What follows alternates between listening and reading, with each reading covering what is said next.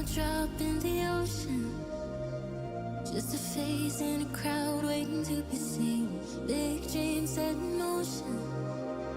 I wanna go where no one's ever been. I would climb the highest mountain. I would dive the deepest sea, just so I could make you feel what I feel. Aiming for the sky. Yeah, I really thought we'd make it. Got my head in the clouds, but I can see the world from up here, from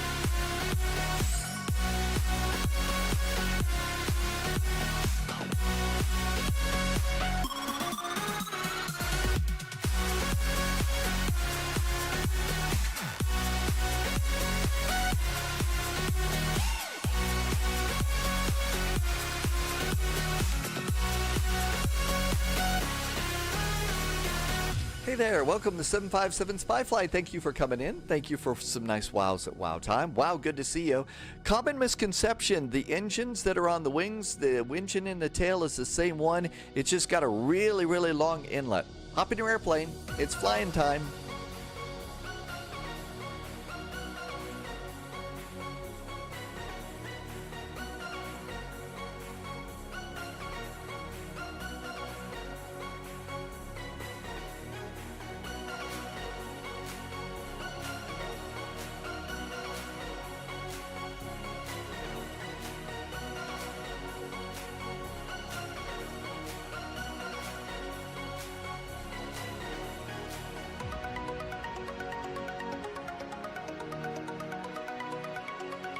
Hello there, welcome aboard. Thank you for coming by today. It's good to see you. Happy Monday to you. I hope your Monday's going okay today.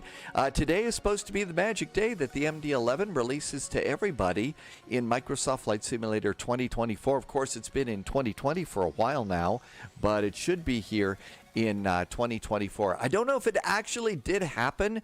I've been kind of running around and trying to get a few things done here, but it does look like the airplane looks good. I've got the collector's edition. Holy moly, is that loud?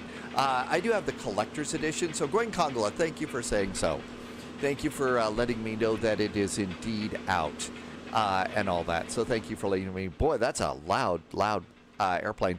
The click, click, click that you hear, if you look over, you can see that the engine's kind of spinning around, and that click, click, click is the sound of the engines that are rolling around here, because they're actually just kind of blowing in the breeze right now, so that's pretty cool. Rusty Racing, you're getting it right now.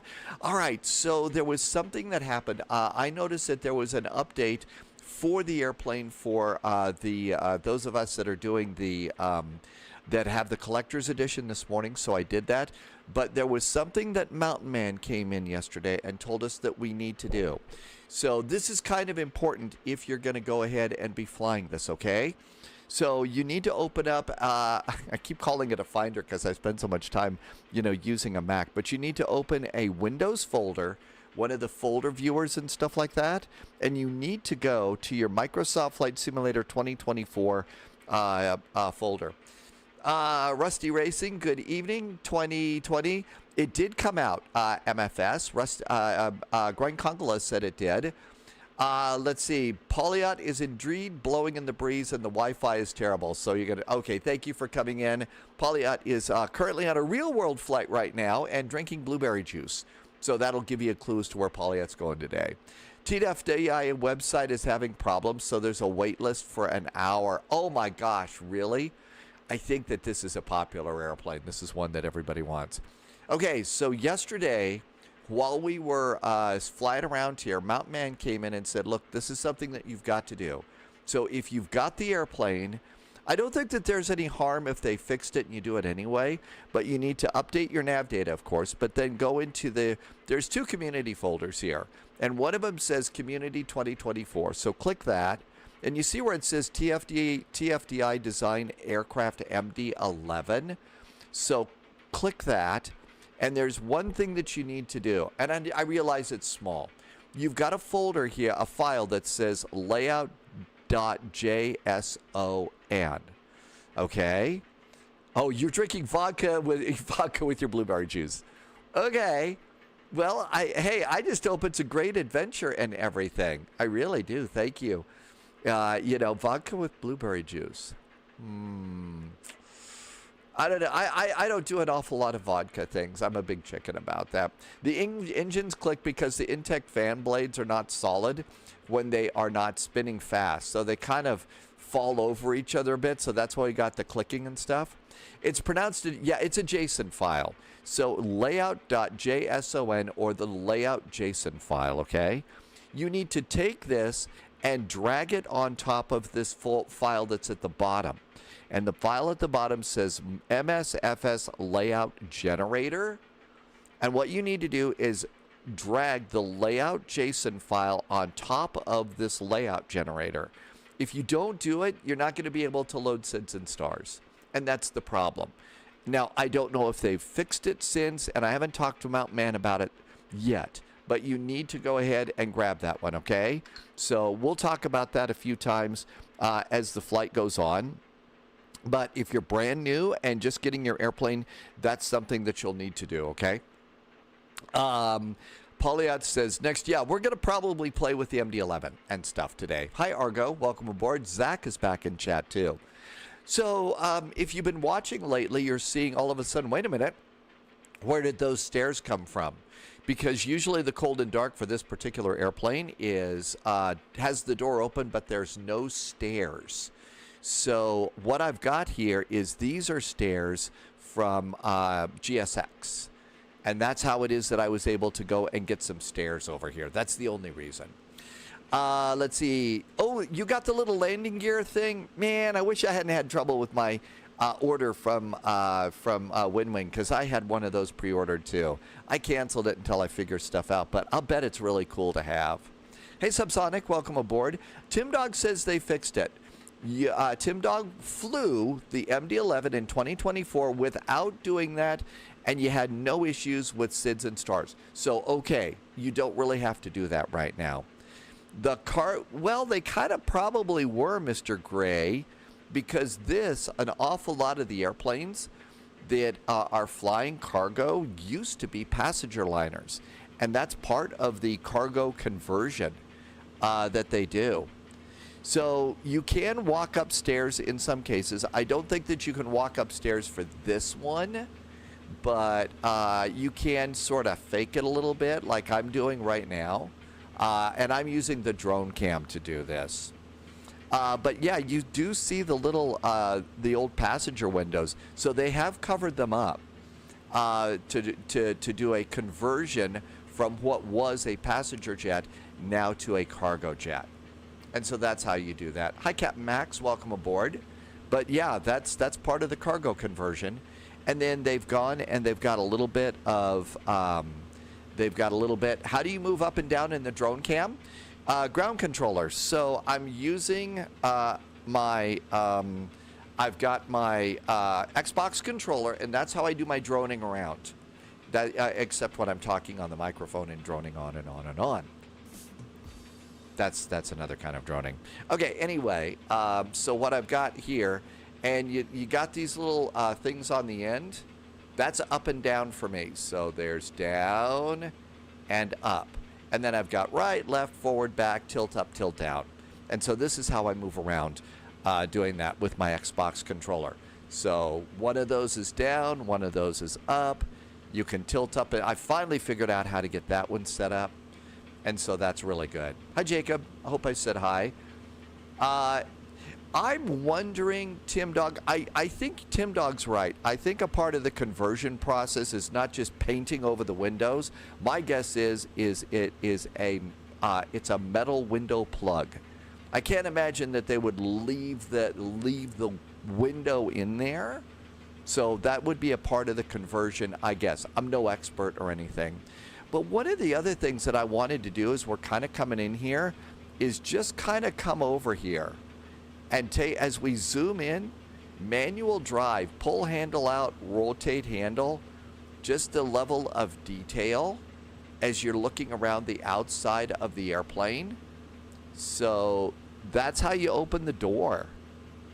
There's the door handle here.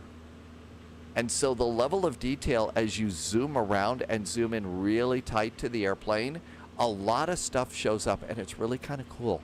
I think it's, they've really done some neat stuff as far as, updating the airplane, and great stuff. You can see we've got 3 seats, really nice seats there for people that are deadheading. Sadly, they have not chosen to include a lavatory with a toilet flushing, but I think we can live with that in this airplane. And if we look over here, I didn't open the doors, so you can't open doors when you're in the drone cam. You can't do that. You have to be in walk around. Take care, Zach. Thanks for coming on in. We'll see you later. But anyway, it should be coming out. Let's see, Jafonso, right? Welcome in from Portugal. Thank you for coming by. Yeah, they're converted. So my guess is I don't know that they would replace the whole fuselage. I think they would just plug windows, like you said.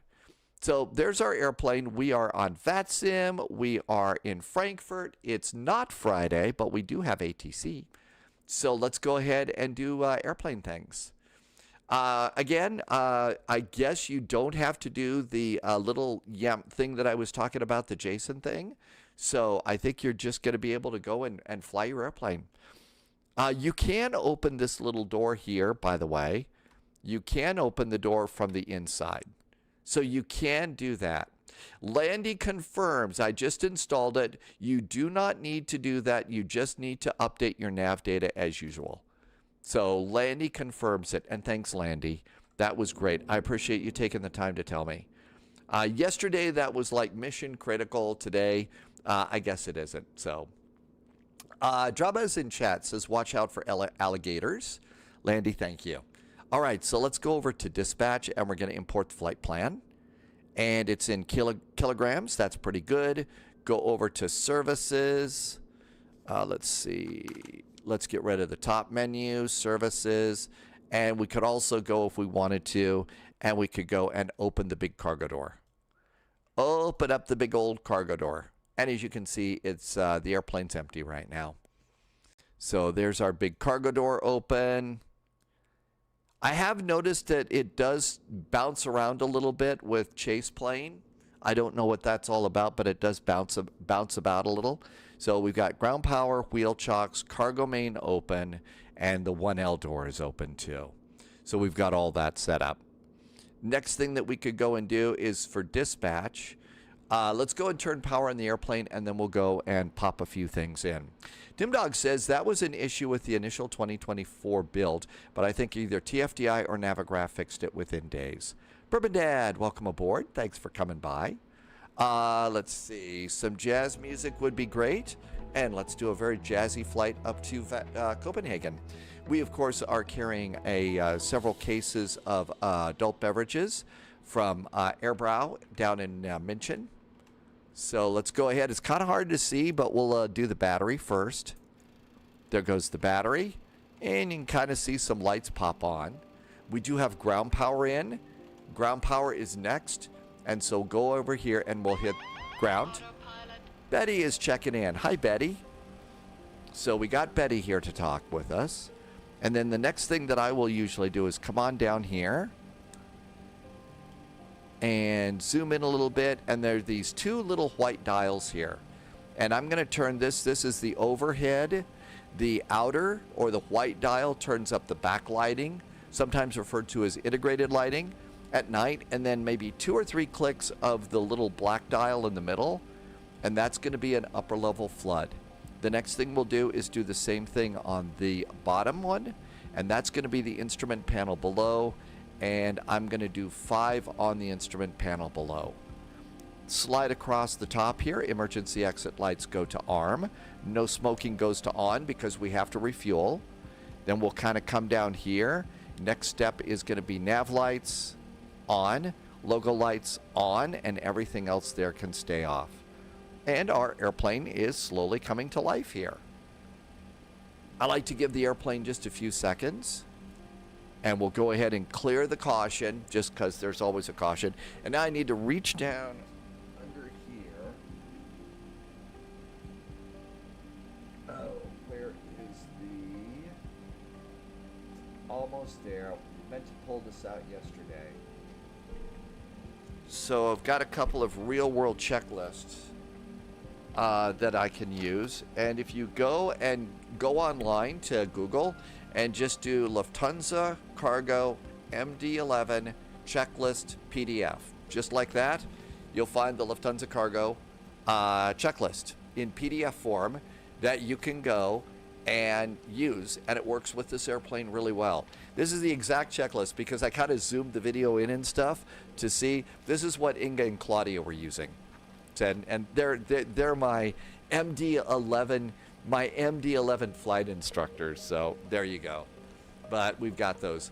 Jamie has an early copy of Boris Sounds, so they should be releasing Boris Sounds. That's cool for the 737, the PMDG. I kind of figured they were going to do that for sure.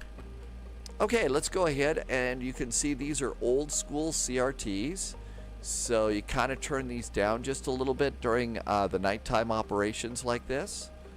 And let's go ahead and hit FMC.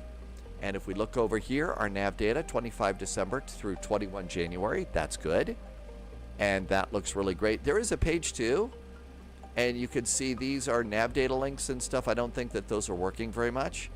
At least I'm not doing it right. So now we'll come over and do performance in it, and you see everything's blank. So the next thing you'll do is come over here and send your flight plan to the FMC, and you see even at the bottom in the lower right it says that it sent it. And if we look down here, you can see now it says from EDDF to EKCH. So it's already kind of plugged it in there. Let's see. Loviz is here. V1 Simulations has several days, people, including pilots, they like the PMDG sound pack better. Oh, that a lot of people, they like the sound. I actually don't have problems with the sound pack right now on the PMDG 737. It sounds just fine to me. So, you know, that doesn't mean to say that Boris doesn't make some absolutely outstanding sound packs. Okay, so you will need your PDF flight plan for this. I don't think there's a way to view the PDF flight plan over in the electronic flight bag like I like to use that with others. So let's go ahead and start filling it out. The Boris is a free upgrade. Oh, well, if it's, boy, I like, what, really? Boris, I guess that means that Boris doesn't drink coffee. I'm sorry. I'm not going to let that go. You know, I'm not going to let that go. I'm not going to let 2 cups of coffee go. Just ridiculous. All right. Anyway, I know I need to be nice. Let's go. Our alternate is EDDF. Oh, back to Frankfurt? Okay. Yeah, my alternate is back to EDDF. Okay, so Frankfurt is the alternate. Our flight number is GEC. And that's 441. We're going to go at flight level 330. And we're going to do a cost index of 100. Hi, Joshi. Welcome aboard. Thank you for coming by today. Welcome, welcome. And that looks really good. All right, now then, one of the cool things that this airplane does is it's got built-in CPDLC. And if you've been on the spy flight, you know that I am ridiculously geeky about CPDLC stuff. It's just, you know, a really great way to get, you know, biz done in your cockpit with air traffic control. So let's go ahead and let's do initialize data. And I don't think that we need to do that in this plane. Let's do departure clicks. Departure clicks or departure clearance. We're German Cargo 441. We are at EDDF Frankfurt. We are at gate Foxtrot 215 F215. The PMDG sounds are a lot better than they were in 2020, but some of the engine sounds, I think, sound better with the Boris sounds, especially from the passenger cabin. It sounds closer to how they really sound to be a passenger aboard a 737. Well, I'll tell you what.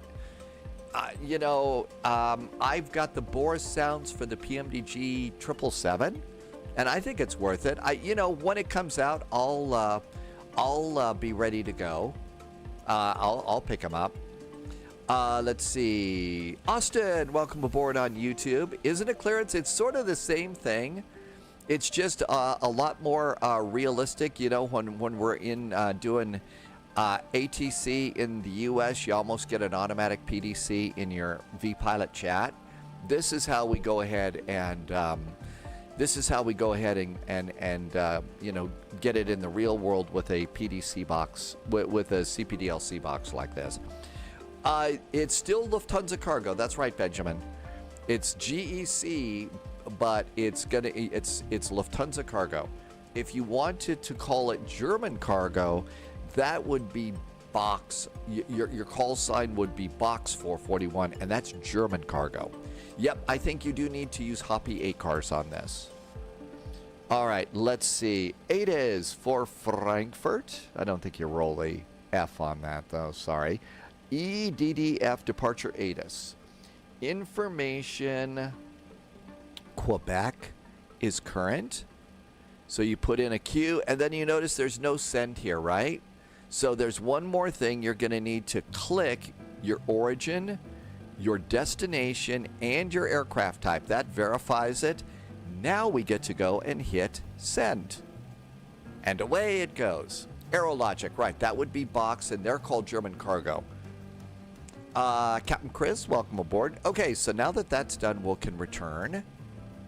And now what we do, and thanks to Polyot, who over a year ago, and it's still in my flight notes, told me how to find, you hear that it says ATC message, here's our clearance. So what we have to do is we have to hit the ref button. Yes, they're still in my notes. Ref, then we do ATC comms. I don't know how you do this. ATC index and index log. ATC index and then log. It's log, it's big, it's heavy, it's wood. Sorry. I'm in a mood today. Kind of decent. Okay. They received my request and they are processing our clearance request. Okay. And here it is. Here is our clearance. Let's click it. All right, here we go. We got our clearance. Ready to roger this one? All right. So let's see. Cleared to EKCH off of runway. Okay, they flipped the runway on me. So it's going to be runway 18 via the Marin 9 Sierra departure. Marin 9 Sierra. I'm adding this to my flight notes over here. So there's my flight notes over there that I made. So runway 18, Marin 9 Sierra. All right, our squawk is 3573. So 3573. Next frequency is going to be 121.855. Okay, and we got a Gouda. That's right, we got a Gouda there too. Page 2. And now we're going to accept it or reject it. I'm going to accept it. And once you accept, you send your Wilco and then send it. And there it goes. So we've gone and done that, and our clearance is now aboard. Let's see. Paying close attention. It's a fun airplane, but I've been a geek about this airplane for a long time. I've always liked this airplane. Tim Dog says that from the cockpit, the PMDG sounds are good, but the engine... Oh, I already read that, and I agree. I think that's right. Hello, Iceman. Welcome aboard. Briggsy's here. Hey, Briggsy. Expensive day today. 2 planes got added to the hangar, a 737 and a 777.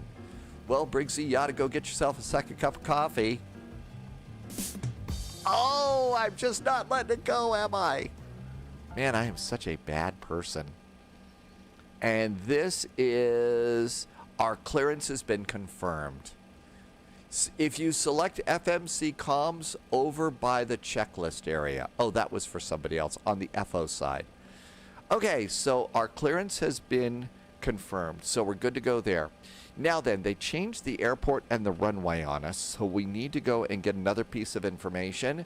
We are on VATSIM. We're going into a big VATSIM event, so I'm definitely making sure that I do this correctly today. So we're going to be doing the Marin 9 Sierra. This is the Marin 3 Whiskey. So no whiskey for us on this flight. Okay, let's come on over here. We need to do Frankfurt, charts, and SIDS. So first of all, I'm going to turn off the 3 Whiskey. And now what we'll do is just put in 9S for 9 Sierra. And there's the Marin 9 Sierra departure. So that's it right there. And the big thing we got to do here is our initial climb clearance. It's 4,000. That wasn't in our clearance from ATC. So I'm going to put this in my notes. Climb and maintain 4,000 feet. Okay, that's one thing to do. Next, let's look at the top.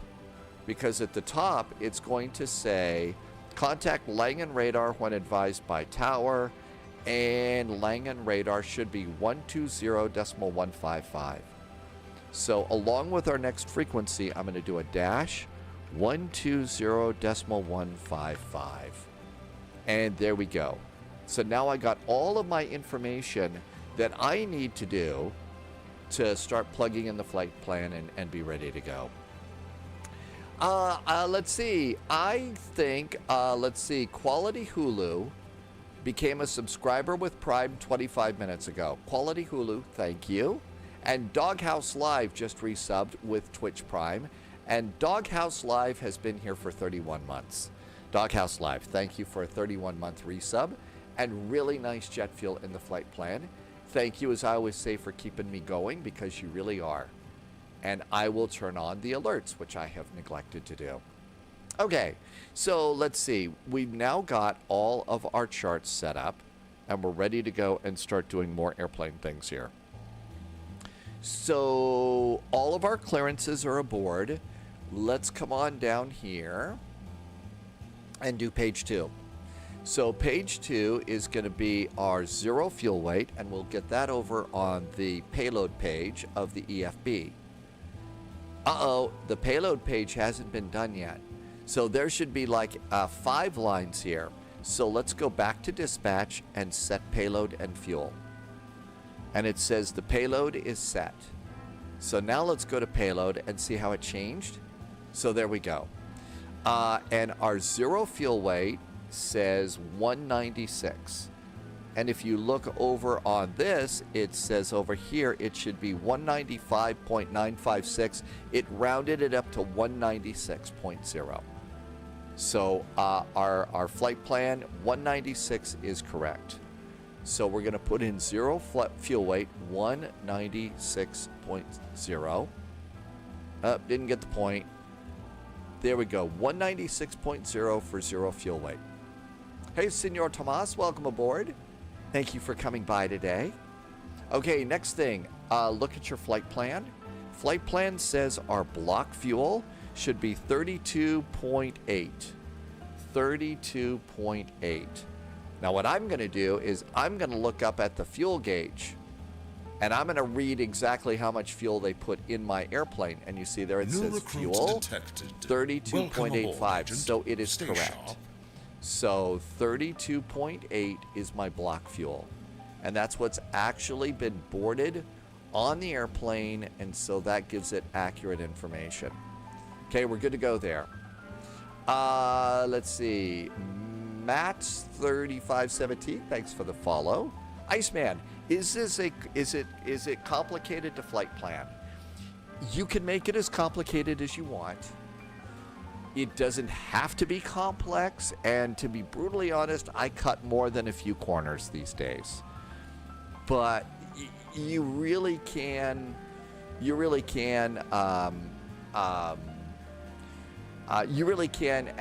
to the flight planning process if you want to. I try to keep it as simple as possible.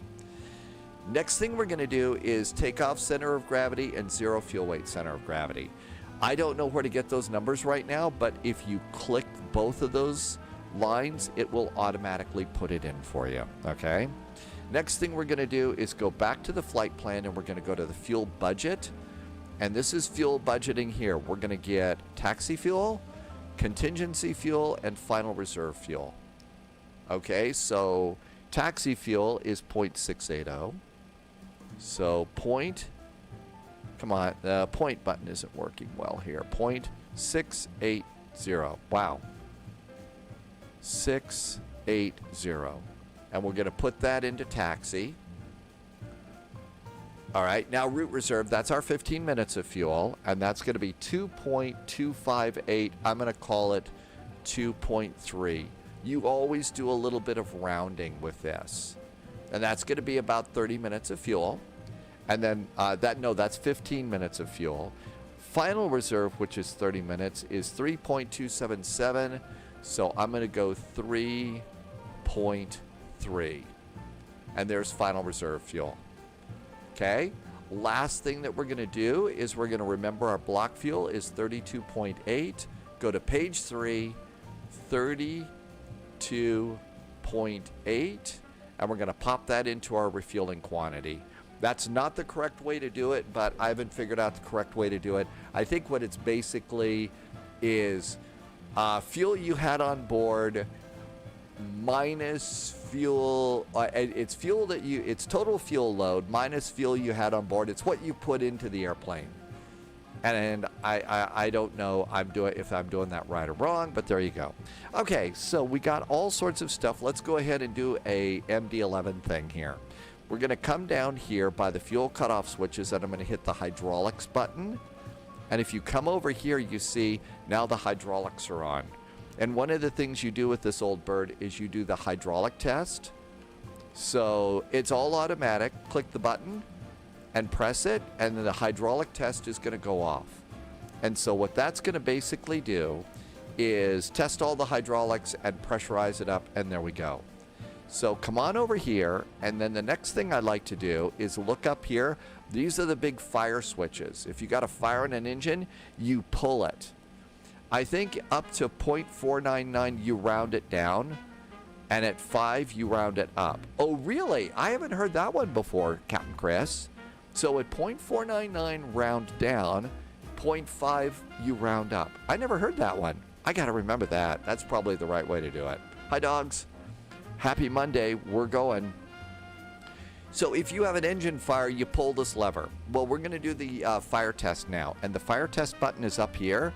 What I'm gonna do is with my mouse, I'm gonna hold that button down, and I've got views set up, like quick views in Flight Sim, and we're gonna see what happens.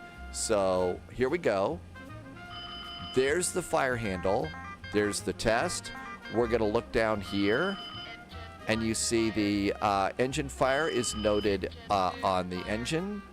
We're going to look down here at the engine start levers, the fuel levers, and you see the red light is there, and we have a red caution light flashing at us, and I'm going to release my mouse button. And that turns it all off. So one of the things you can do, and it's not just this airplane, you can do it with a lot of flight sim airplanes. You can hold the fire button down with your mouse and then move around using your quick views and see all the things you're supposed to look at to decide whether or not you've got to do the fire test correctly. That's right, dogs. How long is the waiting game? Last time we heard it was about an hour. Is it still an hour right now? Yeah, you could do that with all sorts of airplanes. If you've got quick views on a keypad like I do, my quick views and stuff, you can do the engine fire test. All right, so now that that's cool, let's go over here. We're going to go back to services, and I'm going to close the big cargo door. Closing the cargo door, and let's do the flight plan. So flight plan, EDDF, we're departing off of runway 18. We're going to do the Marin 9 Sierra departure. So find Marin 9 Sierra down here. Maru. Lots of Marin. There it is, Maru 9 Sierra. And it says Maru 9 Sierra. We don't want any transitions. And insert. And there's our departure. Let's see, dogs. Okay, well, for you to log in, you've waited 36 minutes to log in. Really? So the last time we heard dogs, it's taken about an hour on the queue. And Groin Congola is now at 52 minutes in the queue. Man, that's too bad. I wish maybe they just didn't realize how popular this airplane was going to be. Let's go ahead and install the arrival. So all the way to the bottom, and there's Monarch. So we're going to do EKCH, and now we're going to do star, and then we're expecting the ILS for runway 22 left. We're going to be flying this throughout the day today. So if you're waiting in the queue, don't worry. Our second and third flight will be in the MD11. So you'll be able to kind of follow along and do this and follow along that way. So we'll be in this airplane all day. So I know how frustrating it is to wait in a queue, but we'll be fine. Next flight is probably going to be out of I don't know, probably Memphis or Daniel just subbed over on YouTube. Hey Daniel, thank you. So we'll be in this airplane all day so that you can kind of get used to it and figure out some stuff about this. Hey there, Mountain Man. So far, so good. I did an install this morning. I didn't do a fresh install, so I'm still using that one. I didn't have time for that.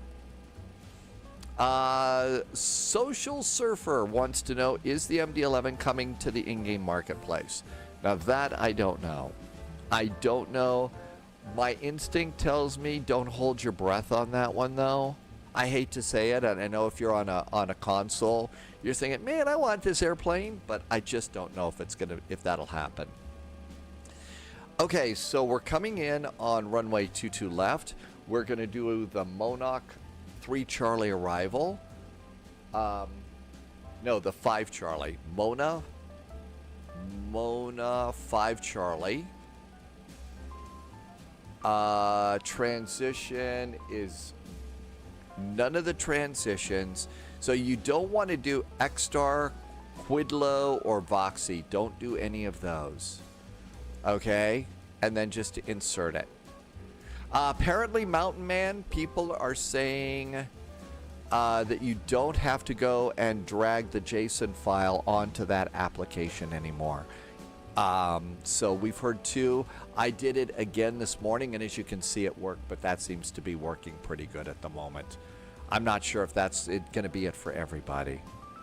Okay, all of this looks good. Let's go back over to the top of the flight plan. And that looks great. And let's do takeoff and approach. Almost time to go. Hi, Ministry. Welcome in.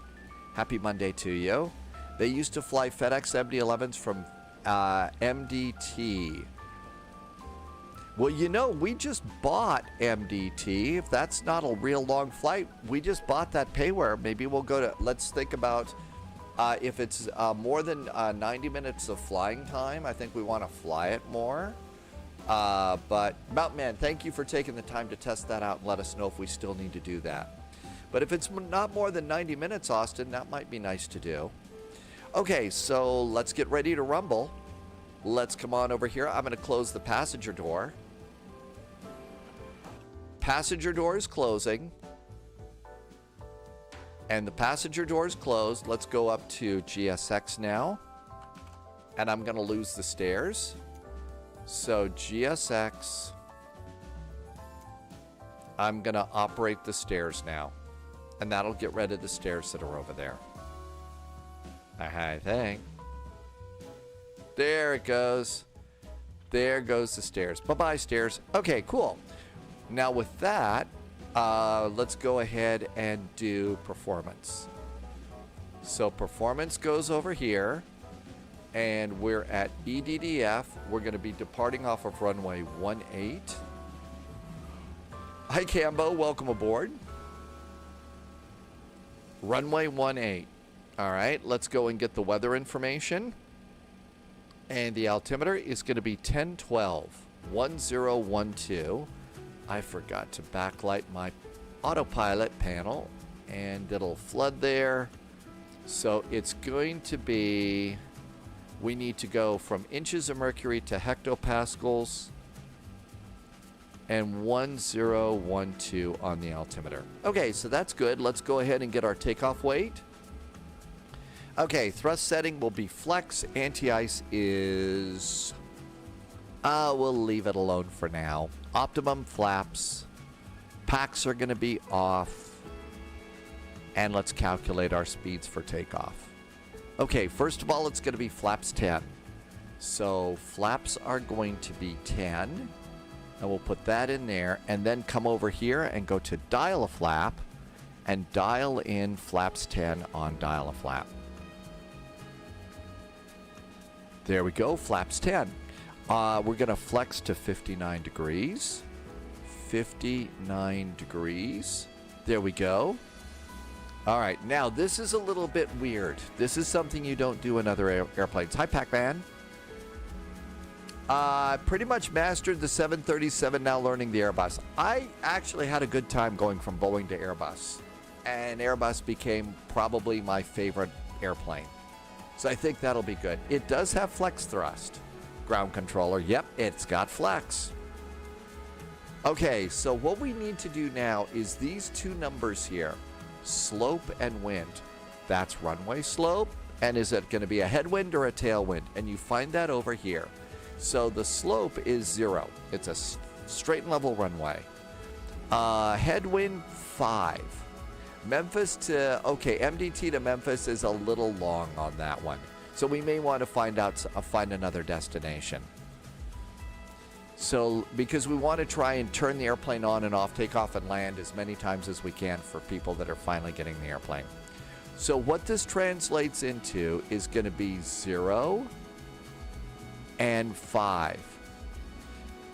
Ground controller says Atlanta. Tim Dog says Indianapolis. So we've got some opportunities.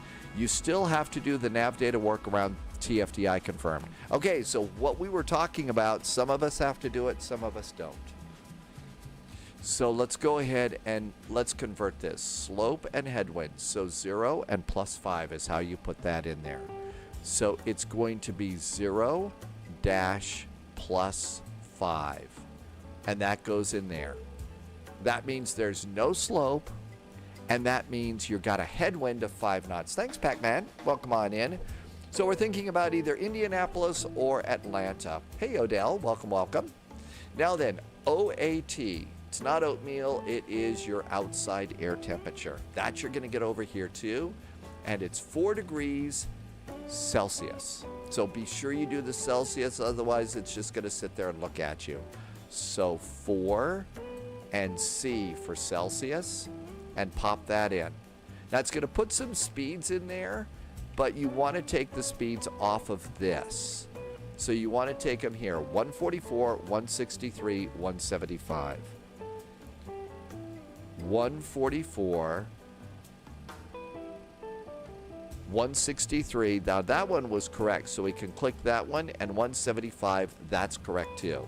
But I always make sure that those numbers are the ones from the flight, from the iPad. I forgot to turn on emergency power, so we're going to pop that in. It's almost time to go. Let's start up the APU. APU is starting. And let's go ahead and see. We have got Frankfurt ground, 121.855. Let's get ready to rumble. 121.855. That looks really good. Ooh, that was loud. Okay, let's do our squawk code. We're going to squawk 3573. 3573. There's our squawk. And all of that looks really good. Let's get GSX to push us back. And GSX got a 777 coming in. Prepare for pushback and depart. Oh no, it's not a 777. It's an A340. No. And an A340 just landed. Okay, so all of this looks really good. I am a bad pilot. I forgot to do, oh man, I forgot to do nav. Wait for the cargo fire test. And nav. So we got a little bit of a wait here. Sorry about this. I forgot. And enable the IRS. Okay, so we've got the IRUs coming up here. So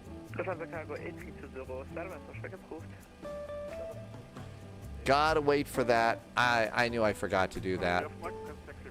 I always forget in this airplane for some reason.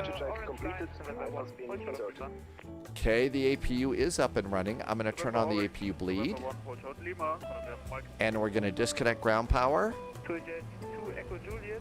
Ground power is disconnected. Let's come over to the service page.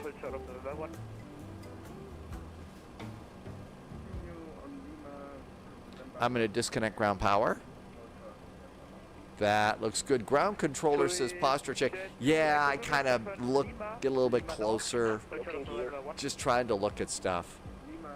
Yeah, there is a waiting queue. Right now we're hearing that it's about an hour, Odell. We're hearing that it's going to be about an hour's wait.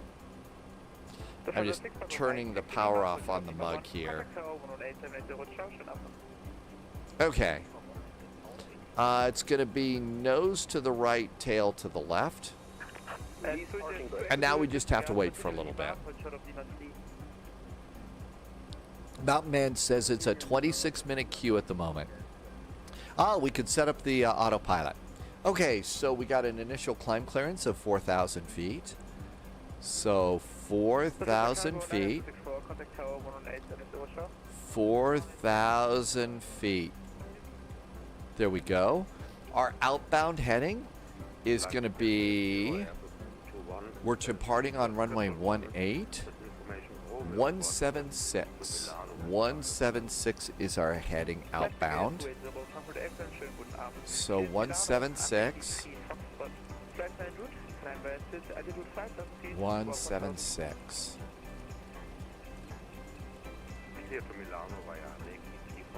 One, 7, 6. And I usually drop this down to an initial, especially out of a busy airport with tight turns, I'm going to put that down to 210 knots. Okay, with that, we'll come over and do traffic, data, airports. Pop that in. And this is looking good. Tower is 118.780. 118.780 is tower.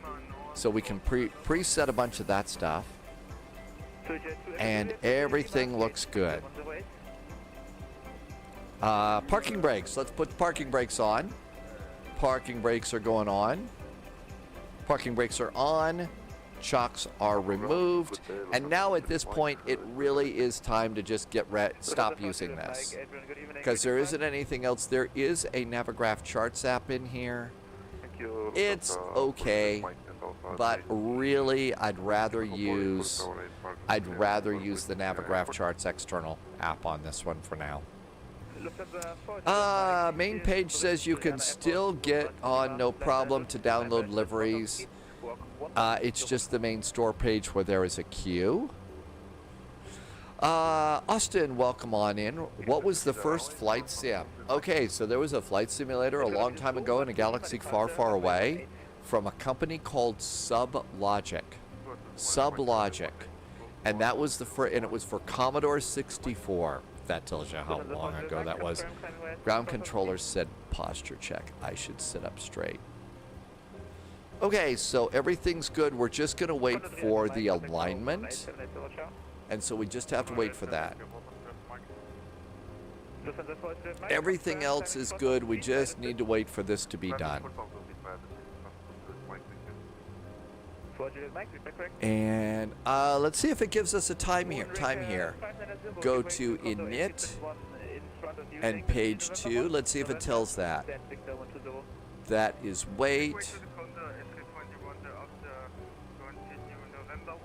No, it doesn't.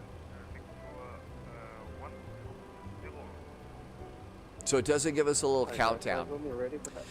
Senor Tomas's first sim was X-Plane version 6 on your dad's compact back in 2002. I think I jumped into X-Plane at version 9. Hi, Diamond Mike. Welcome aboard. Couple of flights in. And you got the new version 2 of Rome. I'll bet that's a nice airport. And it looks like it's really well done. We've flown there recently. Hi, Wabi. Happy Monday. So we're all good to go. We're just waiting for our IRSs. Oh, look at that. We got a couple of MD11s here today. Isn't that nice? The old days of Lufthansa Cargo, they had a bunch of these back in the day. They were flying these MD11s all over the place. Ground controller, I do have a private pilot's license, so I can fly a Cessna 152, 172, and a Cardinal. Nothing big. I will call you back.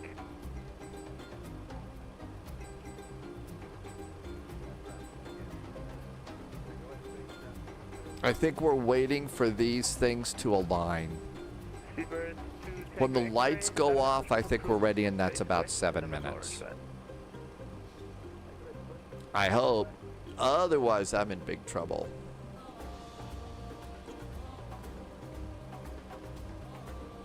So, database is there. Page 2, does this tell us? Nope, that doesn't tell us. Flight plan init. Oh, I bet we, position ref.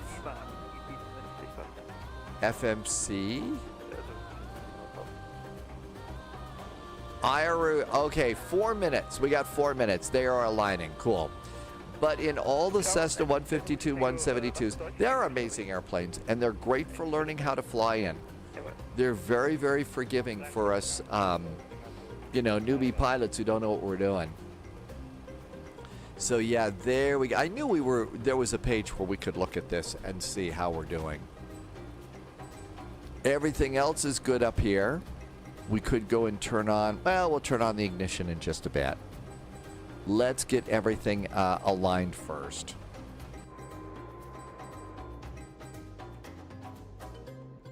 Let's see. Welcome aboard, Agent.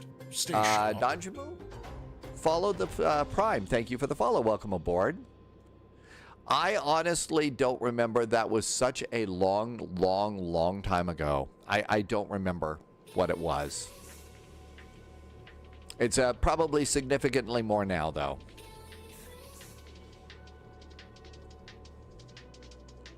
Odell. So no, we could never afford an airplane. No, at a flight school, you rented an airplane, and you rented it based on the time that you turned on the master switch till the time you turned off the master switch. And they took care of the fuel, the oil, and everything else. You just paid for the time on the meter, and that's how much you would pay for the plane that day. And so they had like 4 Cessna 152s and 2 172s, and then I transferred to another school. They had a 152, 172, and that's the one where they had the Cardinal.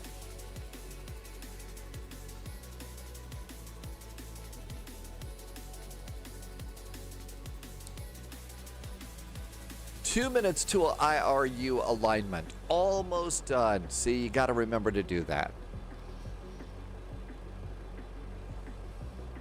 We're thinking about doing another cargo flight from Memphis to Indianapolis.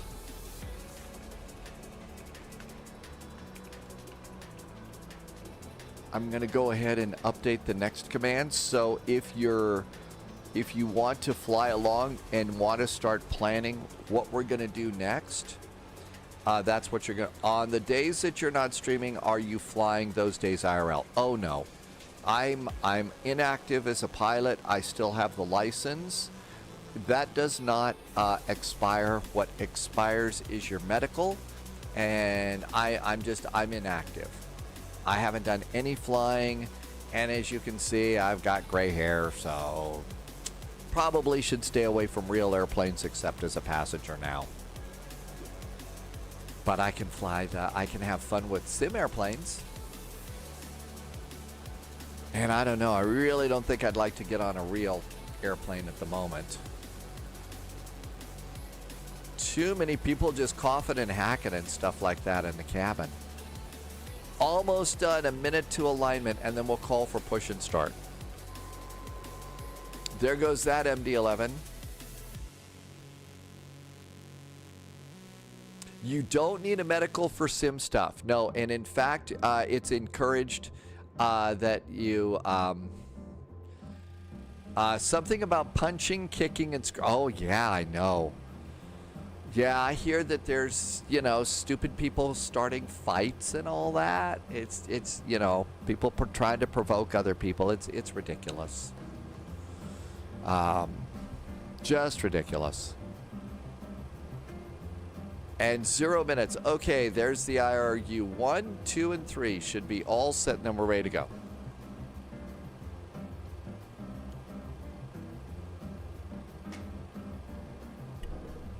Okay, done with coffee. Back to takeoff and approach. And then if you look over here, you can see that now we've got all of our stuff in here. I'm going to turn down the map. And if you look up here, you can see now you see the lights are out. Okay, we're all set and ready to go. Okay, I think it's time to get back on frequency. GSX is ready for us. Let's go ahead and start our squawking. Now, to squawk mode Charlie on taxiways, here, what you need to do is you go ahead and you've got the dial over here for the transponder and initially go to transponder. But if you look when you do that, it does not put you into mode Charlie. And on VATSIM, you go into mode Charlie immediately. You have to do that immediately. And to do that, you hit altitude reporting, and now you can see on vPilot, we're squawking mode Charlie. So there you go over there. Let's go and request push and start. I'm going to check the ATIS. Information Romeo is current. Altimeter's still 1012.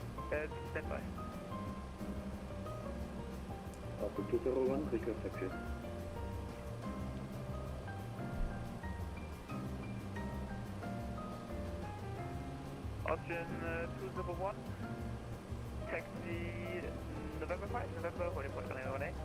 Just checking my controllers here while we wait for a break.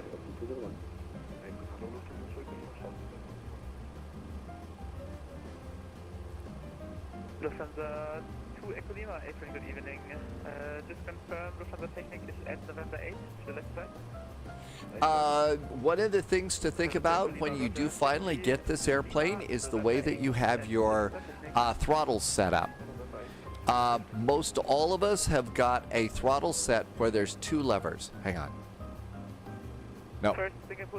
So there's two levers, a left lever and a right lever, but we got three engines. What do?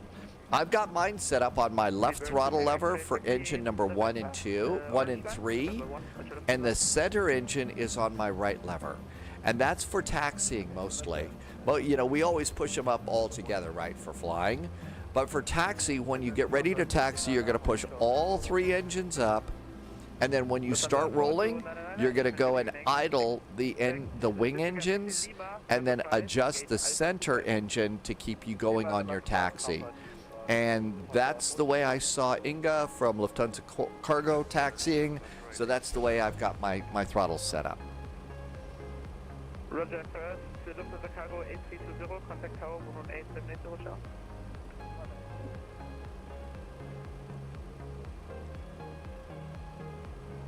Lufthansa 088, inbound traffic to pass, I call you.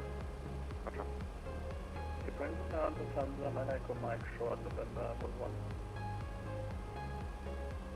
Hi, Rayfin.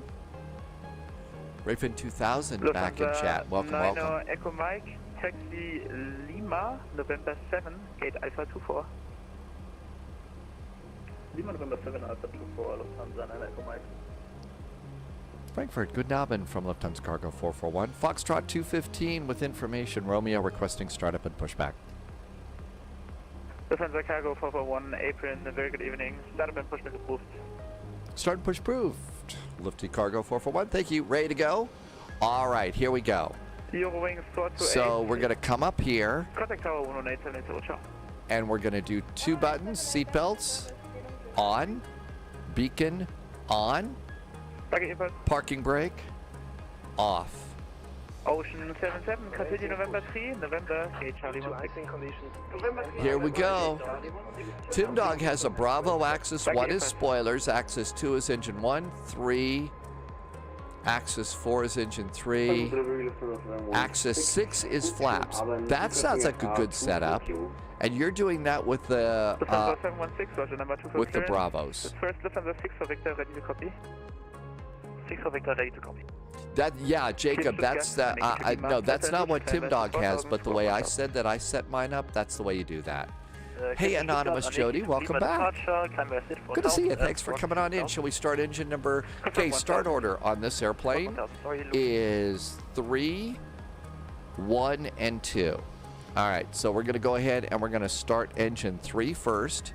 So lift that, click the little light there. And it didn't go off. You know why? I forgot to turn on the ignition. Ignition. On. Now let's try it. And the light goes on. Come over here to the engines. And there is engine number 3 going up. That's the N2. The real pilots are also going to look over there and keep an eye on the oil. And Inga from Lufthansa Cargo started her engines at 18%.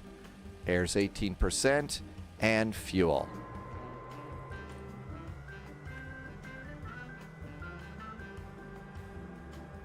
The Honeycomb Bravo. I don't know why I couldn't say Honeycomb. Thanks, Tim Dog. Do I have to buy the update for 2024? Dogs, yes. You're going to need, it's a $5, because you had this over in 2020, right?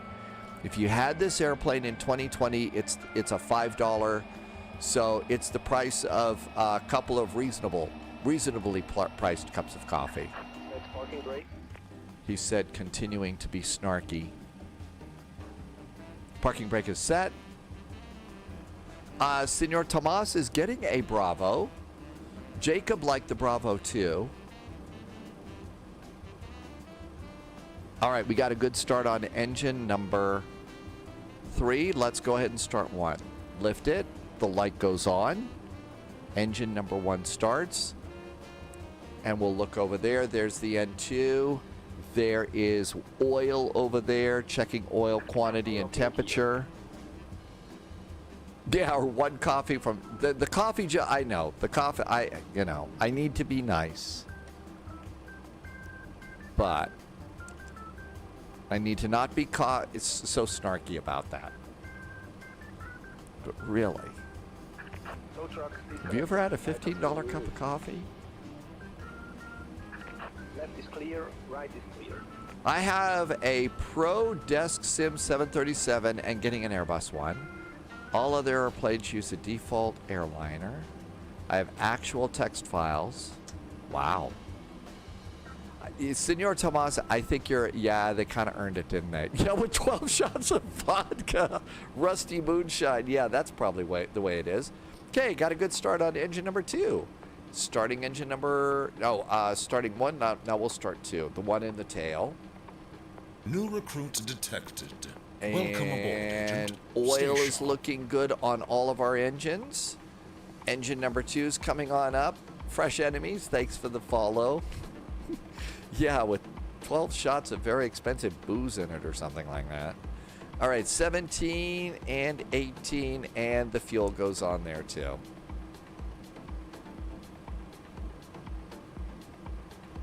This airplane had old school CRTs.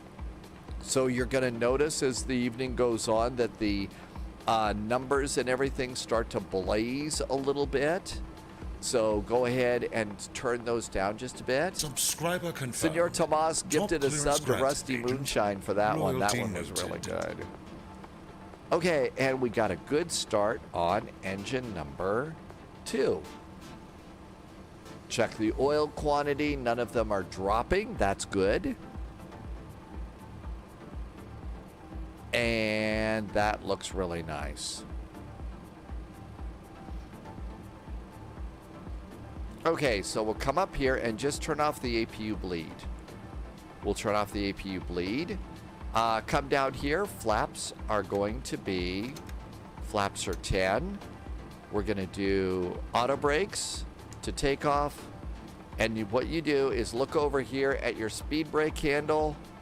See when it becomes a little finger. Now it's armed. Armed for takeoff. And that's good to go. Okay, here at Lufthansa Cargo, they actually pull you forward a little bit. So let's do parking brakes off just a bit.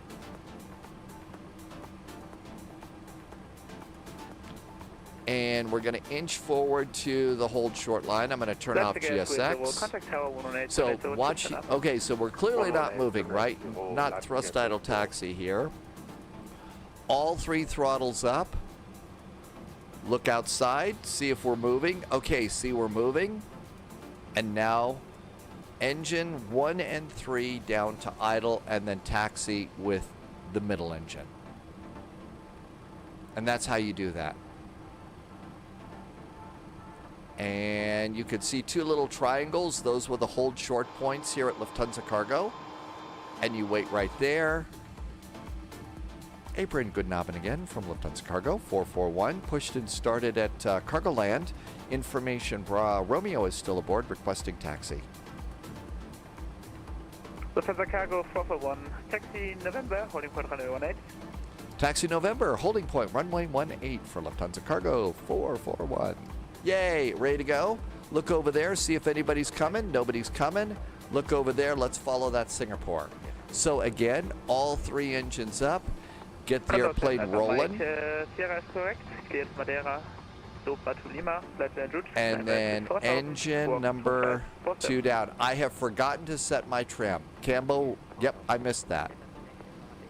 I missed that. Remember, on this airplane, taxi a little bit beyond the taxi line because your nose wheel is behind you. And that's how you'll avoid clipping the corners on a taxiway. Copenhagen is Daniel's home airport. It's also the site of a really big, fun VATSIM event. Contact Tower 11870. Have a nice day. See you. 118780. Thanks so much. Have a good week. Lufthansa Cargo 441. Thank you. You too. 118780. Departure is 120805. 120805. There we go.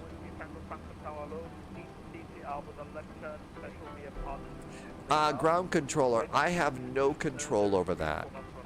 I've got no control over ads at all, I'm sorry to say. I put in an initial limitation for ads, and it blows that out of the water every time, so something's weird about that. Okay, let's go down here, and in the flight management computer, takeoff stabilizer trim is supposed to be 6.4. So 6.4 is trim. With the 805, no, stop, what are you doing? Yeah, completely my mistake. Should I come back or maybe we wait for crossing the runway? 6.4. Okay, we got that set. I brought out a Lufthansa Cargo checklist, so gear pins are aboard, pilots' pedostatics are checked, cabin signs are on, flight control panel is set, speed band is set. That's the speed band over there. It's set. V1 rotate and V2 altimeters are set. Fuel is confirmed. SD status is checked. System modes, takeoff data, auto brakes to takeoff warning, and flap takeoff select is good. So we're good to go there. Before starts are good. Mobile phones are off. Engine ignition, I forgot that one. That's why I use the checklist. Parking brakes are good, and before takeoff checklist is on the back. Flight controls are checked. Flaps are checked. Spoilers are armed. Trim is set, and the EAD. So it talks about the EAD. If you look over here in the main engine panel, you're going to see at the bottom this green box here. That green box right there, that's the EAD. If you've got a green box on, and if you got that green box on, that basically says that that's your takeoff config switch. That's your takeoff config switch. Your indicator. And if you look and you see it's green, you can say, we're ready to take off. And that's how you know on this airplane. Senor Tomas, guess what? I was too. The thing is you pay a little bit of attention on a live stream like this one to what we do. And if you learn the procedure for getting out of Frankfurt, like we are, then guess what? You get to do that. Nico, it's for people. There are actually 3 first-class seats behind the cockpit. There's 3 seats back there, and you can actually have people that work for the cargo companies catch a flight someplace if they've got to go to one of their other stations. So, if you're working at FedEx Memphis HQ and you've got to go to one of the regional hubs, you would then just hop aboard one of the FedEx flights, and they all have about 2, 3, 5 seats. And yeah, like Mountain Man. So Mountain Man works for one of the cargo airlines, and Mountain Man sometimes has to, well, hey, there was one time, and I'm sorry I couldn't meet you when you were here. Mountain Man actually we're actually a regional cargo hub. Not one of the big ones, but a regional hub where I live. And Mountain Man got on a plane, probably one of their cargo planes, to come up here and had to do groundwork for a week here. So they get rides all the time.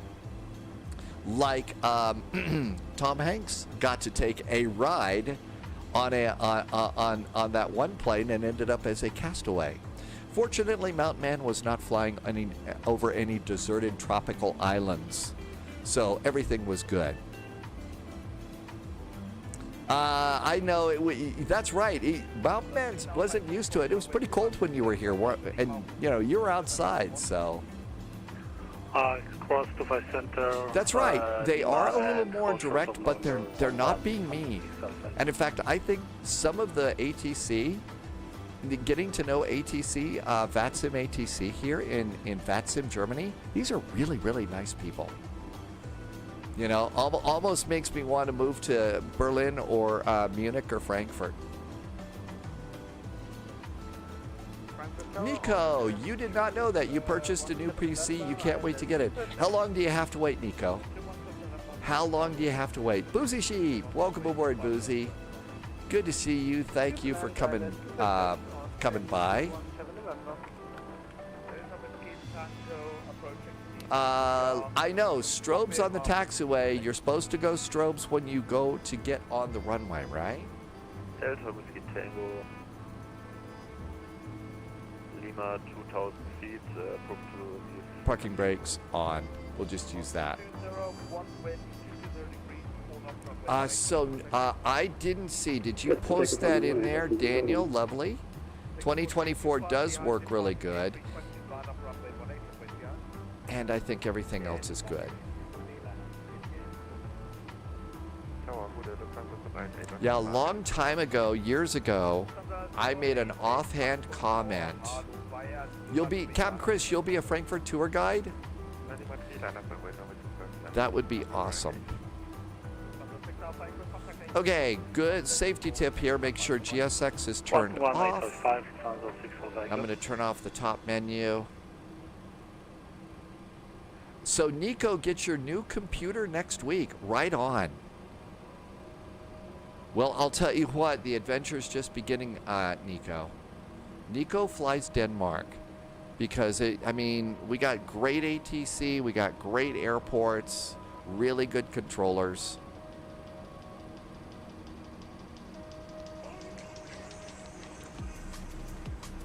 Frankfurt Tower, guten Abend, Lufthansa Cargo 441, holding short of runway 18, fully ready. Lufthansa Cargo 441, Frankfurt Tower, break, Austrian 201, identified, possible TCAS contact via... Yeah, I don't want to offer that too much, Captain Chris. I might stay. Contact Langen Radar 136. I might stay. You know, Airbrow is just right down the road from you, right? Airbrow is right down the road.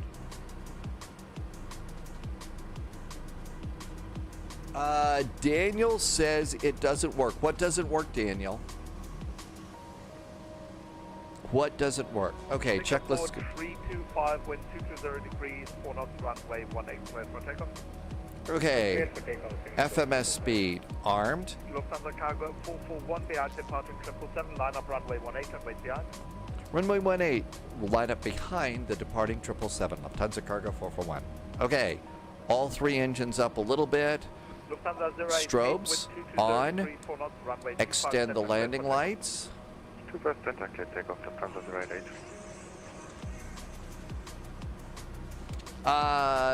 So replying to Boozy, you bought the MD11 and it's not working.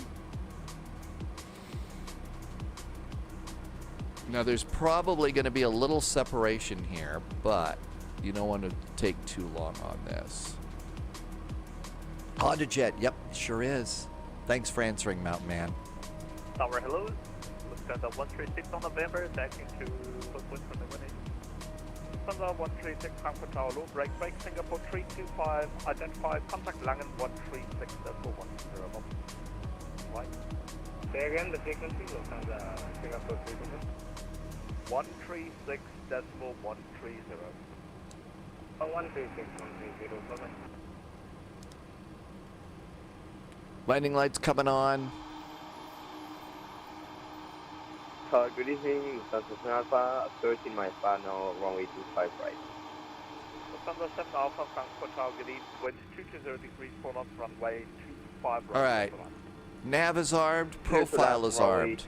So I hit FMS speed, nav, and profile to take off. And everything else is set, looking pretty good. Up, let's get TCAS. And TCAS, so we're gonna turn on Terra. There's Terra. And we're all ready to go. It's gonna just be TA on the ground, not that kind of TA. But then when you take off, then it does TARA, so altitude reporting.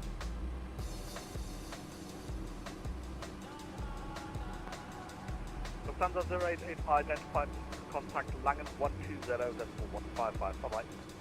Langen 120-155, Lufthansa 088, ciao. Lufthansa Cargo 441, wind 220 degrees, 4 knots, runway 18, clear for takeoff. Runway 18, clear for takeoff. Lufthansa Cargo 441. 155 is departure. Ready to go? All right, throttle's up about halfway. The airplane will automatically start your elapse timer. And I look over here, engines are stable. Now let's push the throttles up to the little pink line. And at that point in time, it'll say TO clamp, and that means the auto throttle is engaged.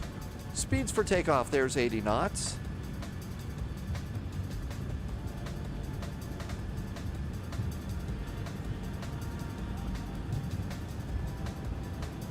V1, hands are off the throttles. We've got to fly, not enough room to stop. Frankfurt Tower, Gude, Condor 403 Heavy, thank you, 25 right. V1, rotate.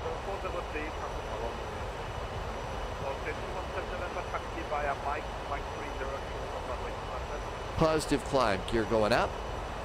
Austin 217 November 60 via Mike 3 hold short. Gears up. Mike 30 runway 25 right. Negative, runway 25 center. 25 center, sorry. Lufthansa Cargo 441 identified, contact Langen 136 for 130, bye-bye. 136130 now for Lufthansa Cargo 441. Thank you. Have a good week.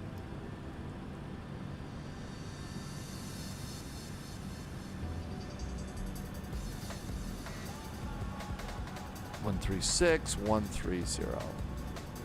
And that's Langen radar.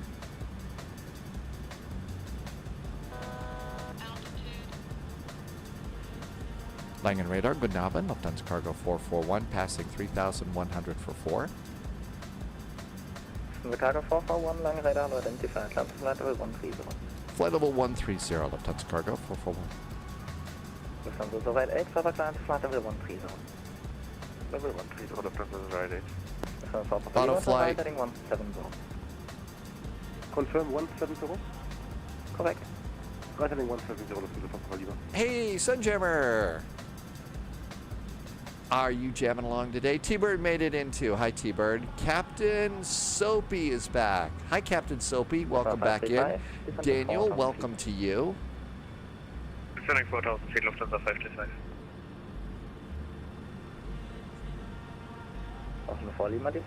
And we have a slight speed restriction. Easy for me to say. On the departure, it's 220 until after this turn. So 220 knots. So that's why we're not speeding up. Bronator TC. Did I say that right? Welcome aboard, Bronator. And there we go. Now we're going to speed up to 250. And slats retract. After takeoff items, auto brakes off. Yes, sir. Speed We're brakes maintaining the 170 disarmed. now and contact the tower. Thank you very much. You get it to 5. 535 proceeding, traffic is in Airbus A320 Neo, fire information. I'm going to Looking go out and onto the left dial my dial-a-flap now to flaps 15 for our landing. 535, confirm your established. That way I don't forget. So we're Dynamic established on the welcome local aboard. and becoming established on the left. Perfect, thank you. And we made it. 6 for Victor, 2,500 climbing 4,000. 6 for Victor, lange Radar, hallo, climb to flight level 130. Flight level 130, 6 for Victor. And there's our turn. Number 4 Papa Lima, free speed. There we go. Free Make speed the is map a good, little yeah. bit bigger. And let's start heading to Frankfurt.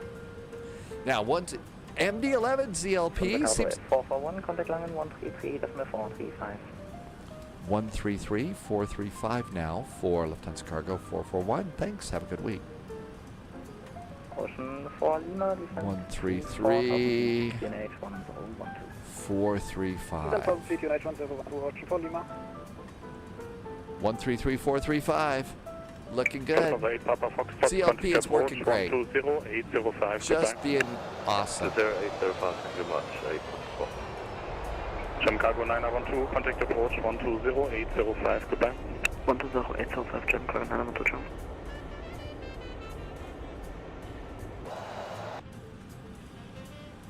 And now we also get a nice view of the lights of Frankfurt as we go out. The downtown area looks really good from the air. I don't know what it's like in the real world, but from Flight Sim, Frankfurt looks like it's a really happening town. Really cool place to be. And coming around for our next turn, speeding on up 10,000 feet. Landing lights off, nose light off, and seatbelts to auto. Somebody was asking about the seatbelt. Why have seatbelts in a cargo plane?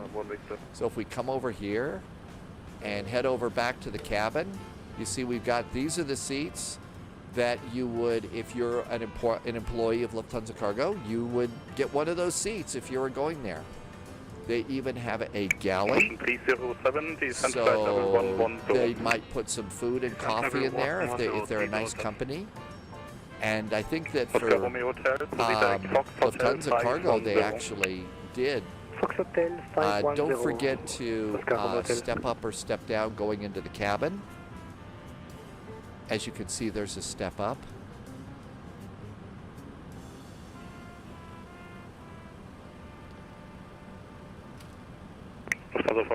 Maintain speed 300 knots exactly. Maintain 300 knots exactly. I haven't heard that one before. Maintain 300 knots exactly. Maintain 3 after. Okay, did we have an after takeoff checklist? No, but we did the after takeoff items. Say again.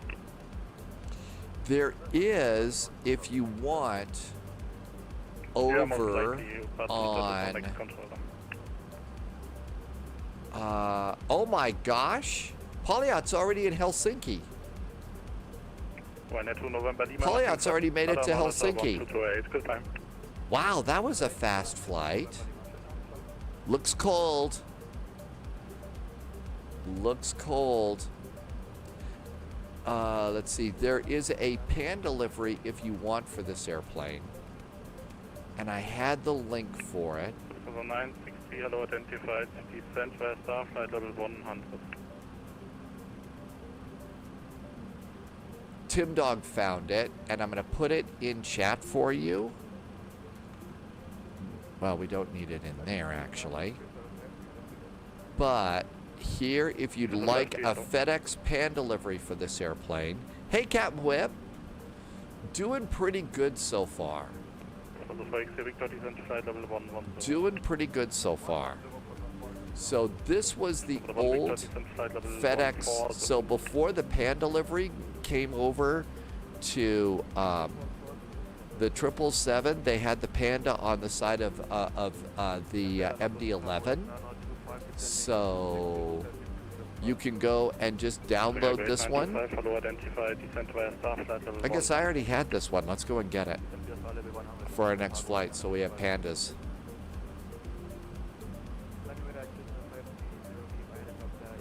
But Captain Whip, it's been really good so far. I did this flight as a test flight last night because there's a big chicken. Because I also had forgotten how to put a hold into an MD11. Rusty Moonshine, the state seems to be pretty good at the moment.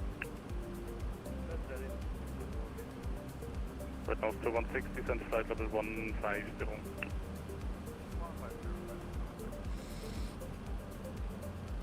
Lufthansa 088, contact Langen 135650. We didn't get a climb, so we're at 13,000 feet. Ocean 307, confirmed direct Kramer. Could be I was yapping away. Lufthansa Cargo 441 on this. Lufthansa Cargo 441, I'm sorry? Lufthansa Cargo 441, hello, identified, climb flight level 230. Flight level 230 now for Lufthansa Cargo 441.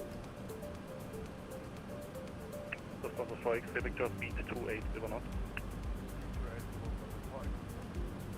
Lufthansa 960, contact arrival I think that the liveries that we had, you might need to get some new ones, I think. Ocean 307, contact arrival 120805, goodbye. I'm going over and I'm getting the Panda livery, just so I can have the Panda livery for a FedEx flight. Because, you know, unbearably cute bear.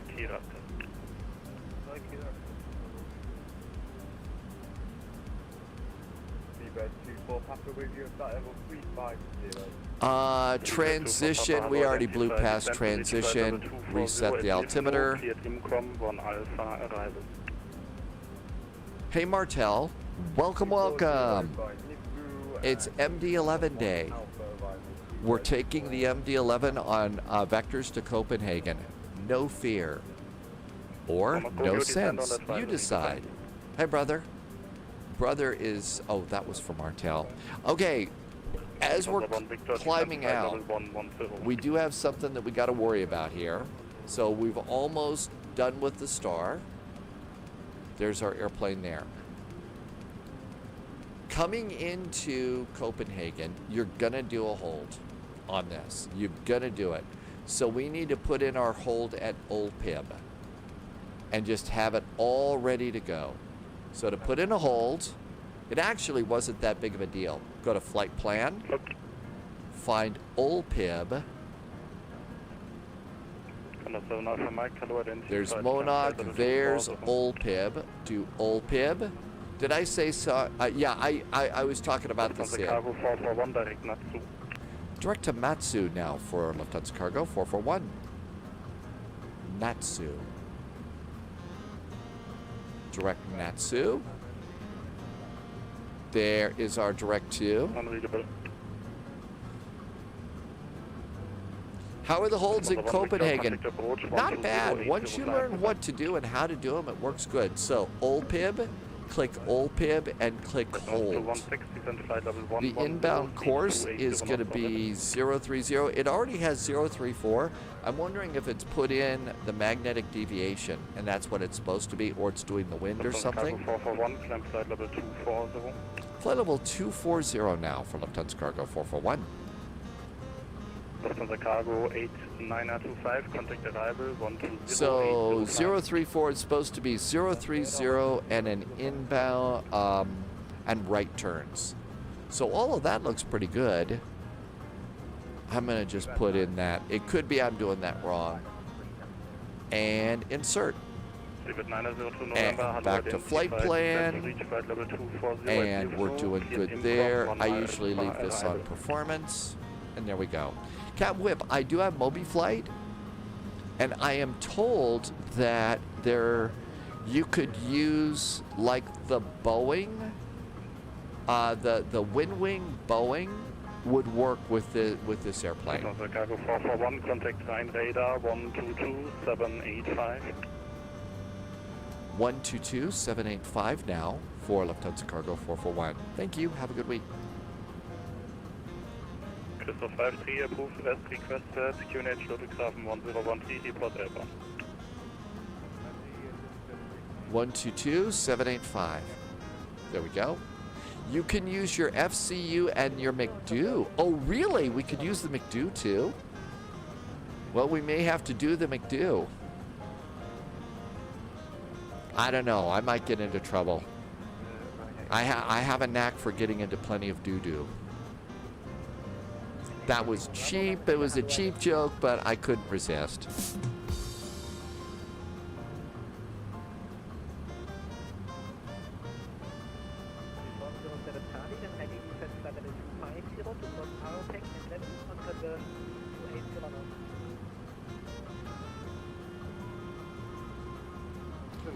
This was Rhine radar.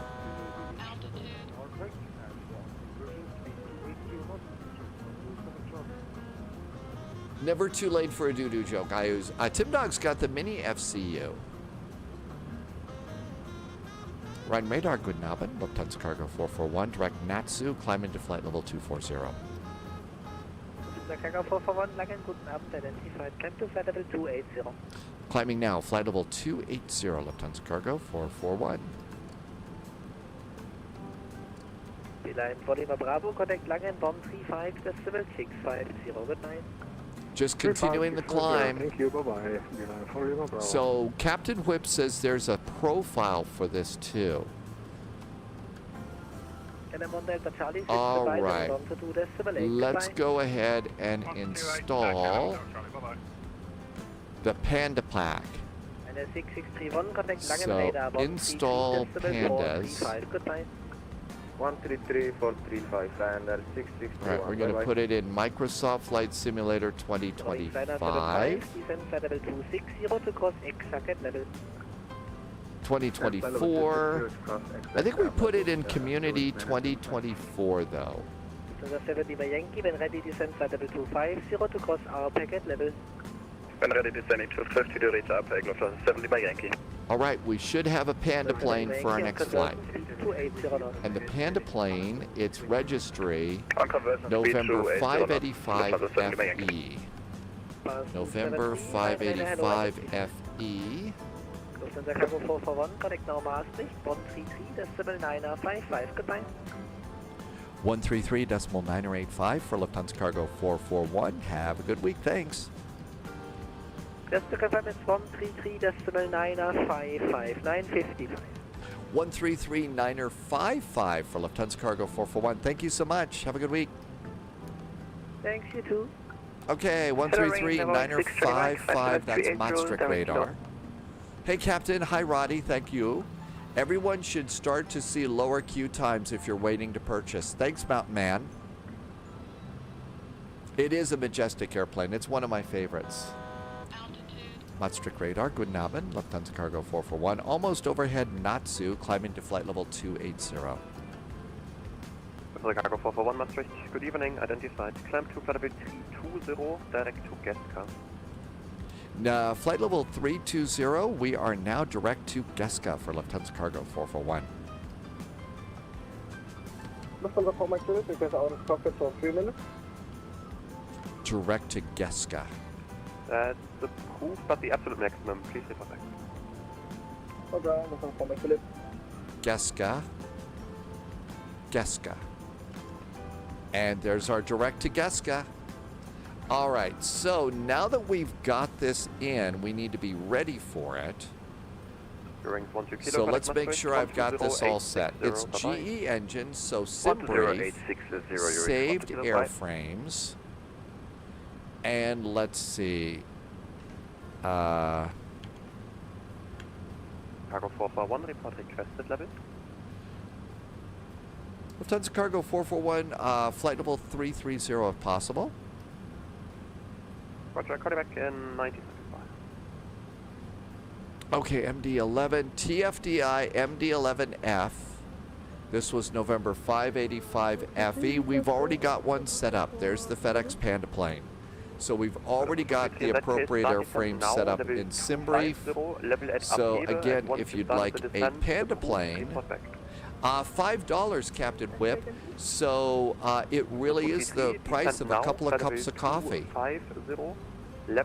No, I'm not going to let that go. And once you study descent. No, I'm not going to let that go. I should. It's snarky, but hey, performance. Starting north, descend to flight number 250, level up Käse, and I call back when I back. Thunder for my unit, now back into the cockpit. For my grid, thank you. Descend, flight level 340, rate 2000 or more. Descend to flight level 340, 2000 or more, Thunder for my unit. Cargo 441, climb to flight level 330. Flight level 330 for Lufthansa Cargo 441, thank you. Okay, our climb's great. The airplane's being good. I haven't screwed anything up yet. So, not so bad at the moment. Yeah, at least a cup of coffee that doesn't have very expensive booze in it or something. Hello. Oh, is coffee expensive in Iceland? There's Ryanair flight 177 going out. New recruit detected. So Welcome there's aboard, Frankfurt. Agent. Stay sharp. And out we go to Copenhagen. Betty is still aboard. Always cool to have Betty aboard. JJ 407, welcome on in. Okay, so we're really good. Next flight is in the MD11. We'll do Memphis to Indianapolis. After we get to Indianapolis, we could test the airplane with a continuing service flight. So Indianapolis to some other place. Just keep the airplane on the ground and see how it handles a second flight without like a complete power off or something. I have an airplane. Looks like we're going to have a close encounter here. You see a little flashing light right there. So, two ships passing in the night here.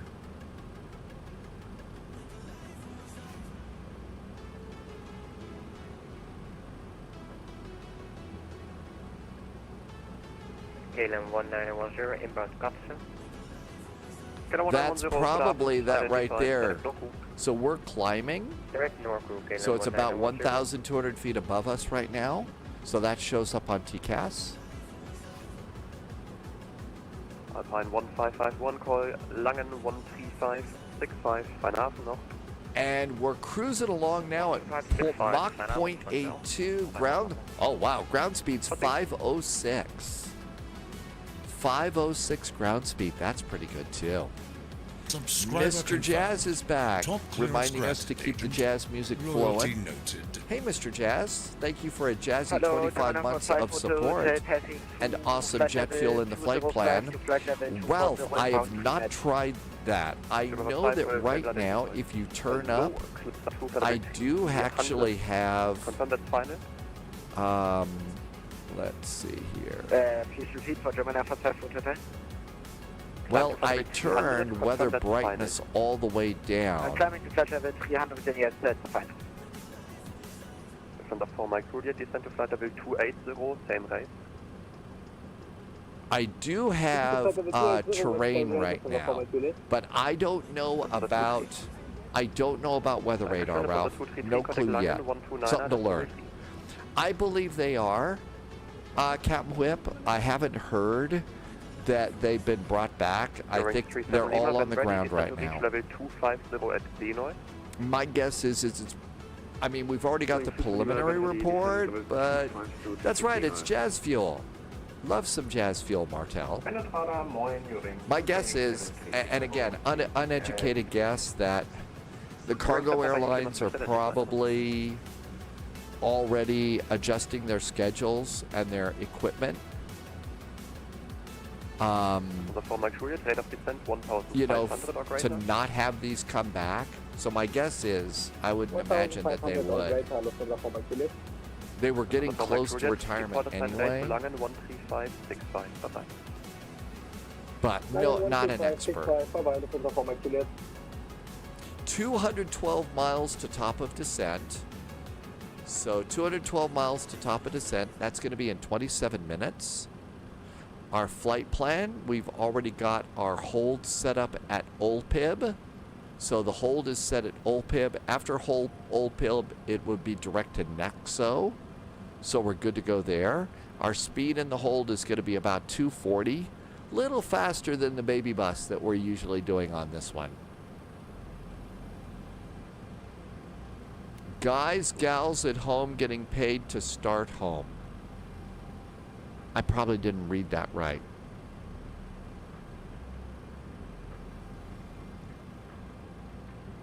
Subscriber confirmed. Oh wow, Top Dickie clearance is back in granted. chat. Dickie's been here for 21 months. Thank you so much for a nice resub, Dickie. I really appreciate 21 months of helping me to keep this silly thing going. Good to see you. And thank you again. The final report, I thought it was like a 90 days, so the preliminary report is out. That's like, what, 30 days? 2 weeks to 30 days, then 90 days for the final? Oh, guys and gals at home getting paid to stay home. Well, yeah, I mean, the crews for that, for the airplanes, for these planes, I don't know, you think that they're pretty much, preliminary is, Tim Dog, preliminary is 30 days a year for the final report. Thanks, Tim Dog.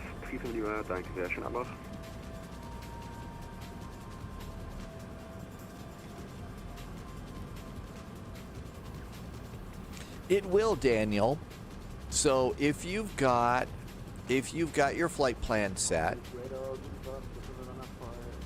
and if you've got everything set up in your flight plan correctly, all you have to do is come over here and just dial the altitude in. So if they say to descend on the Monarch 5 Charlie arrival, you look at the end of the arrival, dial that in, and it will descend. You don't have to push anything. As long as you are in profile mode, and we're in profile mode right now. Now, a thing we got to do, we need to look over here, and we need to look at performance. German Air Force 54 Hotel. Go ahead. German Air Force 54 Hotel, I think flight level 280 is enough for us. German 500 Hotel. Sure, you can have 290 as well. So if you want, level of 290 now. Yeah, level of 290, German Air Force 5 Hotel, danke. Okay, for landing, right now it says we're going to be landing at about 2033 Zulu. We have 300 miles to go, and our estimated fuel on board to land without the hold is 22.7. We have to final reserve an alternate, and that's the number that I use. Final reserve an alternate is 12.7. So we've got, what, 10 tons of fuel to fly around in our hold? So, I mean, we got a ton of fuel. How long? One of the best things that I like to do is look, though, at this number. So to fly along, basically, for 30 minutes in this airplane, it takes 3.3 tons of fuel. I've got 10 tons to play with. So I've got at least an hour of flying in the loop-de-loop before we even have to think about going and diverting.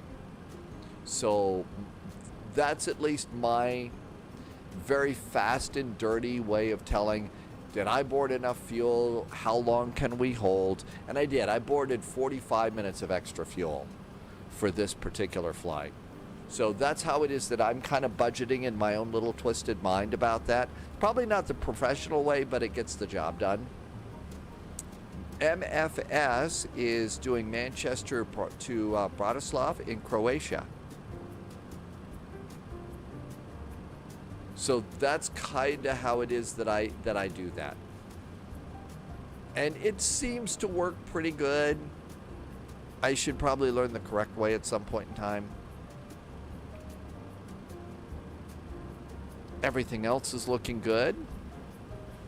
Engines aren't falling off the planes. Toilets aren't overflowing.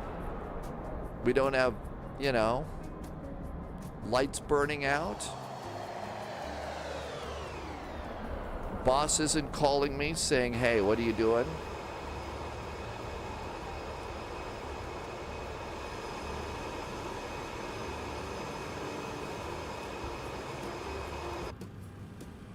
I haven't got any cracks in my windshield because I taxied bad.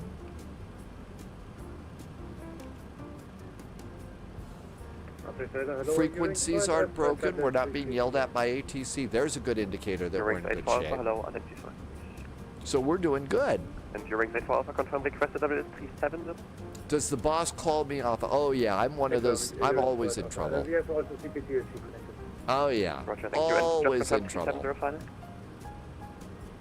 Wings 84 Alpha, Roger, climb level 37. You know, seriously though, the main element of success here is the toilets aren't overflowing, right? The cargo 441, correct master reach to 120860. Good evening.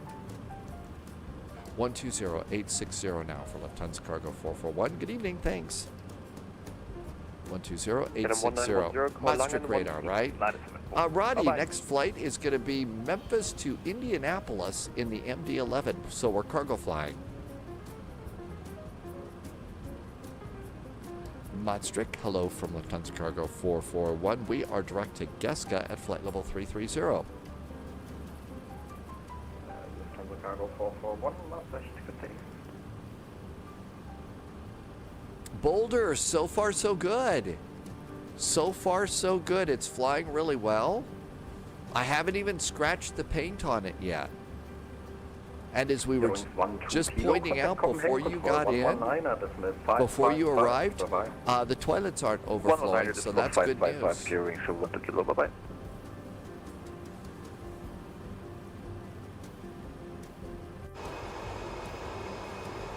And this is just such a really awesome airplane. It's always been one of my favorites.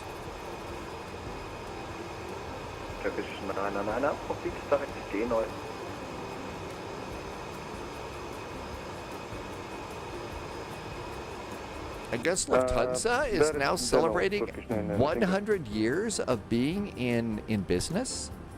So it's a 100-year-old airline now. I actually like the livery. It looks pretty good on this airplane. I do think it looks pretty nice. Good evening. There were people that didn't like the deep blue and they liked the gold Lufthansa logo on the tail. This one is starting to grow on me a little bit. 7 Maastricht, good day. Report requested.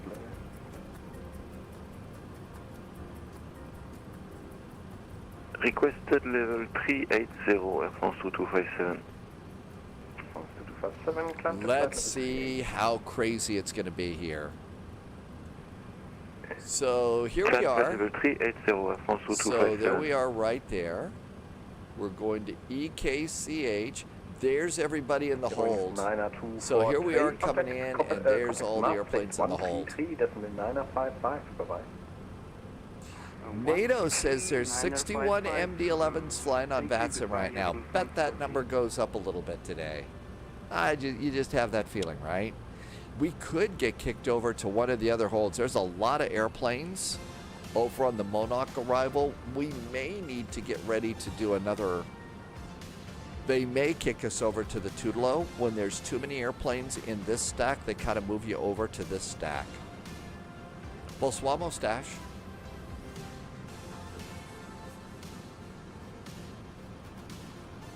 I just realized that while I was joking around about how everything was going, I inadvertently was very, very tacky Had no intention of it. I said, you know, how's it going? I said, oh, everything's going great. The toilets aren't overflowing. Haven't scratched the paint. None of my engines have fallen off or anything. That was really mean. I had no intention to make that connection. Shouldn't have done that. Sorry. That's usually just what I say all the time. I haven't, you know, done that. So wasn't trying to make a tasteless joke at the expense of really good people. Beer chairs, Mustache. Boy, that would be good right now. Couple of nice ambers. Been absolutely craving, you know, a big old burger with chili and snappy smoky cheese and steak fries. That'd be great.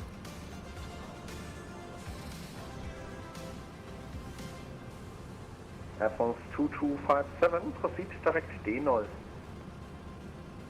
Direct D0, Air France 2257. 122 miles to top of descent. So we may get kicked over to one of the other arrivals because there's so many airplanes in the hold that we're anticipating being in. That means we'll have to do a last-minute reprogram of the flight management computer. Mustache says to stretch, you should stretch too. And move around a little bit. We spend an awful lot of time in a computer chair.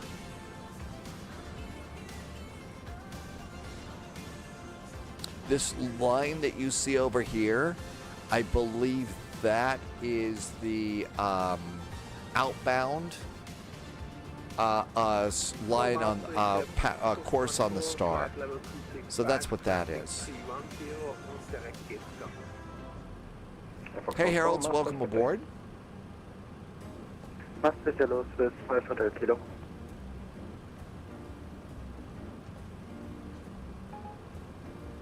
We can use charts on this one. So I think the hard part about the charts with this, let's see if we could actually stack them up. So we're going to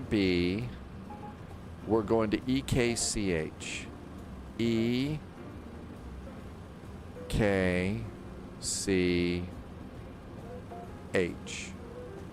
It's kind of hard to see. Okay, so let's see if we can, I think you just can only, so we're coming in on the Monarch 5 Charlie. There's Monarch 5 Charlie. I think the thing that I don't like about this one is I can't stack my charts up. That's the problem. So I can't go and save this one and pin this and go back and forth to get it. That's the problem that you run into with charts here. 7422, CPDLC on Echo Delta Yankee Hotel. CPDLC Echo Delta Yankee. Harold, probably since the airplane's coming out today, and apparently the website, the TFDi website's kind of jammed with people that are trying to get it. I think this airplane's been really anticipated and people are looking forward to it. Really looking forward to that. Mustache, yep, Frankfurt to Copenhagen is what we're doing right now. Airwings 92 Juliet, we're so yeah, first flight of the day, we're taking the MD11 into vectors to Copenhagen. The busiest airport on VATSIM right now.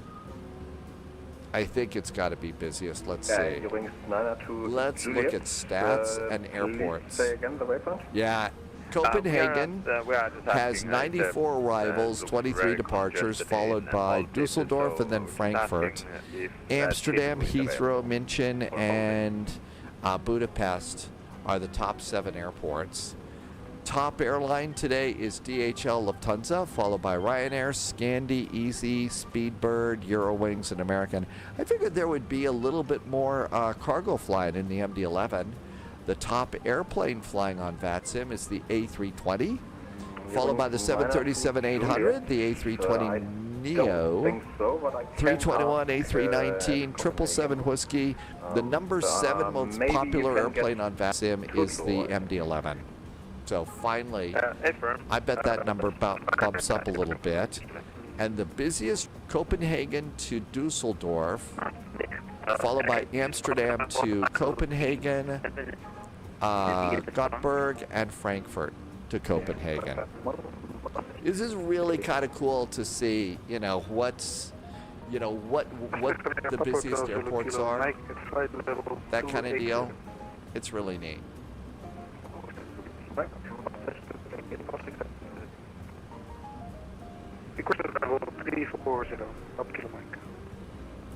Never mind. So, okay, it was an hour.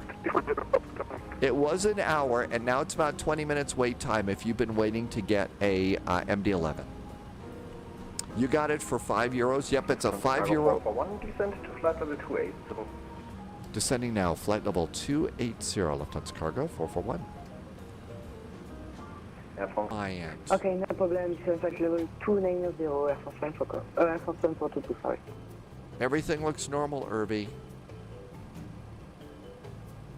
I'd rather it not go out today. Brother says it's a little bit laggy.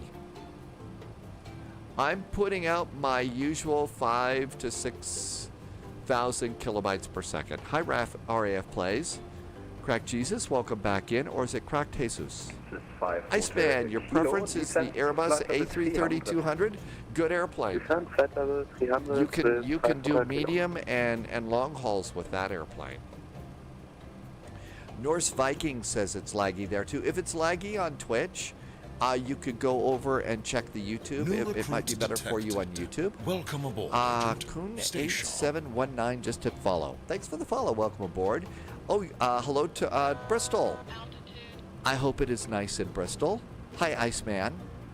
Brother says it is now stable. We always like for things to be stable as opposed to unstable. Did you catch the picture over on... Is it stormy in Bristol right now? Really? Okay, Crack Jesus. Okay. Firebird, welcome on in. Thank you for coming in.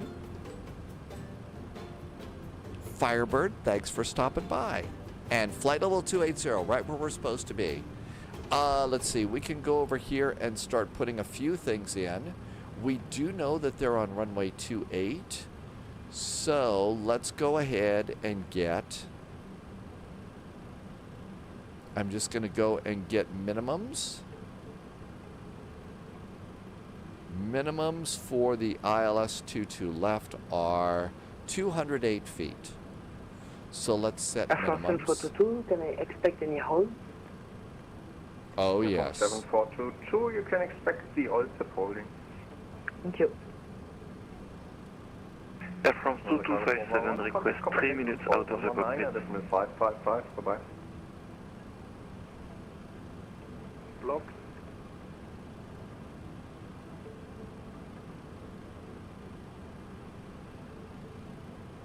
Air France 2257 request 3 minutes out of the cockpit. Approved. Trains are canceled to the west. Is that because of the stormy weather right now? This is 5 Hotel Kilo. The trains are canceled? Is it so cold? Sunjammer used to tell us that sometimes a problem would come up because of frozen tracks. 7422, contact Copenhagen control 119. Let's see, Marius Haig, thank you for subscribing on YouTube. Welcome on in. After 2 years, Landy has got the airplane. Really? I think you'll like it, Landy. This is a fun airplane. Just, it's a little clunky compared to, a modern, an A350, but it's still a lot of fun and it works great. And they're just something kind of majestic. Somebody said it was a majestic looking airplane. It is. So the train, so Kuhn, it's the train, the rails are frozen? Maastricht 133, decimal 7, decimal 955. Bye-bye. Well, for me it is Boulder, but I get better performance in Microsoft 2024 than 2020. So anything is going to be better in 2020. Contact Maastricht 133, decimal 955. Bye-bye. 133, 955, thank you, bye-bye. Papa Kilo Mike, contact Maastricht 136, decimal 465. Bye-bye. Copenhagen ATIS, information Tango.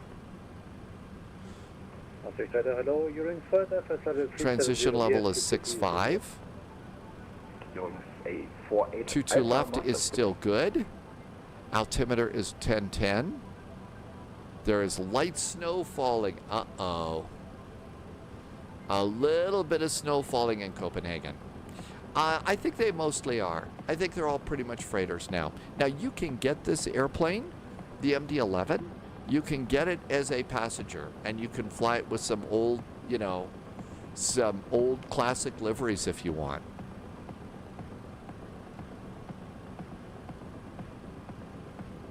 And there's flight level 280, and there's Geska. And we should be told to put in the hold at OLPIB. We have done that. We're just being such good pilots right now. Gonna get a big star. Yeah, in real time. I think in real time, the MD11s are pretty much all cargo. And unfortunately, because of the accident, I think they're all kind of grounded. Well, brother's right. They do consume fuel. They've also, because they're so much older, they're going to need more maintenance and stuff. Rogue Pixel, if you already own the MD11 from TFDi in FlightSim 2020, the upgrade fee is $5 or €5. Otherwise, I think it was, what, $68, $72 US dollars, something like that now, I think. But yeah, the thing is this airplane has 3 Thursday jet engines to feed fuel into. I can carry more cargo a longer distance in a 777 that only has 2 Thirsty jet engines drinking fuel. So there's an awful lot of cost savings. On the other... France 2257 back in the cockpit. Hello.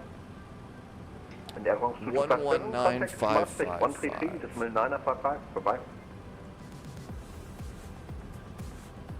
133.955, bye-bye. 119555. I just got beat. Copenhagen Radar, good evening. Ryanair 51 Alpha Tango at flight level 200 inbound Monarch. First, Scandinavian 152, Copenhagen flight level control. 190. 190, Scandinavian 152. Ryanair 51 Alpha Tango, Copenhagen, hello, identified. You cleared Monarch 5 Charlie, arrival runway 2 to left, into Alpip, holding as published. Clear Monarch 5 Charlie arrival for runway 2 to left, hold over all be as published, Ryanair 51 Alpha Tango.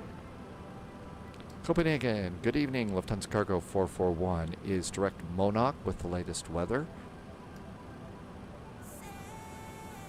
Lufthansa Cargo 441 Copenhagen, hello, identified. You cleared Monarch 5 Charlie, arrival 2 to left, into Alpip, holding as published. Cleared for the Monarch 5 Charlie, arrival 22 left. Enter the hold as published at OLPIB for Lufthansa Cargo 441. Lufthansa Cargo 441, descend flight level 260. Descending now, flight level 260, Lufthansa Cargo 441. Yo wings 1 to kilo, descend flight level 230.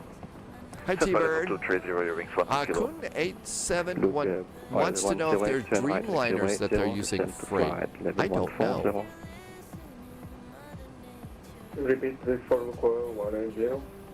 Lukoil 180, right heading 080, descend flight level 140. So far we are spot on with where we're supposed to be and everything else. Line 243. Okay, we decided for the hold. Transition is 5,000. Lukoil 108, turn right heading 090, descend flight level 140. Transition level is 6,500. It did like putting that transition, that in for the transition, so we got to remember. First Airfront 7422, descend flight level 270. Okay, we need to slow on the hold. Speed's 240. Swiss 5 Hotel Kilo Copenhagen, hello, identified. You cleared Monarch 5 Charlie, arrival runway 2 to left, enter the Alpip holding as published. Monarch 5 Charlie and ILS to the left, enter also as published. And reduce our speed in the hold. Switch 5 Hotel Kilo, descend flight level 280. Roarin, did I say that even close to right? Hello, Lufthansa Cargo 9264. We're just entering the hold. How's your cargo flight going? The Copenhagen approach on 118 is 455, Lufthansa Cargo 872, bye-bye. Great nose 3595, descend flight level 150. And we're now in the hold. Hi, Iowa Scotsman. Welcome, welcome. Air Fox 14 Copenhagen, hello, identified. Let's go now. TCAS ahead and below. Here for Monarch 5 Charlie, arrival 2 left. Wings 12 Kilo, descend to flight level 220. Descend flight level 220, your wings 12 Kilo. Air Fox 14, enter the Alpha polling as published, descend flight level 290. Reruren, I'm sorry if I'm saying it wrong, is on your 5th loop at Olpeb. Yeah, I see 1, 2, 3, 4, 5, 6 airplanes below me in the hold right now. Fortunately, we've got plenty of fuel for today's flight. This is 5656 Copenhagen, hello, identified. You cleared Monarch 5 Charlie, actually, no, on a VATSIM flight like this, a night flight isn't that big of a deal. In fact, it's actually a little bit nicer because you can see the other airplanes a lot easier. Okay. Is there 556 clear level, flight level 240? It is not a hard name, I just don't handle that as well as I should. Let's see, Rody. And I actually like night flights too, so if you look over here, there's like a bunch of other airplanes in the hold. Yeah, look out the window. I see 1, 2, 3, 4. So there's another one right there. So there's 5 airplanes you could see at night that we probably wouldn't be seeing right now, which is really cool. Endemic, the update price, if you have the airplane in Flight Sim 2020, is €5 or $5 US. So the price of a couple of reasonably priced cups of coffee.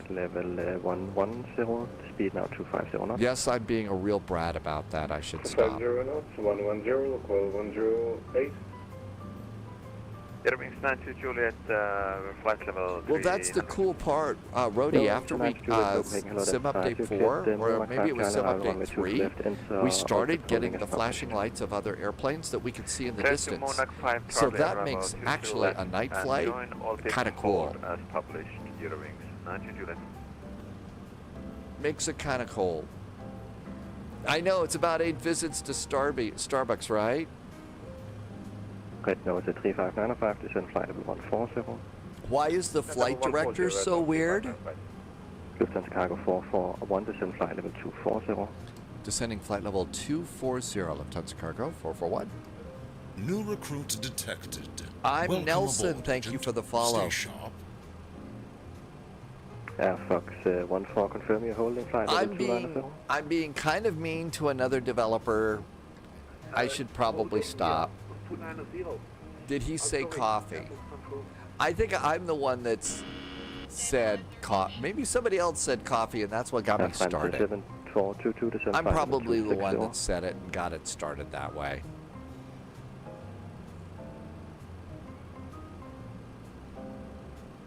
It could be. So if you logged in, you should get an awful lot. The discount is applied after, when you check out. So keep going, Endemic, but try and check out and see if it doesn't apply your discount then. That's how a lot of those seem to work. Disregard.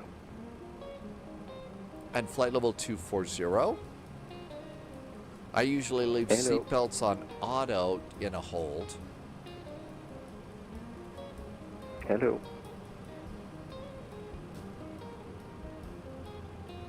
Yes. Hi, Alex. 2438, contact Copenhagen approach 118. Welcome on in, Alex. Thanks for coming by. Approach 118-445, front line 240. Yeah, I remember you from the other day. Welcome back in. Thank you for coming by. Left heading 340. Endemic, let us know when you finally get to checking out. And if you already own the TFDi for Flight Sim 2020, you should get it. You should get that discount at checkout. Lufthansa Cargo 8326, descend flight level 150. Swiss 5 Hotel Kilo, descend flight level 270. Descent level 270. You mean, oh, you want to know what all of this is? This is TCAS. This is TCAS. Those are all the airplanes that are holding with us. Scandinavian 08 Mike, Allpip, Oscar Lima, Papa, India Bravo. Okay, let's do a fuel check. Luke 108, proceed direct next to own fuel. Let's go to performance. No. Let's look at takeoff and approach. No, let's look at progress. Yes, this is what we wanted. So right now, the airplane is estimating that we're going to land with 23.1 tons of fuel.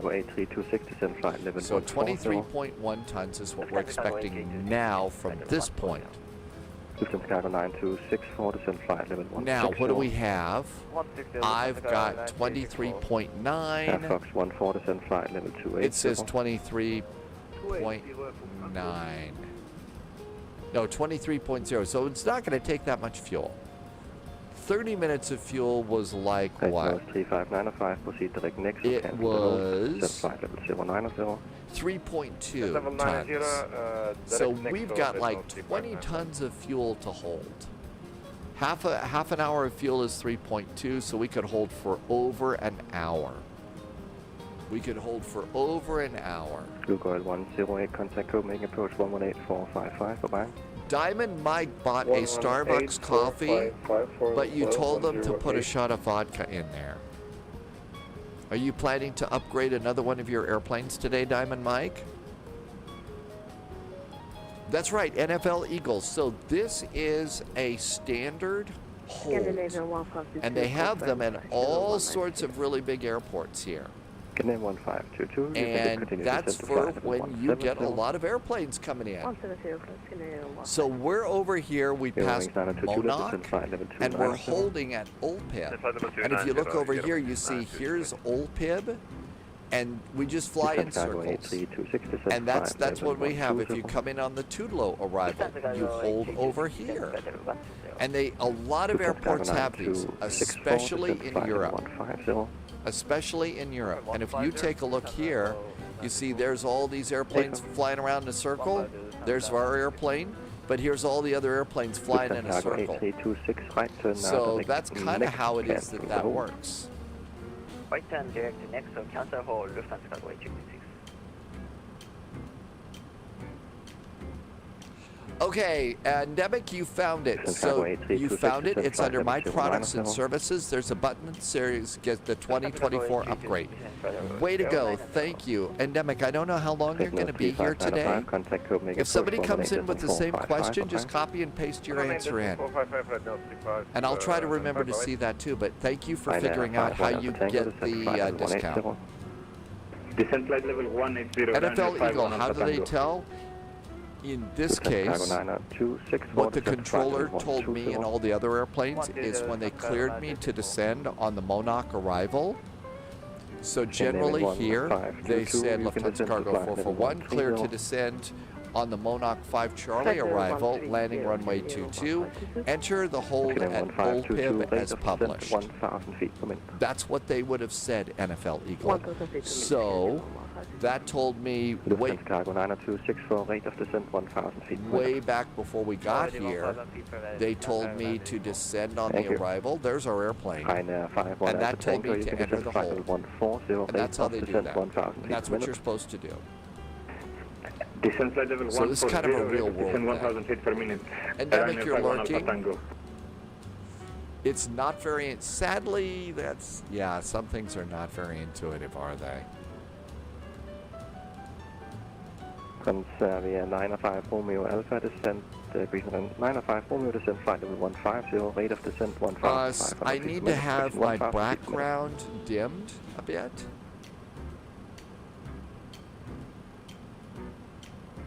Now, how you tell the airplane to do that, in this case, what you do is within the flight plan, So like OLPIB, there's a hold here, right? If Thai 905 only. if you click, Go for they said enter the hold Thai at 905 only, OLPIB. descend flight level 150, 1,000 feet per minute. So you would have clicked OLPIB, and you see where it says hold? Lufthansa Cargo 8326, contact You would Copenhagen press approach that button. 118455, okay. And there is the hold for OLPIB. Copenhagen approach 118455. And it's different for every kind of an airplane, but that's basically how that works. Copenhagen Control, hello. You meant my background. You mean the sim? You mean the stuff at the top and bottom of the screen? Monarch 5, Charlie arrival runway 22 left, enter the OLPIB holding as published. Cleared on the Monarch 5, Charlie, runway 22 left, and I've already got the hold in at Baltic, Ryanair 177. Thank you. Your wings 12 kilo, descent flight level 160, rate of descent 1,000 feet per minute. That's flight level 160, 1,000 feet per minute, UX 12 kilo.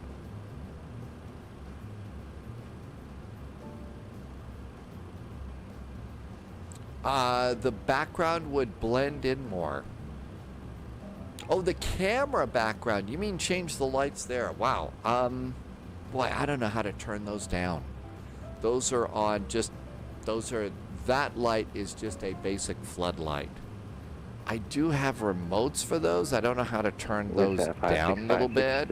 So there's 2 floods on either side. That's a good idea. I'll try and figure out a way to do that. I'll try to figure out how to do that. That's a really good idea. We still have a ton of fuel. For descent flight level 100. Descent 100, Lufthansa Cargo 964. Hello. Hydrospace just arrived. Welcome in. We are in the hold. We're in the hold and doing good. Still have plenty of fuel. Captain McCoy just arrived. Welcome back into you. Next flight is in the MD11, since there's so many new MD11 pilots today. Memphis to Indianapolis. Memphis to Indianapolis. While we're in the hold, now would be a great time to launch add-on linker and see. There's not a real way to tell where you are in line in the hold. It's based on altitude.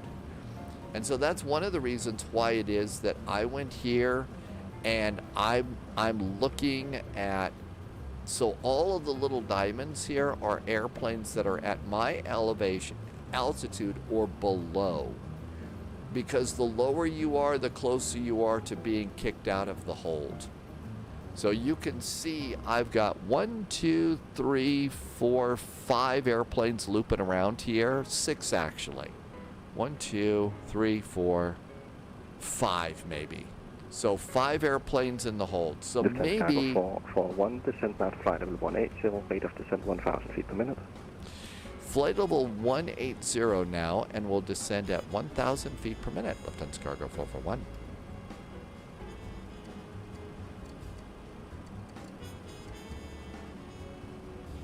All right, Indianapolis, KIND. I need to load in. Indianapolis is a Dominic Design Airport, right? KIND. Mike, descent flight level 190, 1,000 feet per minute. So that's a nice airport. And I think Memphis is already loaded. No, Scandinavian 08, Mike, 1,000 feet per minute, exactly. Okay, our next 2 airports are loaded, and we're great. It's following the hold perfect. Australian Gorilla, Aus. So right at 1,000 feet per minute. Just what they told us to do. We're still going to get a gold star by our name for this flight, it looks like. 522, rate of descent 1,000 feet per minute. 1,000 feet per minute. Good day, Oscarilla. I hope it isn't. Actually, it's still good morning for you, right? Level 120, 1,000 feet per minute, Ryanair 51 Alpha Tango.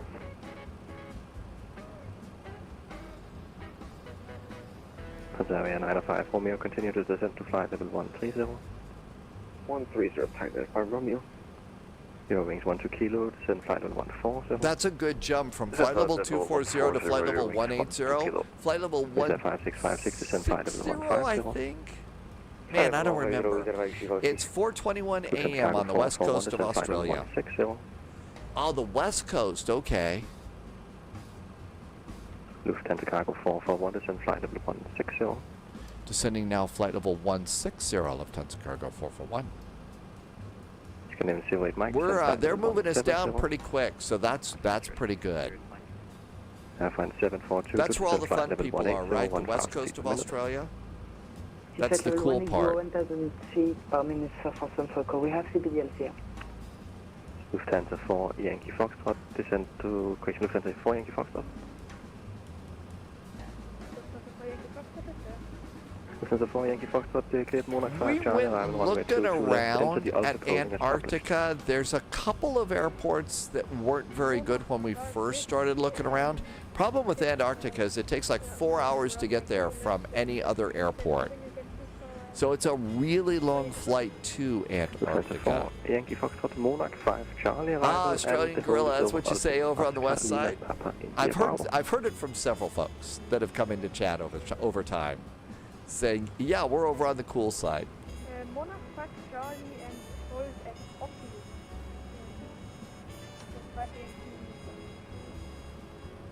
Swiss 5 Hotel Kilo, descend flight level 190, rate of descent 1000 feet per minute. Descent level 190, rate of descent 1000 feet per minute, Swiss 5 Hotel Kilo.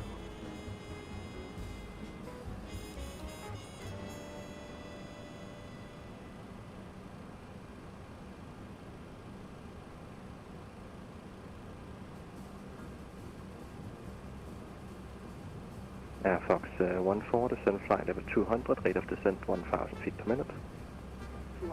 Gee, usually they have us descending a little bit faster. So you can see as we make the turn, 1, 2, 3, 4 airplanes ahead of us. And so we'll kind of come and look over here. And you see all the little lights. 1, 2, 3, 4 airplanes there. So that's kind of one of the cool things that we have in the sim right now. 1,000 feet per minute. The TCAS, the radar, is showing us those airplanes right ahead of us. So that's really, really neat. Mustache, is it time for more beer cheers? Really nice.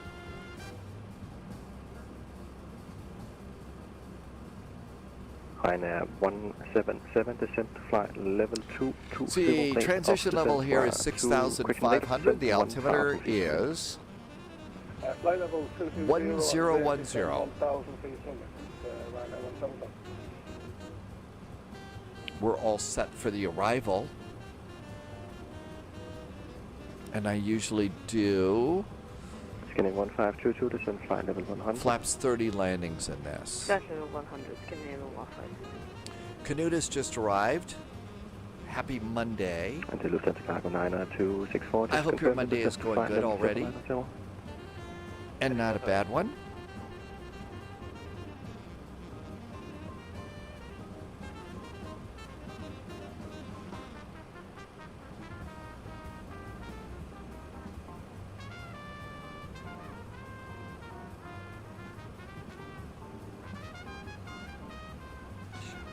Rogue Pixel, no.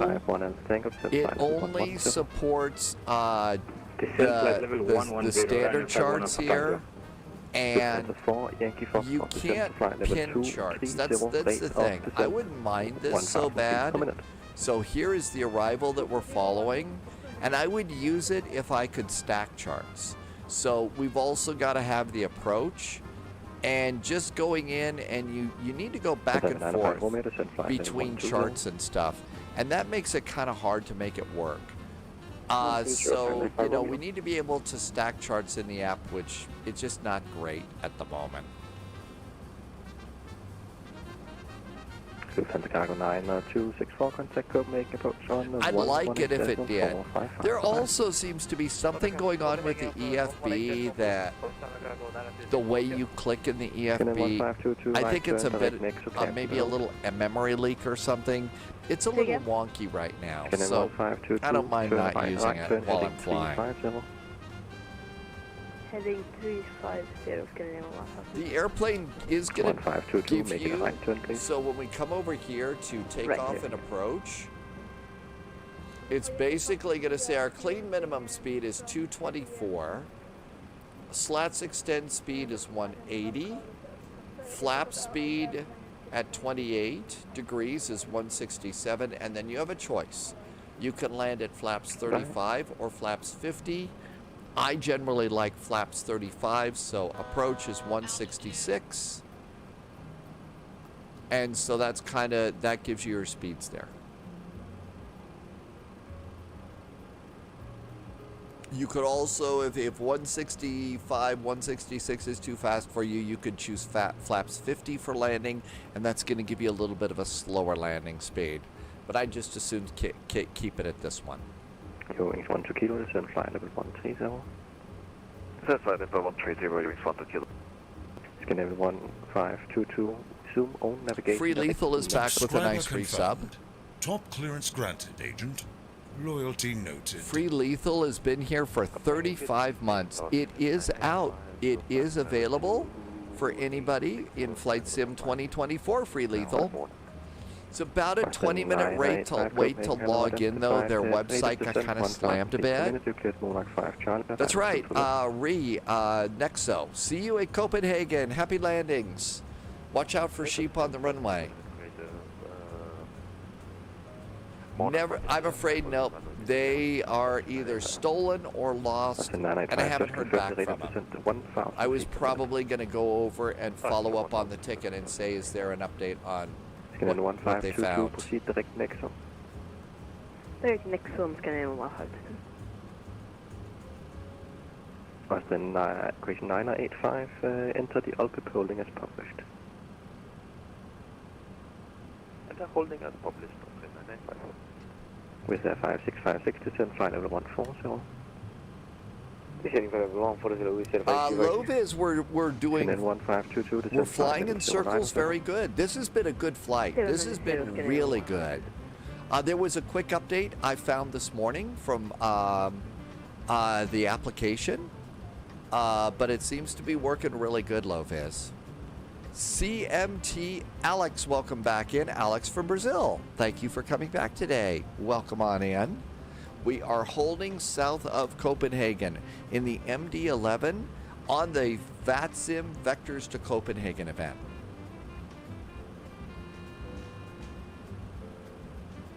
Yeah, so I did get to pay for it, and it was allegedly shipped, and they said it was delivered. But it doesn't have quite a lot of information on how it was delivered. And so it's either lost or stolen. For 1 descend flight level 150. Flight level 150 for Lufthansa Cargo 441. Ryanair 51 Alpha Tango, descend flight level 100. Descent flight level 100, Ryanair 51 Alpha Tango. Hey Russ, we're doing the flight that we did last night. It's going pretty good. It's behaved perfectly in today's flight, and it's following the commands perfectly. We're gonna take it from Memphis to Indianapolis next, and maybe try continuing service with this airplane out of Indianapolis. For Scandinavian 08 Mike. Scandinavian 08 Mike, descend flight level 160. I think it's also Scandinavian 08 Mike.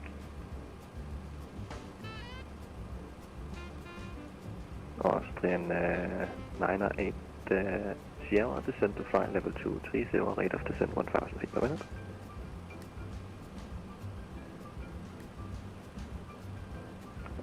Hi, TPE 331, welcome aboard. Thank you for coming in today. Welcome, welcome.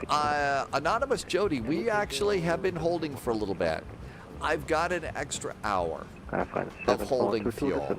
So our holding fuel is actually pretty good.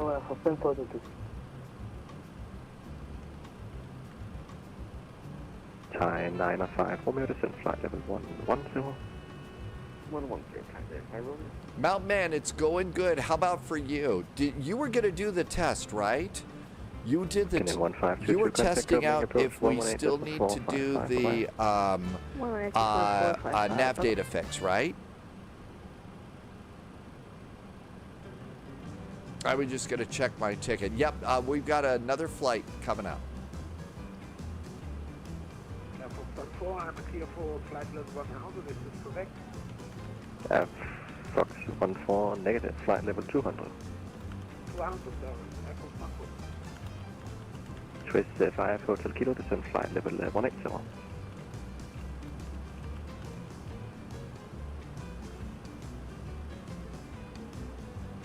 Swiss 5 I'm just actually doing a quick follow-up with WinWing to see what they found. Swiss 5 Hotel Kilo, descent flight level 180. Descent level 180, Swiss 5 Hotel Kilo. Your wings 12 Kilo, descent flight level 120. Descent flight level 120, your wings 12 Kilo. Air Fox 14, descent to flight level 190. 190, Air Fox 14. Okay, I just did a quick follow-up question on that. We'll see. They're not online right now, but we'll see if they've got anything to say. CMT Alex, always try to keep things a little bit jazzy. Mr. Jazz helps us do that. We still need to do that only on the first install, not for every flight. Hearsay, welcome back, Hearsay. Got our cool little MD11 Flyin. We're in vectors to Copenhagen, and it's handling a major VATSIM event. Great. This is VATSIM. Descent flight level 90, runway 51 Alpha Tango. Going down to Juliet, descent flight level 200. Subscriber confirmed. Pemdu just did a nice resub. Granted, A year and a agent. month. Loyalty Hey, Pemdu, noted. thanks for the nice resub today. Welcome on in. Thank you for 13 months of great support and helping me to keep my goofy little world going. Thank you for being here. Jazzy flights are always the best flights. Hi, Mr. Jazz. Quick left turn now, direct Nexo. Left turn direct to Nexo for Ryanair 51 Alpha Tango. Think we've got to be coming up pretty close here. Your wings down to Juliet, confirmed the descent to flight level 200. Yes, now we are descending, sorry, Jeremy. Derek has landed in Copenhagen. You couldn't see the runway till 300 feet. Brace yourself. Uh-oh. Yes, we are in a hold. We're in vectors to Copenhagen. There's almost always a hold in this event. That's part of it. You're coming in on a very busy VATSIM event.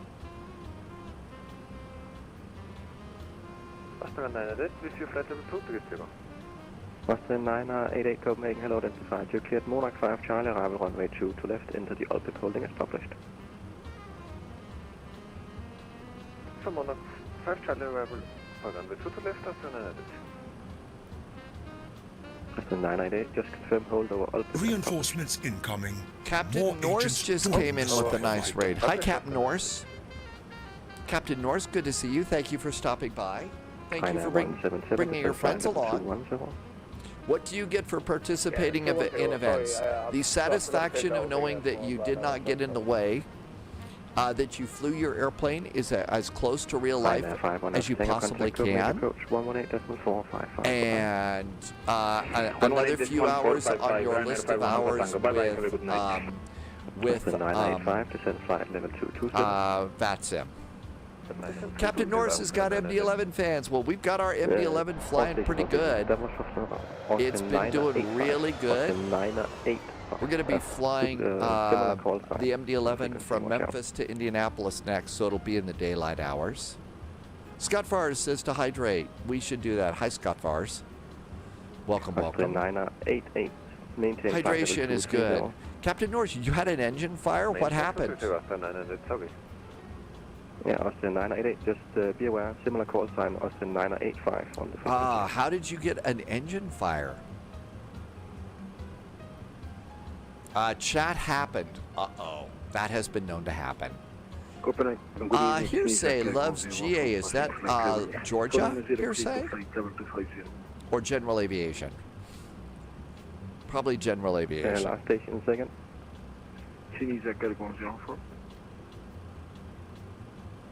Chat happens for sure. Identified. You cleared Monarch 5, Charlie, arrival runway 2 to left, enter the Alpha holding is published. I think we're getting close to being next to get kicked out here.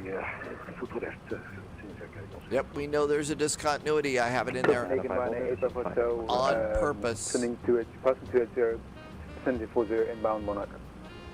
Thai 905 Romeo, Is this the extended one? Lufthansa cargo 441, descend flight level 140. Descend now, flight level 140, Lufthansa cargo 441. And Ryanair 8. This is the collector's edition. I don't know what the extended one is or not. Cleared Monarch 5 Charlie, arrival, enter OPIC holding published and runway 2 to left, Ryanair 8 Bravo Zone. Your wings 12 kilo, descend flight level 110. Descend flight level 110. Yeah, I decided I was going to be an original fan of this. So this one has failures. Oh, good. I'm just trying to complete a flight and not have a problem. Scan name in 08 Mike, descend flight level 150. 150, Sirius Mike. We should be getting close. 5656, descend flight level 120. Fuel's at 21, panic is at 8. 8 tons of fuel. The next flight will be in pounds. Command control, good evening. You know, Captain Norris, I almost didn't do it. I was almost sort of like, I'll just wait till it comes out, no big deal. And last minute, somebody brought it up, and I said, okay, let's do it. Yes, we are the Monarch 5 Charlie, rather than confirm the holding at Monarch. But I was gonna almost passed out. Lobe just shut down the third engine to save fuel. You could do that. I got a ton of fuel. Mountain extended is failures. It's another app. Oh, I do have that other app. I do have the other app. That's right. And what they're talking about is this. Let's see what happens if I start it. Oh, no, that's not it. That's PMDG. Whoops.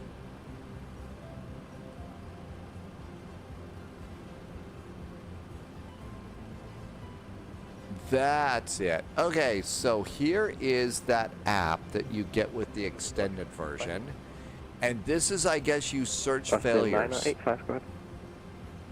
Well, I don't want to do any failures right now. No failures, please. I have an inbound rate of 3 minutes, and at the moment that is an approach stop for 3 minutes. So, and your number, standby. I'm going to turn it off. I don't want to have a failure. Captain Norris says, be very, very careful. You could reset it, only reset it on the ground. Oh, okay. Yeah, thank you. Canutus says Spy Hat, and Buckeye says Stretch. Lufthansa cargo 441, descend flight level 130. Descend now flight level 130, Lufthansa cargo 441. How low can we go?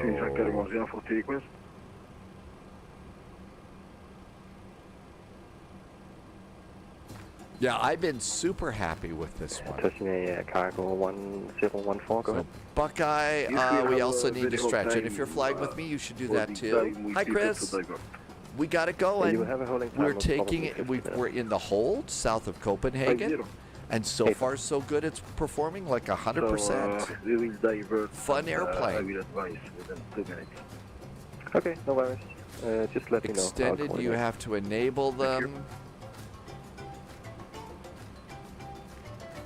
And there is 13,000 feet.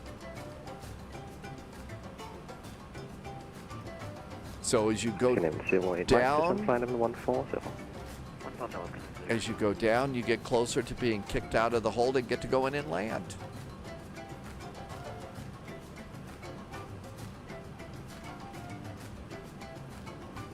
This is one of the really busy events that happens on a weekly basis, like Frankfurt Friday. So this is one of the super duper busy events, and you can come in and learn. You know, this is like a for experts. How many holding patterns has this been? I never started counting out, man. That makes me a sim pilot, not a real pilot, because we know that the real pilots, they're counting everyone. And they've already budgeted the fuel, and they know exactly how many they can do. Derek needs a beer after this. This is a busy flight. It's very calm, though. It's not a chaotic arrival. It's not a chaotic VATSIM event. It gets a little bit busy closer to the runway, but it's very calm, cool, and collected. You stay in the hold until they tell you that you can exit. Or until you run out of fuel and you fall out of the sky. But no, we stay in the hold until we're told to exit, and usually what they'll tell us to do is go direct to the next waypoint in the flight plan. 8 Bravo Hotel, at the moment not, sadly. Correction 95 Romeo, proceed direct Nexo, cancel the hold. So, do you hear what you just said? Cancel the hold, direct Nexo? Our turn, that's what they'll say to us when it's our turn to exit the hold. They'll tell us to exit the hold and go direct to Nexo. 995 Romeo, descent flight level 090. And so as you look, you're going to see an airplane that's down here. So one of these airplanes is going to be exiting the hold and heading to Nexo, which is somewhere over here. Hearsay just hit follow. No, Salty Stick. Hi, Salty Stick. Welcome aboard. It is always a special moment. Yes. Always a special moment. Airfox 14, descent flight level 180. So we're looking to see one of those kind of exit out. Maybe it's this one here. I think this is the one here. So they're 3,000 feet below us. There's another airplane that's 1,000 feet below us.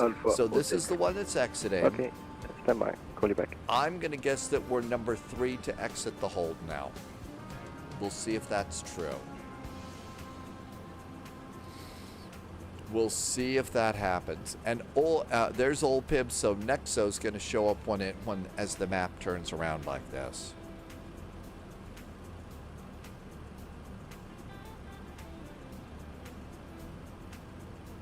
These are standard holds. Yeah, Frankie, the term is published holds. And it is from the chart, like you just said. So looking over here, we are holding, so Monarch and Olpip. This is where we're holding right here, and that's the hold, the published hold. And so what we'll get is we loop around here, circle, circle, circle, until they tell us to exit the hold, direct to Nexo, and that's the rest of our arrival that comes into the airport. But yeah, we're a long way from being lined up for the runway. We've got to go from Nexo to Charlie Hotel 643, come on out to Adobe. After that, we'll probably fly north a little bit more. And then after that, they'll probably turn us to tell us to make a turn to come in and land to the south. So we still got a ways to go. We still have a ways to go.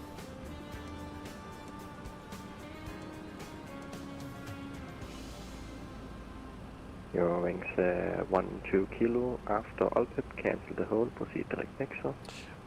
They'll tell us at any time. Cancel hold direct Nexo, Eurowings 1 kilo. Okay, I think Eurowings 1 kilo, we're next. Well, here's this one here. -0, Eurowings 1 kilo. With a 5656%, quickening with a 5656 descent flight level 117. Descending level 10 with a 5656. 177. I don't have any Adobe stuff anymore. About 5-6 years ago, I was trying to. I'd made the decision that I was going to try and become a, GoPro as a live streamer and stuff, and so I had to cut a bunch of expenses out. So I got rid of all of my Adobe stuff, and I use. If I have to do some video editing, I'm real happy with DaVinci. I use Kitra and Audacity, so I got out of all of that before the Adobe stuff got really crazy, Tim Dog. I got out, you know, just before, again, yeah, they went crazy. And I really like DaVinci for, and I'm using another kind of PDF reader. I know it's not Acrobat.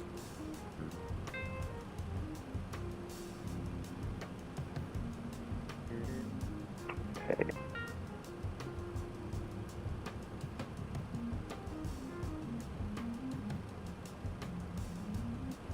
Ryan, 8 Bravo. So what's my estimated delay time? Tim Dog likes DaVinci. It is. Descend cargo 1014, you can continue the present heading, and when you're ready, you need to proceed direct to Ginup. That's Golf, India, November, uniform. Emmett Nemesis, how long have we been in the hold? We've been in the hold for probably 30 minutes at the moment. We've got probably another 45 to 60 minutes of fuel just for holding. We have to go to our alternate, so I've got cargo 1014. So yeah, I've got 20.5 tons of fuel right now. What's your fuel, go ahead? Divert fuel is like 8.5, so I boarded a lot of extra fuel for this flight. 1014, go ahead. 1014, proceed direct Ginup, Golf, India, November, uniform Bravo. Kilo, Golf, November, uniform Bravo.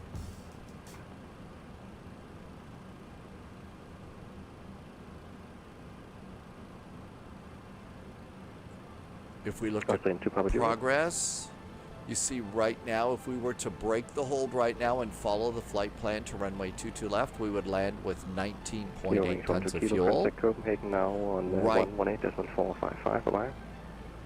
And divert fuel is 12.7. Cancel the hold, proceed direct next. So when we get to 12.7, we have to call ATC and say, sorry, we can't hold anymore, we're going to have to divert.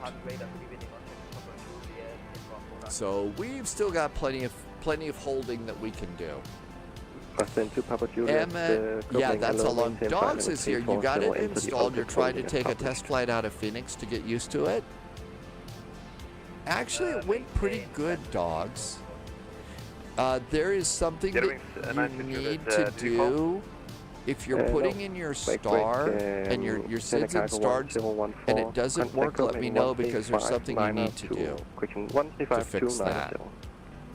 So if you can't put in your SID to depart out of Phoenix, let us know and I'll show you what you have to do. And you'll have to do a restart, I'm guessing. And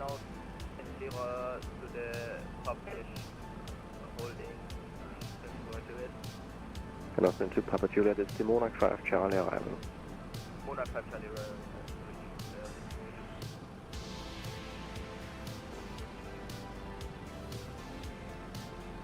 Lufthansa cargo 441, descend flight level 120. Descending flight level 120, Lufthansa cargo 441. Austrian 985, descend flight Every time we get descend and maintain, that's one step closer to being done with the hold. One step closer.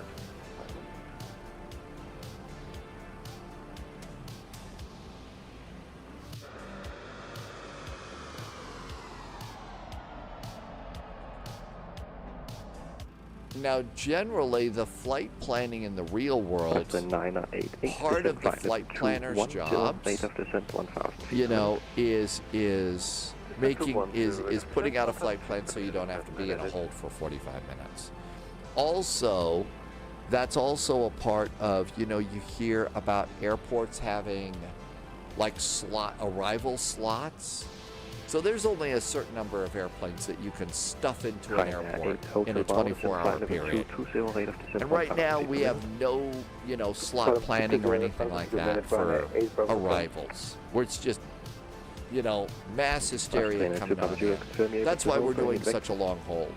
The only reason you do a hold like this in the real world is if there's some sort of problem. Weather got really bad. Maybe weather got bad at some other airport, and you got a bunch of planes diverting. That kind of deal. Flight level 100 with 0556. Zach says you're going to do ATC, same flight as you, where you are live. Actually, Zach,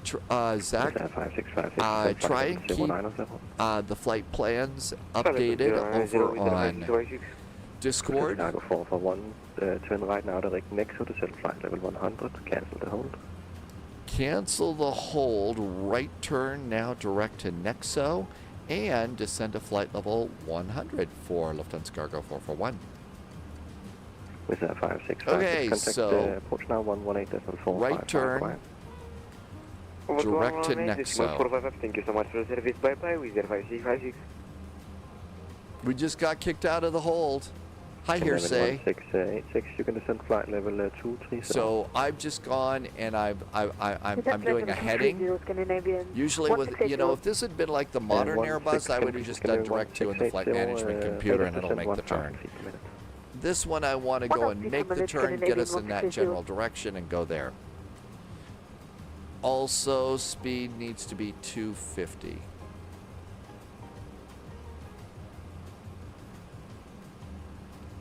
And continue the turn to Nexo.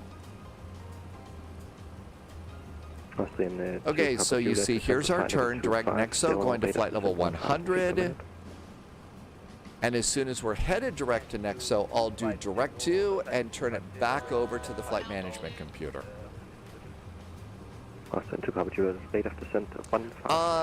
There were some things. Oh, you're not seeing nameplates. You have to turn nameplates on. Oh, I forget what it's called.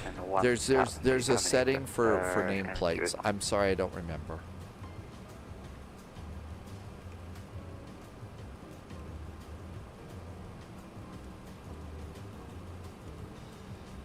Flight 7422, descend flight level 120, rate of descent 1,000 feet per minute. Do exclamation point Discord will get you an invite, Zach.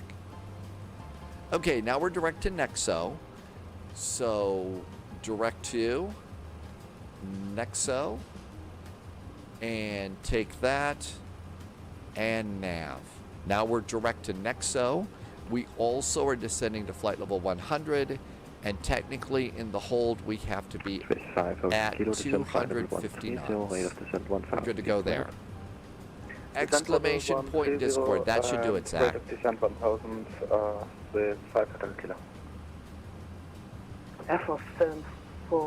I've taken control of the speed, so I need to have my chart over here to remind me it's 250 knots here and then 220 knots at a Dovey. Copenhagen control, so we need to be ready for that. Iceman, we're going to Copenhagen. Not Limu. Did I say that right? Posture check. I'm going to stretch, okay, instead. Just need to do that. Scandinavian 213 Copenhagen, hello, identified. You cleared Monarch 5 Charlie, arrival runway 2 to left. Okay, 10,000 feet, everything looks good. Scandinavian 213. Scandinavian 213, confirmed the Monarch 5 Charlie, arrival 2 to left. Monarch 5 Charlie, arrival for runway 2 to left. Scandinavian 213, you can descend to flight level 260. We're going to get another approach controller in just a sec. I'll pick holding. We are using, yes, Rogue Pixel FSLTL for our traffic model matching. Lufthansa Cargo 441, descend flight level 90. Descend now flight level 90, Lufthansa Cargo 441. Scandinavian 08 Mike, turn right direct next to cancel the hold. Right direct next, cancel hold, Scandinavian 08 Mike. Lufthansa Cargo 441, contact Copenhagen approach 118.455, bye-bye. 118.455 for Lufthansa Cargo 441. Pleasure holding with you. Have a good week. Yeah, you too. Good flight. 128.455. There we go. Copenhagen approach. Cool. Now, I usually like to come over here, come down to EKCH arrival ATIS. And its information uniform is still. Copenhagen arrivals, good evening. Lufthansa Cargo 441 descending to 9,000. Direct Nexo with information uniform. Lufthansa Cargo 441, Copenhagen, hello. Descent 4,000. Unit 1010. 1010 on the altimeter, descend now 4,000. Lufthansa Cargo 441.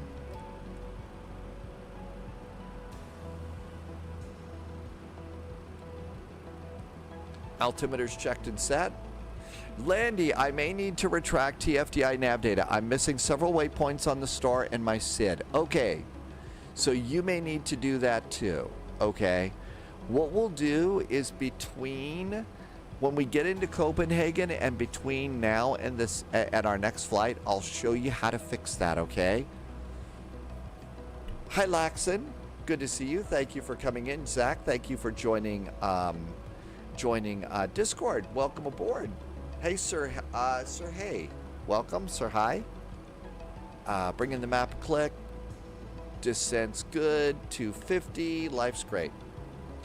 You're going to do the Jason after you land. So you know how to do that? I was going to do that if Dogs is having a problem. Because Dogs is just getting started too.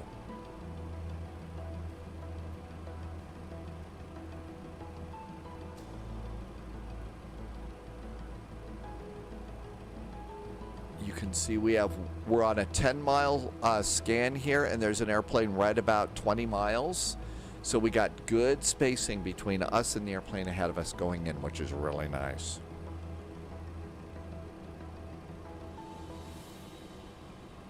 And let's see. We've got approach checklist, system modes, and altimeters, and that is good. Checklist is complete. Hey, brother has arrived at minus 234. Brother, are you in the big MD? If you're in the MD, a big old wide body cargo like this, I think that's a great landing rate. I think that's a great landing rate. 04, contact Sweden 134 980. In the beginning of the VOD today, they showed. That's right. If you've got time, Landy, that would be really awesome. If you've got time, absolutely. Only if you have time. But yeah, I did that before, and I'll do it again when when we're switching from Copenhagen to Memphis. F742 to hello, flight level 110 and distance flight level 990 in the next one. FM7422, Copenhagen, hello, descent 4000, QNH 1010. Descent 4000, QNH 1010. Okay, cabin signs on. Landing lights on. FM7422, reduce speed 220. Carolina Lady, is that correct? Yeah, hi Carolina Lady, I'm using a mod. No, we're not simulating talking to people. These are real people. These are real people. So I'm currently on a network, Carolina Lady, with 1,377 goofballs like me flying simulated airplanes. It's called VATSIM. We're all coming into the Copenhagen airport, and if you'd like a link to this map, I just put it into chat for you, and also the VATSIM website so that you can join if you want to. All right, so 4,000 feet, good. We've got a speed reduction coming up at Adobe, and all is right with the world. But yeah, these are all real people. This is the VATSIM. It's been around for like 20 years. It's been here forever, and it's gotten really popular with the flight sim, and we've got this airplane. Just got released to everybody. It's the big old MD11. Kind of hard to see outside right now because the weather outside's frightful. Let's see. I think we need to do slats. Let's do leading edge slats. Slats going out. Those are on the front of the wings that you see going down. And if we look over there, it's kind of hard to see out the window. Lufthansa Cargo 441, reduce 220 knots. 220, 220 knots now for Lufthansa Cargo 441.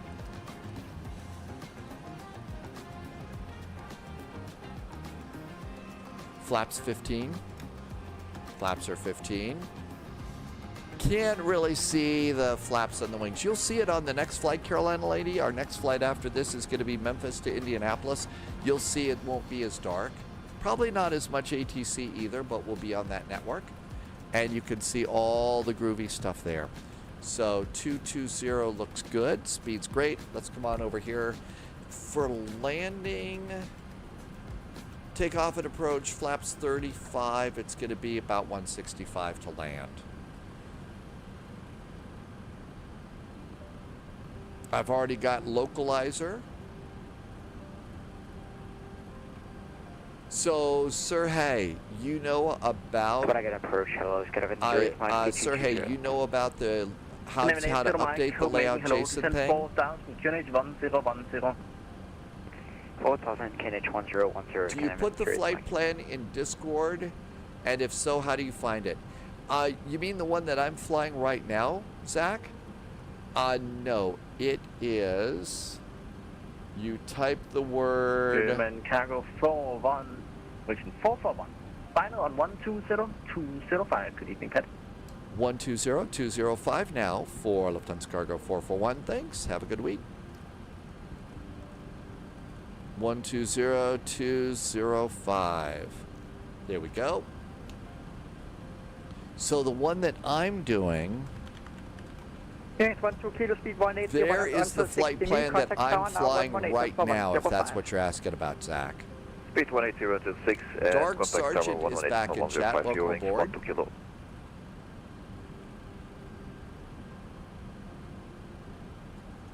Arrival. 610 left, heading 250 degrees, clear the left approach, runway 22 left. Left 50, clear left approach, runway 22 left, with 0556.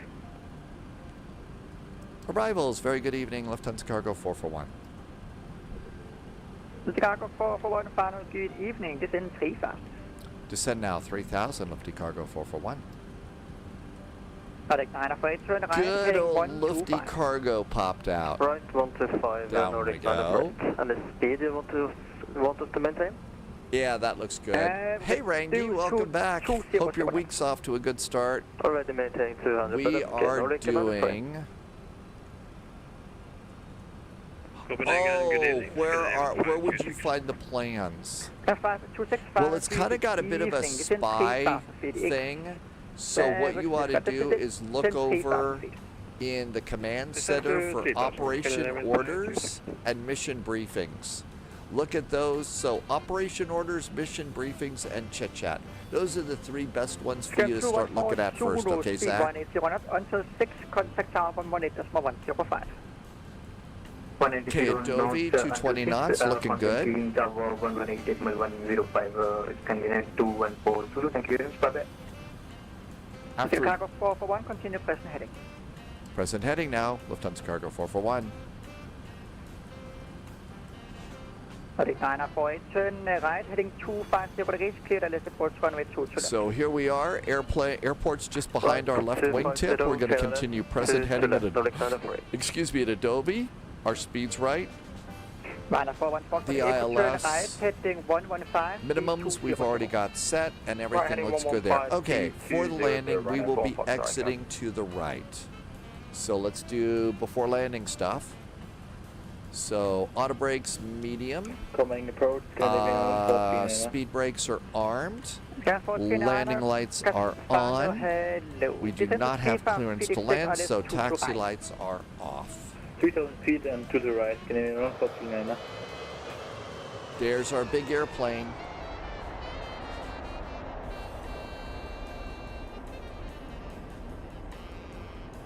Nordic 904 established island, to the left. Okay, let's do a quick posture check here, because we're going to have to actually fly the airplane without the autopilot for a little bit. And there's present heading, 220. Everything's set. Turn right, heading 190 degrees, clear the left approach, runway 22 left.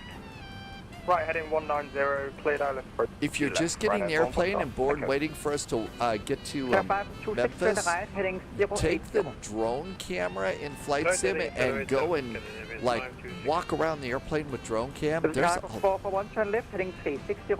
left turn 360, left on cargo 441. With a 360, there is the turn. But walk around the airplane, there is a lot of detail to see on this thing.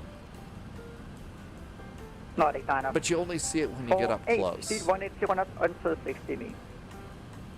Speed 190 until 6, Nordic 9 for it. F1 422, hello. Hey, there you go. You could kind of see the leading edge slats on the wings now. So there's the slats that are down on the wings. There's the engine down there. We're right under Malmo. That's a cool little airport. 118.105. Over to 118.105 with 05656. 118.105 is tower.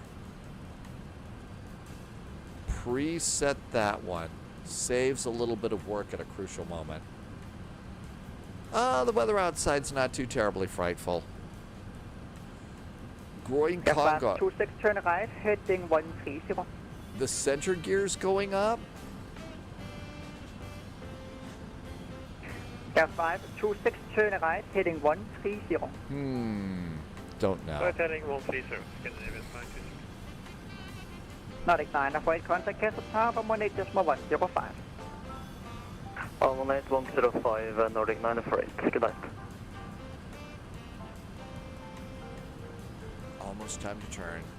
Peter! Hey, good to see you. Thanks for coming in. We got the updated MD11, and we're coming into vectors to Copenhagen in the MD11. How about that? Dark Sergeant, you are welcome to fly on VATSIM with us anytime that we're flying. Everybody's welcome. It's why I do fly on VATSIM. That way, whatever sim you've got, you can fly along. There is a button. Cargo 441, turn right, question turn left, heading 250, question 190 degrees, clear ILS approach runway 22 left. Left turn 190 degrees, cleared for the ILS, runway 22 left, lefty cargo 441.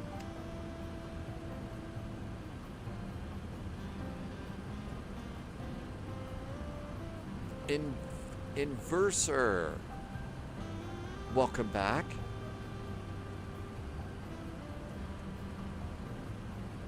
Skillen 149, turn right, heading 125. Heading 125. How about some landing gear?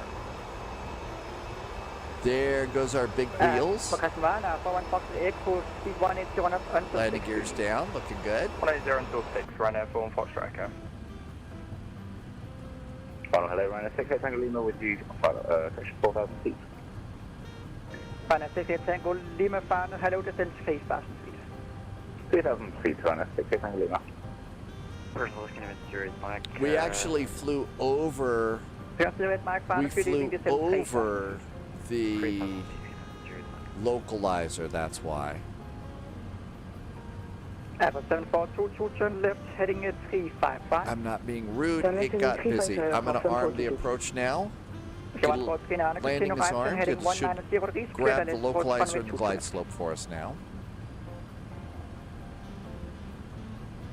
1439, turn right, heading 190 degrees, cleared ILS approach runway 22 left. Okay, looking good. And cleared ILS approach 22 left, Canadian 149.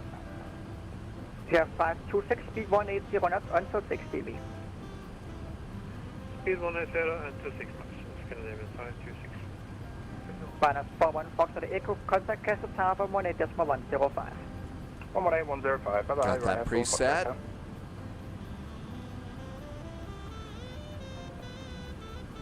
We should be getting a 180 knots soon.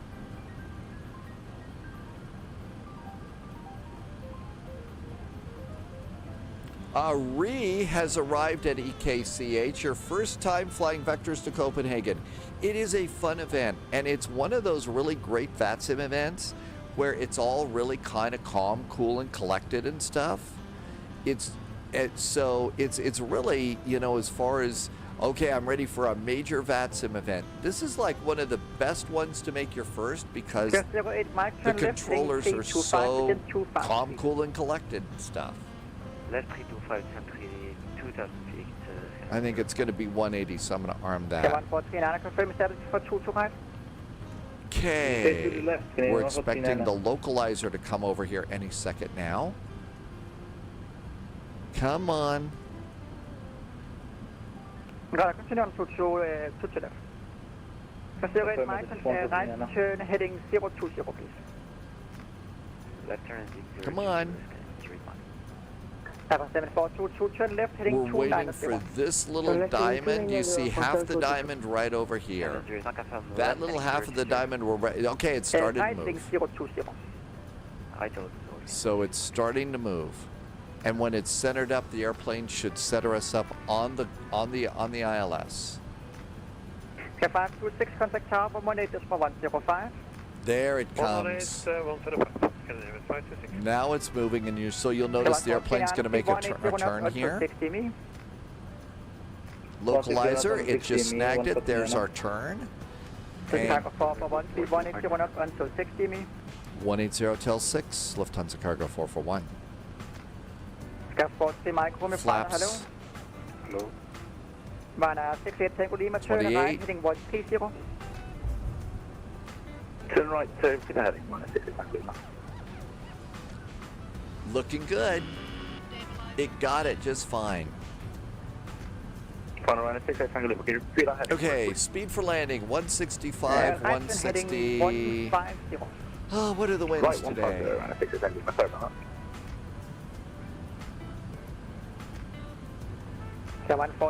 Winds are 130 at 17. I'm going to make it 165. Okay, there's our speed armed. Landing checklist. Gear is down. Auto brakes are set. Spoilers are armed. Flaps are set. The EAD is not up yet, but we'll get that when we get our speed down. Here comes the glide slope. And that will start our final plunge to the runway. Airport 3, micro speed 200.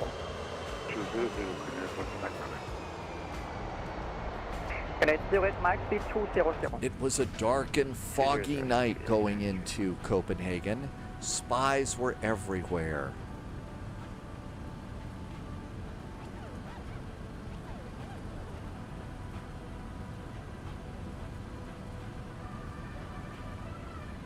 Okay, after we need to get missed approach. Missed approach is turn left heading 183 degrees. So missed approach is 183. I'm going to go ahead and pop that into my heading in case we have to go missed, because that sometimes happens. Hey North Gaming, welcome aboard. We got great flybys now that we've got chase planes. 08, Mike turn left heading 290. Left heading 290. Chicago 441, contact Castle Tower 18.105. 118105, ciao from German Cargo 441. And ground is 121.6. 1439, 121.630. Clear to land next red deck, getting to the right, 149. 526, welcome to Copenhagen, taxi by Bravo, hold short of Zulu, connect 12, give way to the Ryanair Boeing 737. Okay, that was 6 miles, right? Yeah, that's about 6 miles. So speed for landing, 165, and flaps 30. Flaps are 30. Cat Strip Tower, very good evening. Lifty Cargo 441's 5-mile finals for runway 22 left. Cargo 441, Cat Strip Tower, very good evening. Wind 130 degrees, 15 knots, continue approach, runway 22 left, number 2. Number 2 for the runway, continue the approach, Lufthansa Cargo 441. Okay, good. There's our speed, looking good. Checklist is complete, and the EAD box, This is sort of 73 like Alpha, your, Roger. is everything really set for takeoff, and is everything really set for landing? That green little box right there is your, oh my gosh, we're all ready to go. So that's good. I'm going to come up here. I'm going to do engine anti-ice on. Looking for a runway here. North Gaming, good to see you. 2300 Jones, welcome aboard. Waiting at the window at your house, waving. We're waving back. Yeah, great to come into Copenhagen. This is one of the fun VATSIM events every week. I think we're ready to go. I think you're right. Autopilot's off. Autopilot's off. Captain's got the airplane. So 73 Alpha, It doesn't turn like left scream now and onto yell. It Echo doesn't 1, go hold whoop, short, whoop, runway whoop, 22 or right. anything. Left onto Echo 1 and hold short 22 right. 500. Tower, hello, runway 6 Echo Lima with you, 7.5 miles, 22 left. 400. Hello, sir. Continue, 6 runway 6 Echo Lima. Cargo 441, preceding is vacating, remember to the left, clear land, expedite to the right. Expedite to the right, clear to land. 22 runway, 22 left, lefty cargo 441. Command 526, contact apron 121, this is 637. Apron 12, Reverse. 1, this 1637, can you 526. Reversers are green. Gun 1439, That wind was a lot more than I thought. Short of Zulu, crossing A12. I'm going to miss my usual one. We're a big old heavy airplane here. Runway 68, Tango Lima, Castle Tower, good evening, sir. Wind 130 degrees, 15 knots, continue approach, runway 22 left. Continue approach 22 left, runway 68 Tango Lima. Damn. I missed it. Lufthansa 73 Alpha, contacted the other tower, 118.355. Correction, 119, decimal 355. 190.355, 73 Alpha, thank you.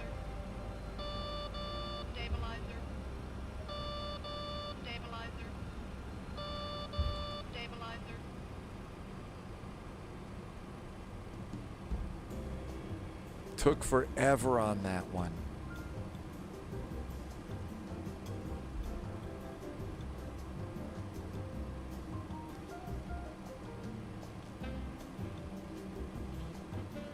Ooh. Not a very good job of taxiing off. Runway 22 left, clear land, expedite vacating to the right. Not a good job of getting off the runway with this thing. It's a big old heavy Chicago airplane. 441, welcome to Copenhagen. Continue via Bravo, right onto runway 12, hold short runway 22 left. Continue on Bravo and continue on to runway 12, and we will hold short of runway 22 left. Lifty cargo 441. Oh my gosh, this thing handles so cranky on the ground.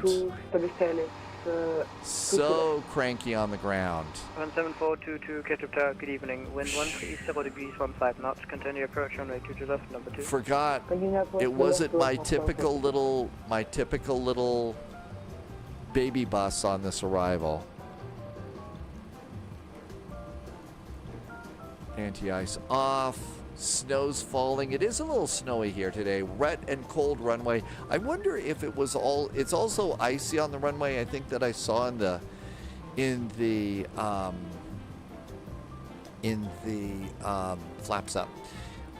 Eight is that maybe there was some ice, and that's why I had a terrible time stopping. Not the most perfect of landings. That wind really kind of took me by surprise.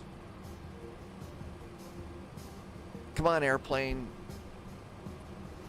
No thrust idle taxi in this thing, that's for sure.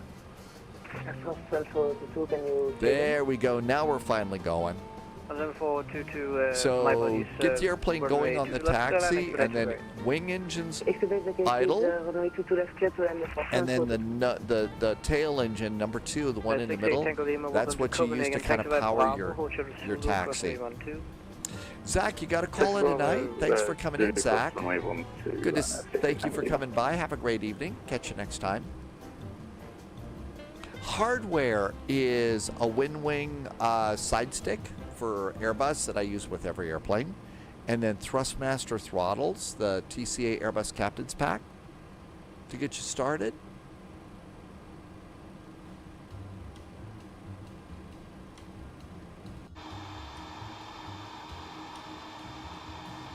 I've still got the landing lights on. We're blinding everybody. That's our really, really big airplane. These things were just amazing to see from the ground. Just thinking, oh my gosh, that's an airplane that flies in the sky. Okay, landing lights off. And strobes should go off. We're not going to start up the APU. 121-630-149 68 Tango Lima, contact apron 121. Thanks, Irvi. Welcome back. 121-630, thanks, sir. Bye-bye. 196 Tango Lima. Jeff, the Hawkeye guy. Welcome back, Jeff. Good afternoon from Michigan. 2024 is installed on your Xbox. You can give it a little whirl. Where do you think you want to go? Is this like your first flight on Microsoft 2024? And this sounds a little rude, but I don't mean it to be, okay? Do you know how to fly a plane? Custom Tower, very good evening. Scandinavian 43, micro, middle wireless, to left. So I've got my wing engines 1 and 3 are at idle, and I'm taxiing on the center engine. Wabi's first flight was at the pyramids.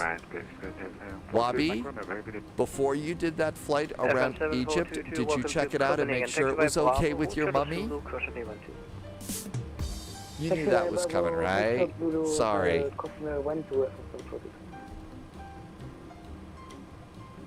Okay, what's our taxi speed? 14 knots. We need to be more like 10 knots for the turn here.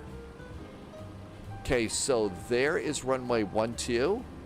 And we're supposed to taxi on this runway, and then we're going to hold short of the runway we just landed on.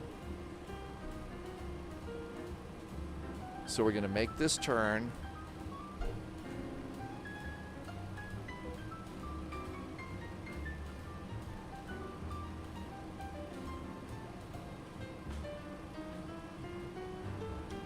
We're at 8 knots on the turn. That's perfect for this big plane.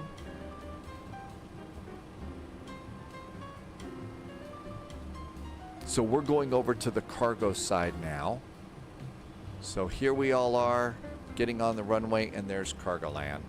Cargo 441 behind the arriving Scandinavian Boeing 737 1 mile final. Cross runway 22 left. Continue via runway 12, Gulf 1 and Gulf, then Gulf 136.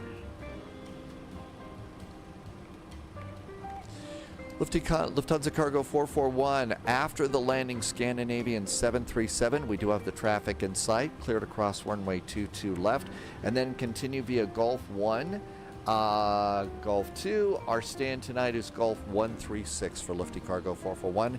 Thanks for the ATC. Have a great weekend. Unfortunately, sir, the week is just starting, but good week to you. Oh, that's right. It's Monday. I don't know. You know, Vectors to Copenhagen's always like a weekend party here.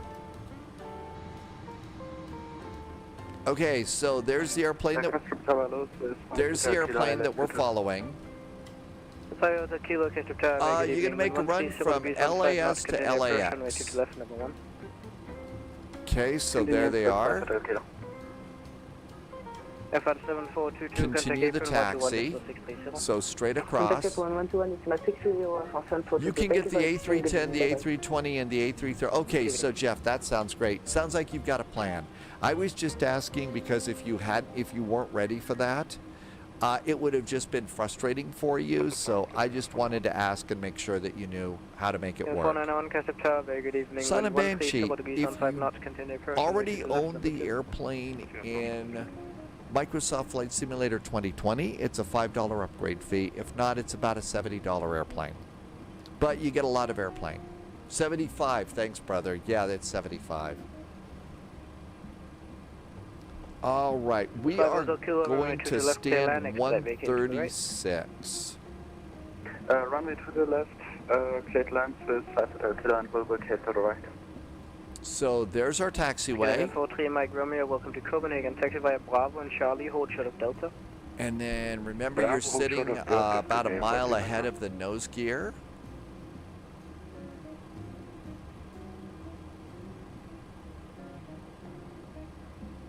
Our next flight is in this airplane, but we're going to go from Memphis to Indianapolis. It'll be a daytime flight. Tell you what, though, this one really looks like it's nice.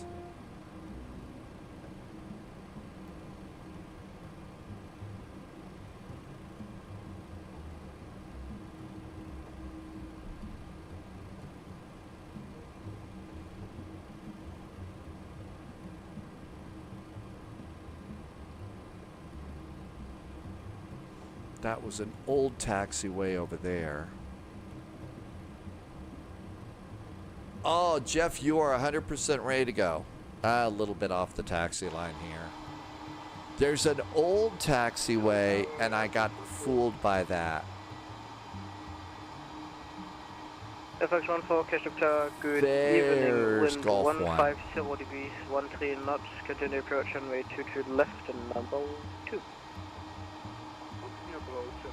All right, let's get back over in the center line where we belong.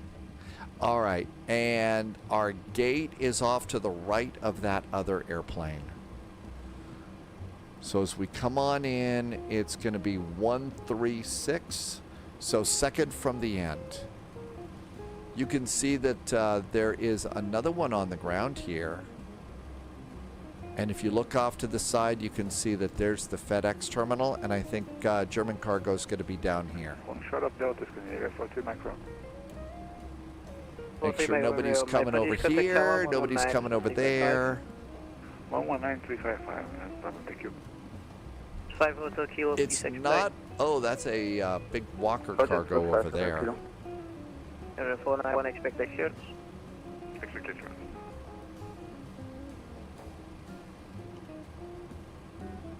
All right, and it's labeled, so there's 129.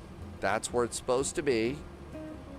Another big MD. Yeah, and if you're unfamiliar, Walker is a special airline on VATSIM.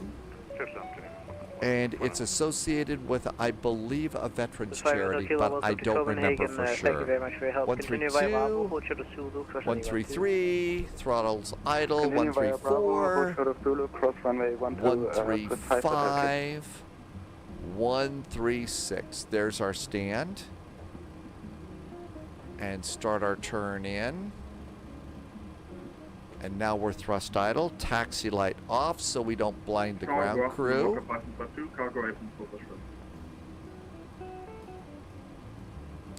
Maybe a little bit more coming in. And generally, I'll come over here and come out like this. FX14, runway 22 left, clear to land, expedite back into the right.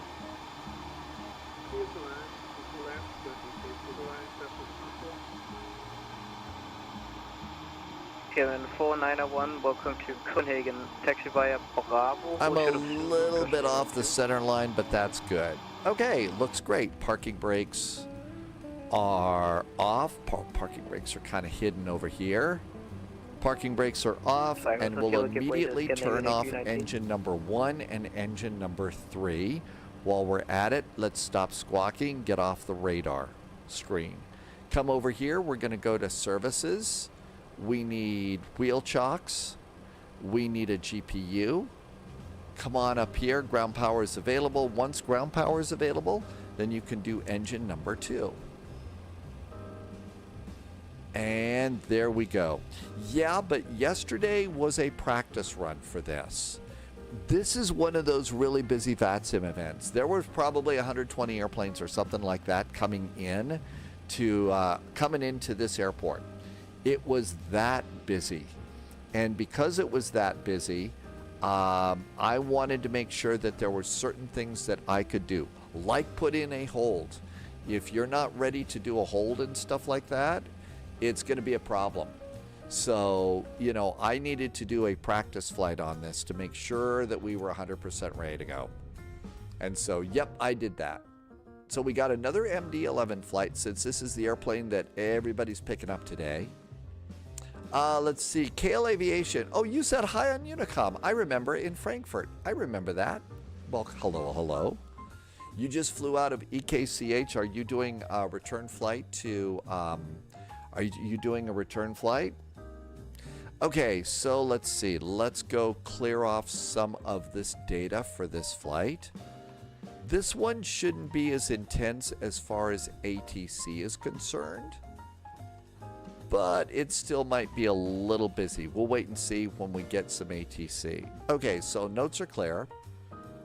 All right, let's go and have a look here. And the first thing to see, so there's all the airplanes coming in. There's 1,446 pilots flying on this network right now. Speedbird is Memphis to Denver. Happy landings in Denver. All right, let's see what's happening on VATSIM here, where we're going to go. We're going to depart from Memphis. There is no ATC, and we are going to Indianapolis. There is no ATC there, so we're on our own. So this is going to be a really good flight, especially if you are new. So the first thing, since there's no ATC, let's go and see what's happening at the real world. And in the real world, we could look at FAA's digital ATIS site, and let's look at the arrival first. So KIND, Indianapolis, and the real world ATIS is Information Yankee. Winds are 230 at 11. Few clouds, not a bad day.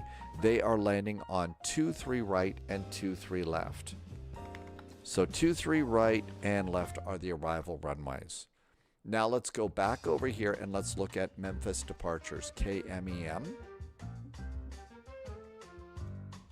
Memphis Information Sierra. They are departing, simultaneous departures, all three runways. Generally, that's going to mean for us 18 center is usually what they'll blast us off on. So we're good to go there. Back to VATSIM radar.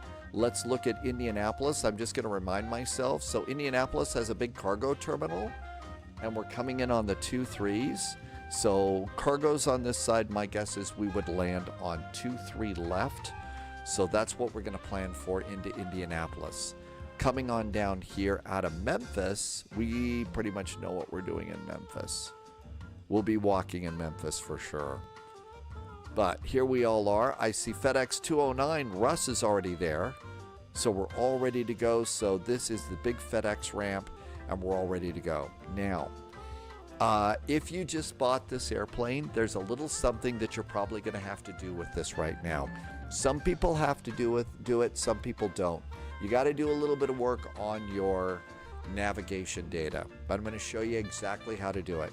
So find your install folder for Microsoft Flight Simulator 2024. So I'm going to go and get MSFS 2024, and there's my install folder right there. Now, on the install folder and stuff, I have two community folders. The big one that we always use for everything, but now there's one called Community 2024. Click Community 2024. And you'll see over here, there's TFDi Design Aircraft MD11. We're going to go ahead and click that. Now, there's a file. It's called layout.json. It's a JSON file, layout.json. Take layout.json, grab it and drag it to the bottom and put it on top of MSFS layout generator. You need to do this, especially if you've noticed in your MD11 that you can't go and install a SID or a star, a departure or an arrival. If you go and click on it and nothing happens, that's what you need to do. So it's layout JSON over the MSFS layout generator, and that should work for you. That should get it all working, okay? KL Aviation's doing Copenhagen to Amsterdam, Speedbird, Memphis to Denver, and Airbus Honey.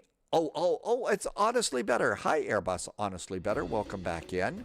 Lifty Cargo, the MD11. It's a fun. Oh, you're doing the long one?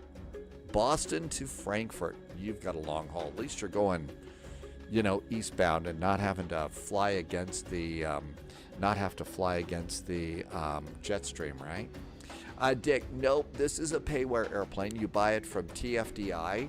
They're the people who make the airplane.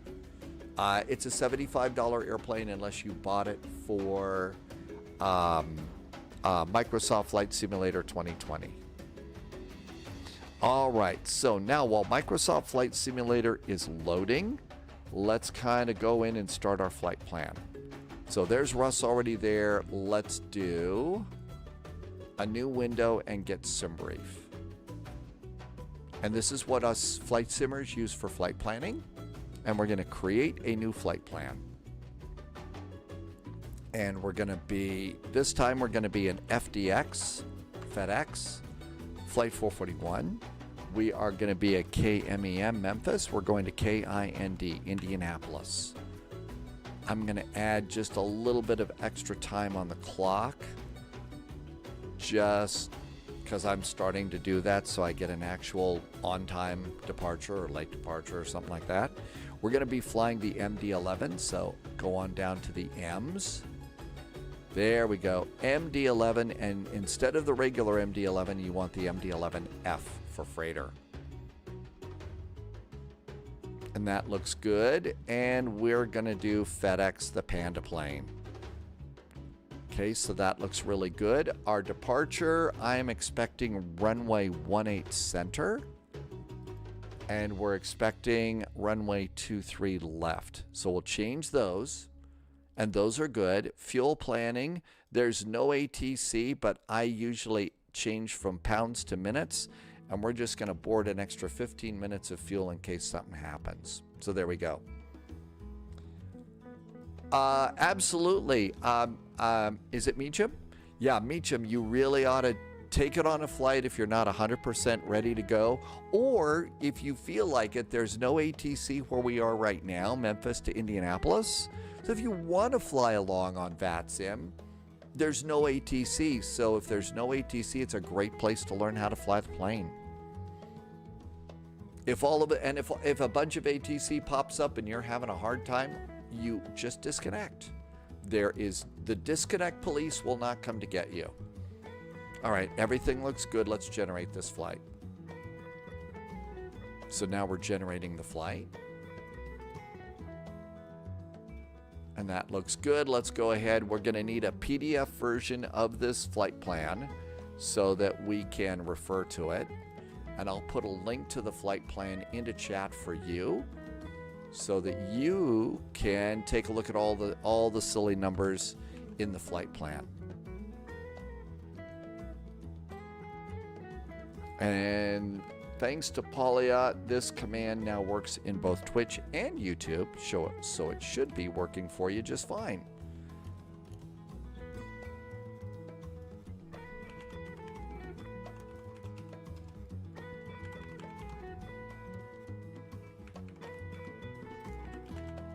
Okay.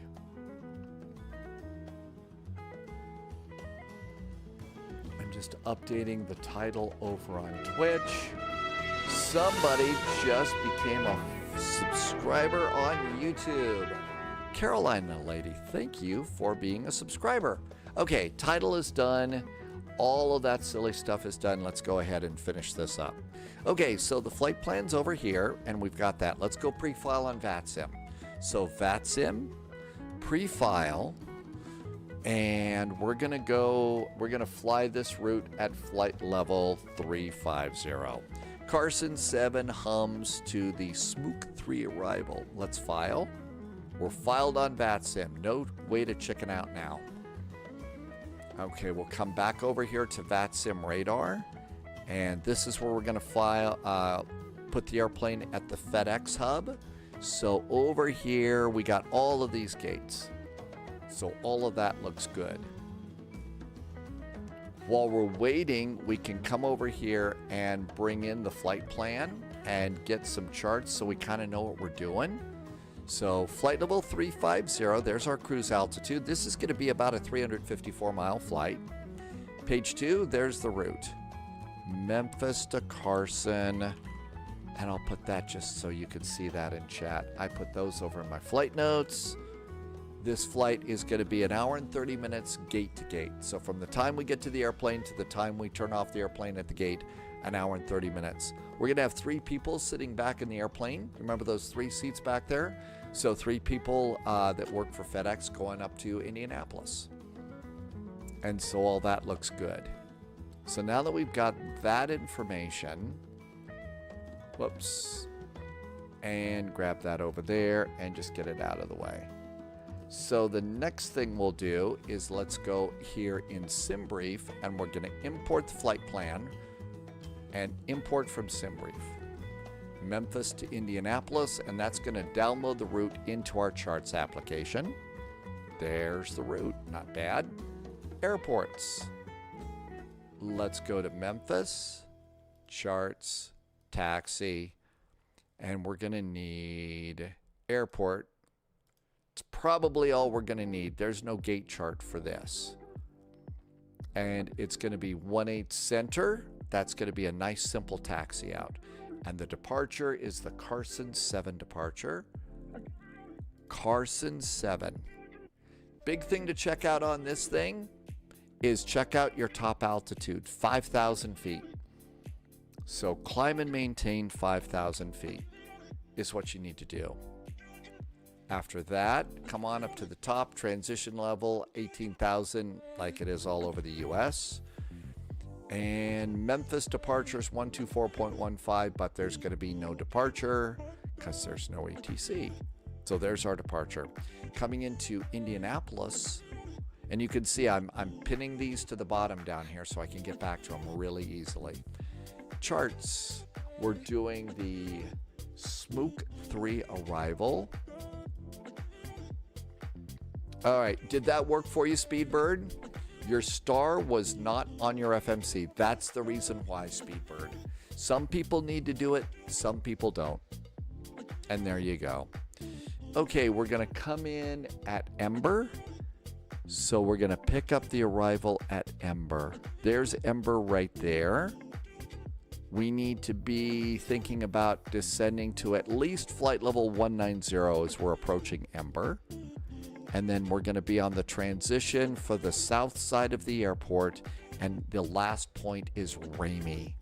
The last point is Ramey. Now, what you could do, Speedbird, is before I learned about this, what you need to do is you can just put in your arrival manually. And I did that like 3 times until Mountain Man came in and told me how to fix it.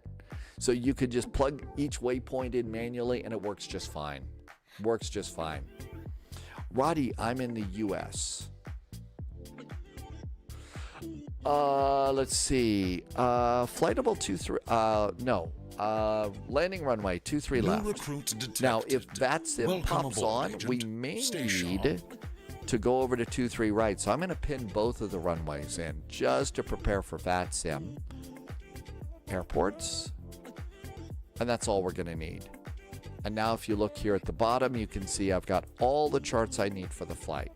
Instead of, back in the old days, before we had computers and each chart was paper, you would do this, but you would stack the paper charts that you needed in the order that you needed it, top to bottom. So you get your first chart, there we go. When you're done, second, third, fourth.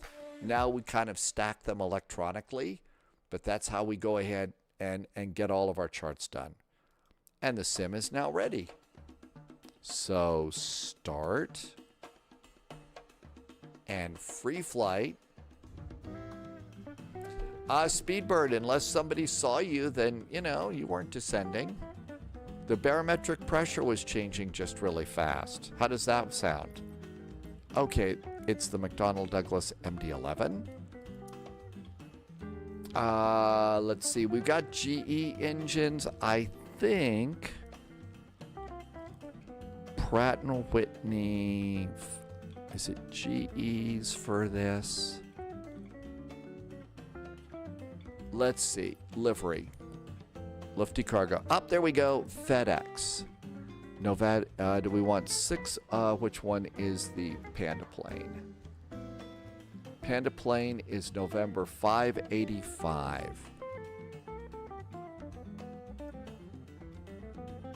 There's the Panda plane. Always nice to have an airplane with a big teddy bear on the side. Cool. All right, save and go back. They actually don't fly this one anymore, and they've changed the Panda. They put the Panda over on a 777. Okay, that looks good. Save and go back. Let's go to Memphis. KMEM.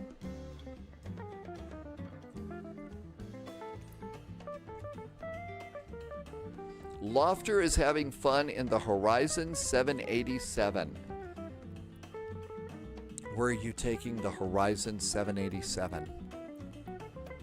All right, there's the gates that we were looking at over here in chat. Over here. So let's go and grab stand 203. That'll keep us out of everybody's way. So stand 203. There's 203. Click it. Set as departure. And then I just kind of sit back and give it another second here for everything to kind of paint on. Landy says that the version 2 of the Horizon 787 is going to be really good. That's probably when I'll start getting into the 787. And here we go.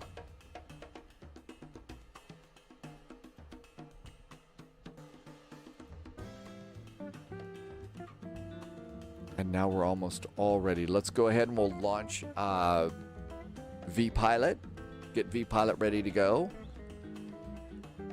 Lofter is taking YYZ to SeaTac. Oh, that didn't take long. Uh-oh. Kind of froze there a little bit.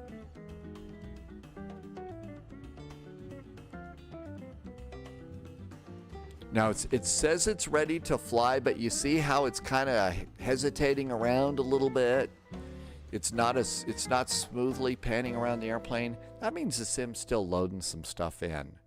So I kind of treat this like opening a bottle of wine, you know? When you open a bottle of wine, you're supposed to let it breathe, right? Well, this is letting the sim breathe a little bit here. So we'll just do that. And ready to fly. Now it's kind of smoothed out the movies. You know, the panning around the plane looks good. So that's good. Let's go ready to fly. And you can hear we've got a really big generator down here. Hey, Captain Chris, welcome back. Rangi, you gonna call it a day? Good night, Rangi. Old man medical examination. Have a great day tomorrow. I hope everything turns out okay, Rangi. See you soon, and thank you for being here. And there's our big airplane, and there's our big teddy bear. Okay, let's go ahead and enter the aircraft. And it's going to have to sit and think a little bit more. No sense in punching buttons and stuff. I think it's ready now. So if we go outside, you'll see that we don't have stairs. But what we could do is, if you kind of like to have some stairs, you could go turn on GSX and you could operate stairs and have them be FedEx stairs. And so now it's going to put a bunch of FedEx stuff here on the map, on the ramp. And you can see our stairs here are coming over to the airplane. It's going to drive through some stuff, which is kind of cool, especially if you remember in physics class that two solid objects are not supposed to occupy the same space at the same time. Either physics class or Doctor Who, but one of those would work. But eventually you'll get some stairs over there. So that's kind of nice to have. Come on down here, make sure that throttles work. Throttles are working. Look down here, make sure the other USB stuff is working. That's looking good. How about rudder pedals? Rudder pedals are good. I think we're ready to go and do airplane things. Let's get on VATSIM. And now we are FDX, flight 441. We're in MD11 and connect. And if we go outside and look over here, you'll see Russ in an A300 down there. And there's another MD11 that just pushed back. My guess is there's going to be a lot of MD11s today. Hey, Volley Nerd. You show the gates when you zoom in very deep. Does not show that for me. Is it a setting on VATSIM radar? So I think it depends. So if you're like looking here, it could be a layer if you look off to the right side here and click layers.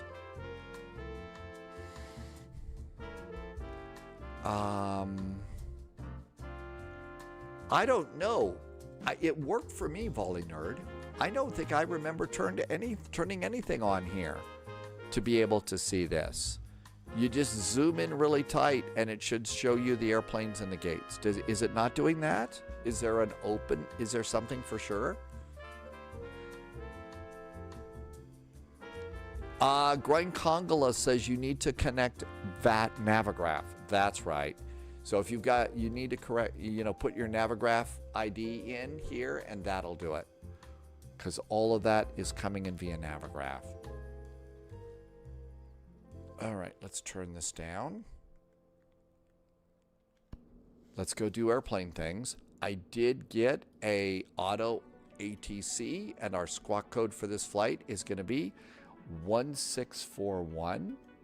1641. We are in the US here, so we need to come in here to messages, put a dot in here, do CTAF and KMEM, and that gives us our departure, our ground frequency.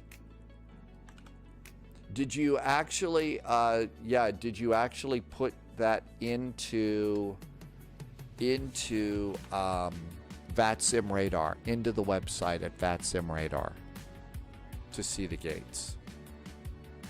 And if Polyot were here, they would be saying it's time to turn on Volanta.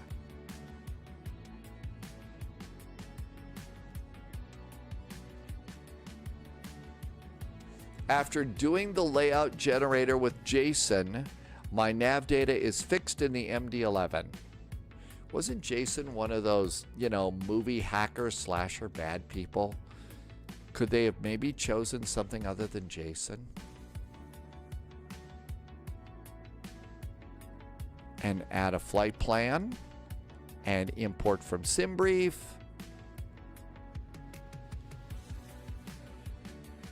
And there is our route. And Volanta is now active. And if I would just update the cache, it should be working for you. Now all of our preliminary stuff is done. Okay, let's go ahead and start doing things. So over here, we're going to go and import the flight plan. There's the flight plan, and it is in pounds.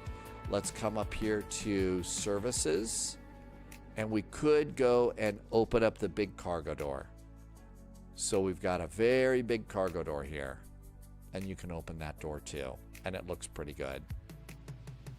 What's Volanta for? Volanta is sort of like a flight tracker that you can use. It keeps track of all of your flights, and if you're a live streamer, it'll put that data that you see at the top of the screen there, and that's how that works. All events is always great. I always like flying. Vectors to Copenhagen is such a fun event. When taxiing to cargo, you're meant to continue all the way down runway 12 to G1. I did. Can't accommodate aircraft heavier than medium weight. Oh, really? Okay, so you go all the way down to the end of runway 12, and that's G1 because the one that I did is a lightweight taxiway. Sorry about the damage to the taxiway. We only had a shipment of volleyballs, but all events, thank you for coming and telling me and reminding me, because I'm probably going to fly cargo next week too. I'll probably do that next. So thank you for telling me. I really appreciate it. Thank you. Okay. You've got ground crew on it. Yeah, sorry I crushed the stuff today. That was bad. Thanks, all events. I really, again, thank you for telling me. I was looking there and I remember you saying, okay, yeah, Gulf 1. There's Gulf 2. Where Gulf 1 must be a little bit hidden It must be the other one, and I didn't think to look at the end of the runway. So I'll remember that next time. Thanks. Okay, all this looks good. Let's go to turn on the airplane. You turn on an MD11 up here at the top. And there's the on switch is right there. It's the battery button. Battery's on. And then if you look over here, there is a green light. It says external power. Let's turn that on. Betty is aboard. Let's arm the emergency power. And everything looks good there. And now what we want to do is do emergency exit lights to arm. Navigation lights to on. It's daytime. We don't need the logo lights. We're going to go and I'm going to turn up this little white dial here straight up. And that's backlighting on the overhead panel. I'm going to do the same one here, and that's backlighting on the instrument panel. Maybe golf. It was on the back 9, Senor Tomas. Yes, back where my golf balls usually ended up. Is there a tool like XP Web FMC? Some of the airplanes actually do have something like that. I've never used it just because I don't have anything external, because as a live streamer, I want to show stuff on the screen. And so that's why I don't usually do those.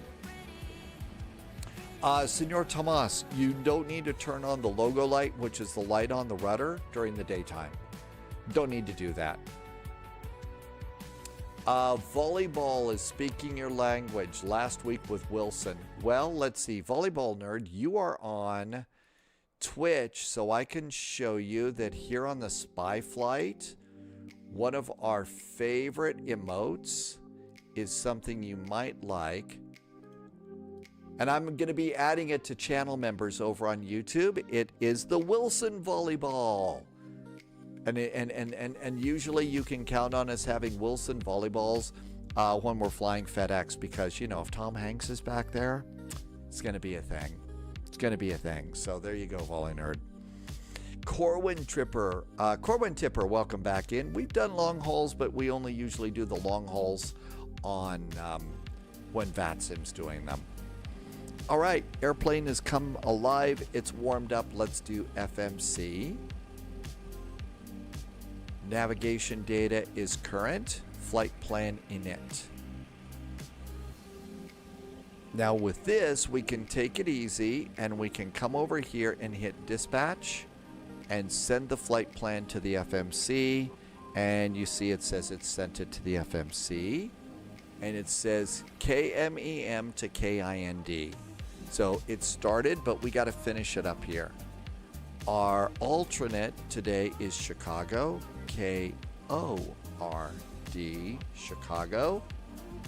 Our flight number is FDX, flight 441.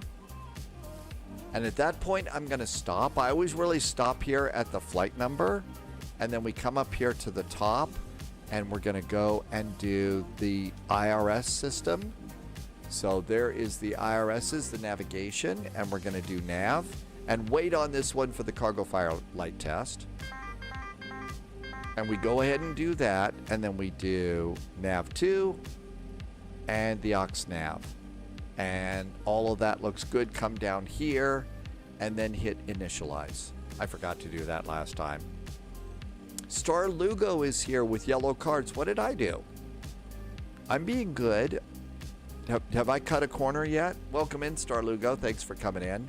Yeah, I like this FedEx livery too. It's got a big cute bear on the side, and who can resist a big cute teddy bear on the side of your airplane, right? Okay, cruise altitude, flight level 350.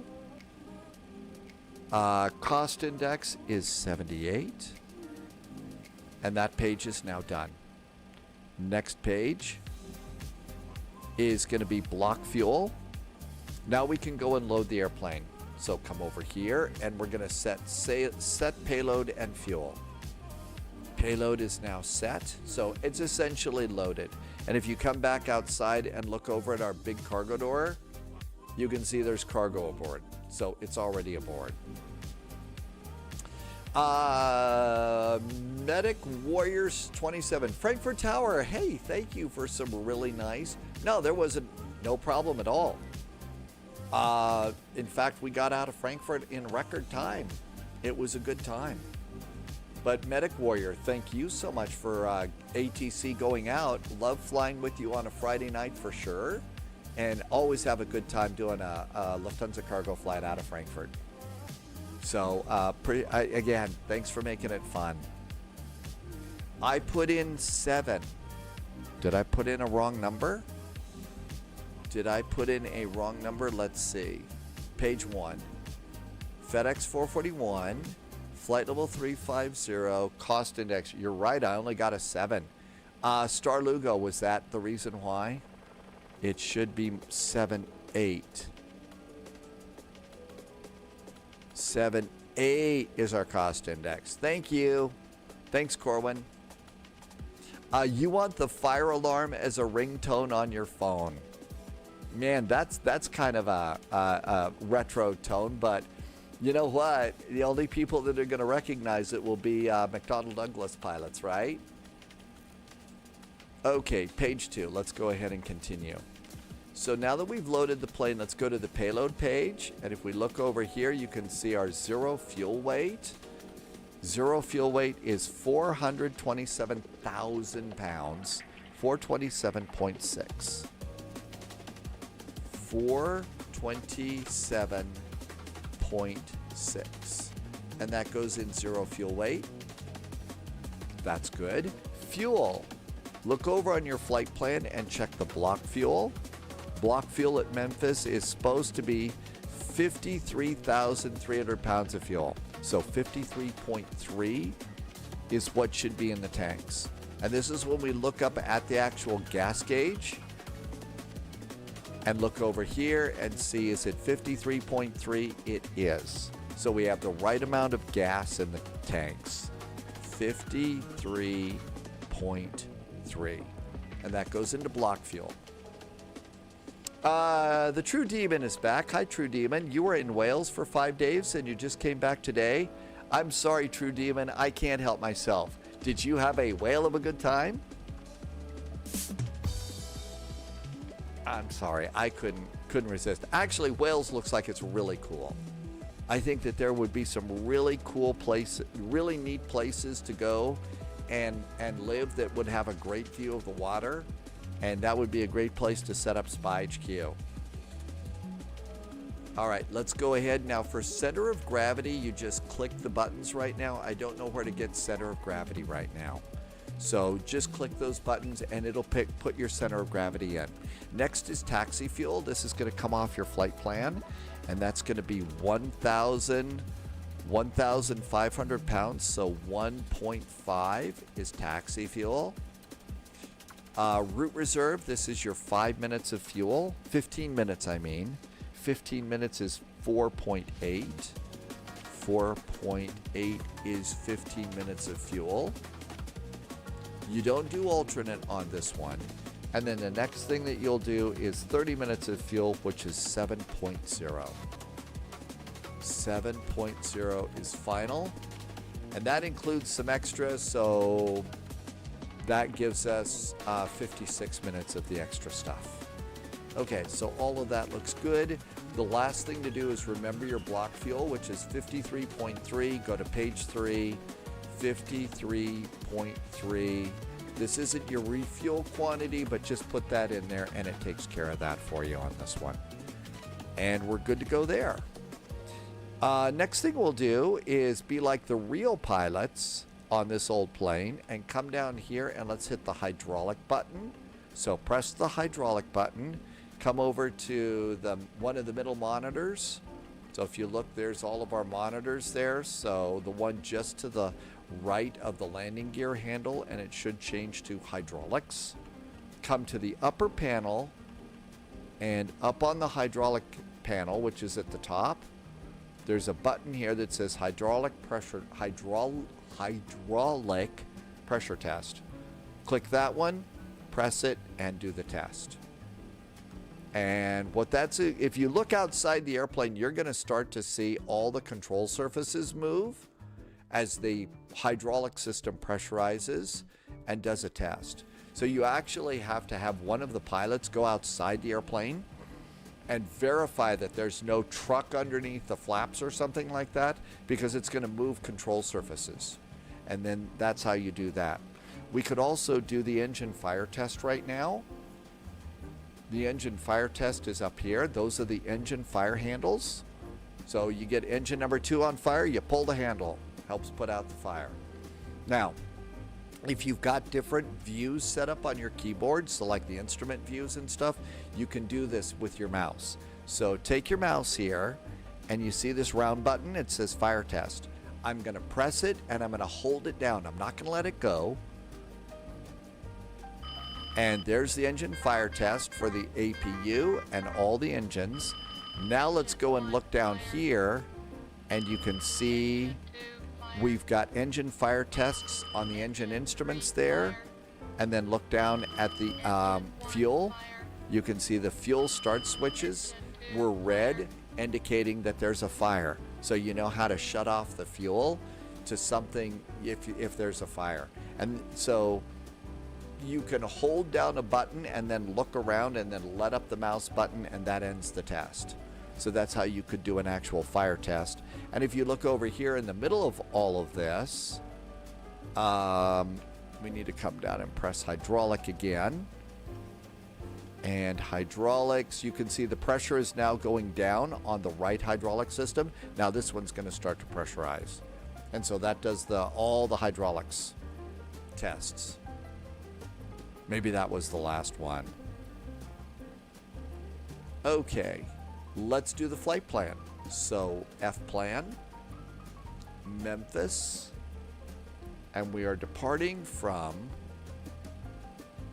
runway 18 center.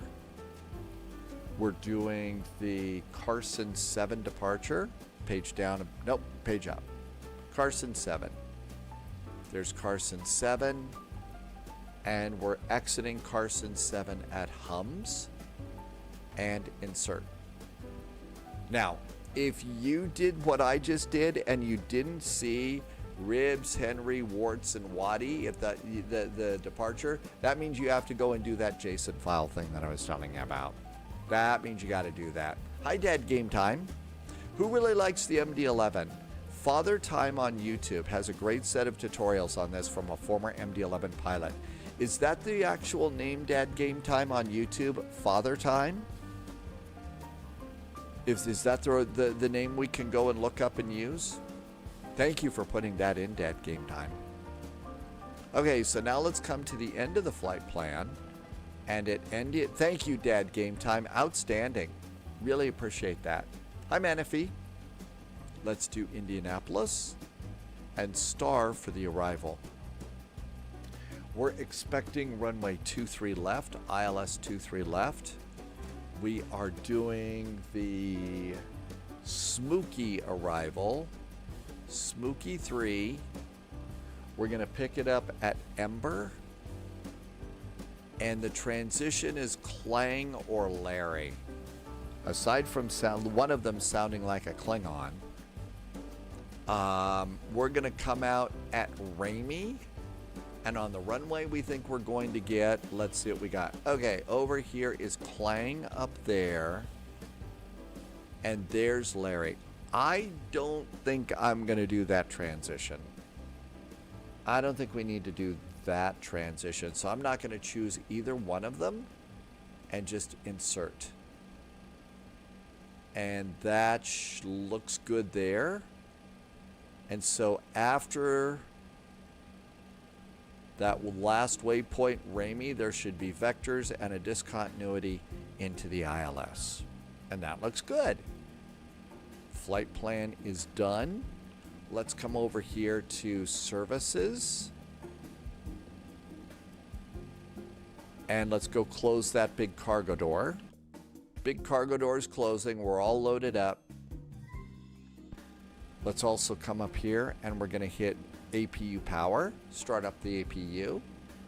He's also published a bunch of documents from his time in the MD11. That's a really good place to go. I would love to. I need to remember to do that. I don't know, man. If oh, you didn't know? Yes, they released the MD11 for everybody here in Microsoft Flight Simulator 2024. Let's see. I forgot to do smoking. No smoking. Did we arm the emergency exit lights? We did. That looks great. APU's coming up. Flight plan is in. Takeoff and approach is next. Let's go and start building some stuff up here. Airport. We're going to be departing on 18 center. The heading is going to be 180 degrees. So let's put in 180 for a heading. 180. We've got an initial climb clearance of 5,000 feet. So we'll put in 5,000 feet over here. That looks really good. ADAs. There's several places we can get weather. There's no ADAs right now. It's just us spies here. So let's go to airports. Let's go to Memphis. Let's go to weather. It says the winds are 190 at 7 and the altimeter is 3034. Let's put in the altimeter. So that's going to be 3034. 3034. So we're dialing this dial up here for baro set, and we're setting the altimeter, which is right there under the altitude tape. And let's turn the map off for now. We'll turn it on later. Okay, so everything's good. Let's go and close that passenger door. So there goes the passenger door. So pilot door is closing. There's that door closing. And let's go and we'll grab GSX. Click GSX and let's do prepare for pushback and departure. What that'll do is get rid of the stairs and get the pushback crew ready for us. So the stairs should start going away and the ground crew should come in. So there's the stairs. See, they're going away now. And here comes our ground crew. So that's really nice. The APU is available. Let's turn on the APU bleed and turn off ground power. There goes ground power is off. And we can disconnect the GPU. Ground power is off. And let's come on down here and do parking brakes on. And I'm going to disconnect the wheel chocks, and that gets me off of that, off of this. And now we'll do performance. We're expecting runway 18 center for departure. Runway 18 center. Let's get our weather information. Altimeter 3034, that's correct. Let's go and get our takeoff weight. I'm going to do a flex takeoff with optimum flaps. And let's calculate all of our speeds and stuff. So it's going to be flaps 10. Let's put that in right now. Flaps 10. And then before you do anything else, come over to dial a flap and put in flaps 10. There goes dial a flap. Flaps 10. Cool. The flex temperature is 59 degrees. One thing that gets a little bit confusing is what's called slope and temperature. Iceman, yeah, this is a favorite livery for sure. The one with the bear on the side. How do you get on with Chase Plane? I'm loving every minute of it. It does cause a couple of problems with some airplanes, but I think they're going to fix it just fine. So I really like Chase Plane. It gives me all sorts of cool stuff to do, and I'll show you a couple of them in just a second. Let's go nose right, tail left on the push. Release parking brakes, please. Okay, they'll just wait for us. All right, let's come on over here, and our speeds for takeoff are, oh wait, we're doing slope. We're doing slope and temperature. So slope and temperature you're gonna find over here. And it says slope 0.6. So the runway actually goes up a little bit. And then the wind is a headwind, 0.7, and the temperature is 10 degrees Celsius. So the first number we need is +6 for an upslope, and Headwind is +7. All right, ready to go. Plus 0.6 / +7. And that goes in there. So there is our upslope and our headwind. So we're good to go there. Temperature again is 10 degrees Celsius. So 10, and don't forget the C. The airplane wants that C in there. Then we're going to go and get our speeds. 143, 158, 172. 143. Sometimes the numbers are preloaded, sometimes they're not. 158, 172. Looks good. And we're ready to go. Let's bring the map down a click. Do traffic, data, and airports. So that'll be on there. We did get a squawk code from VATSIM. We ought to put that in. 1641. 1641. Let's go get on their frequency right now. So transponder is on. And remember that CTAF frequency I was yapping about? CTAF is 119.7. 119.7. And I'll bet we'll hear some people taxiing around. Next frequency is 122.8. And that's good too. Let's see. So let's go ahead and look around, see if there's anybody here. Russ is already gone. Boy, yeah, it took me for a fact is there's Russ over there in the FedEx A300. Russ is about ready to go, so we need to get going too. Everything's ready, so let's go and turn on the beacon. Beacon is on. Ignition is on. Cabin signs are on. And we got a real-world checklist to follow. So, gear pins are removed. Pitot-static is checked. Cabin signs are on. Flight control panel is set. The speed band is set. And that the speed band is that right there. V1, rotate, and V2. Altimeters are set. Fuel is verified. System modes are auto. Takeoff data is inserted. Auto brakes. Takeoff. Auto brake takeoff. Takeoff warning is checked. We did that. And flap takeoff selector.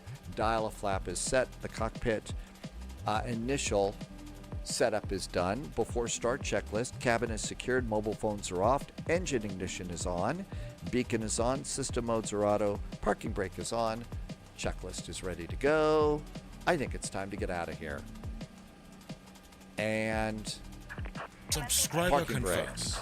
Top clearance granted, Agent. Hey Loyalty Squeeps, noted. welcome aboard. Thank you for the nice resub. Squeeps has been here for 34 months and sends some beer cheers. I've still got tea, but tea cheers. Tea cheers, Squeeps. Thank you for coming in today. Welcome aboard. And I appreciate the support. Thanks for helping me to keep this crazy thing going. It's been a fun ride. I'm loving every minute of the live stream and YouTube life, but thank you for being there to help me make it work.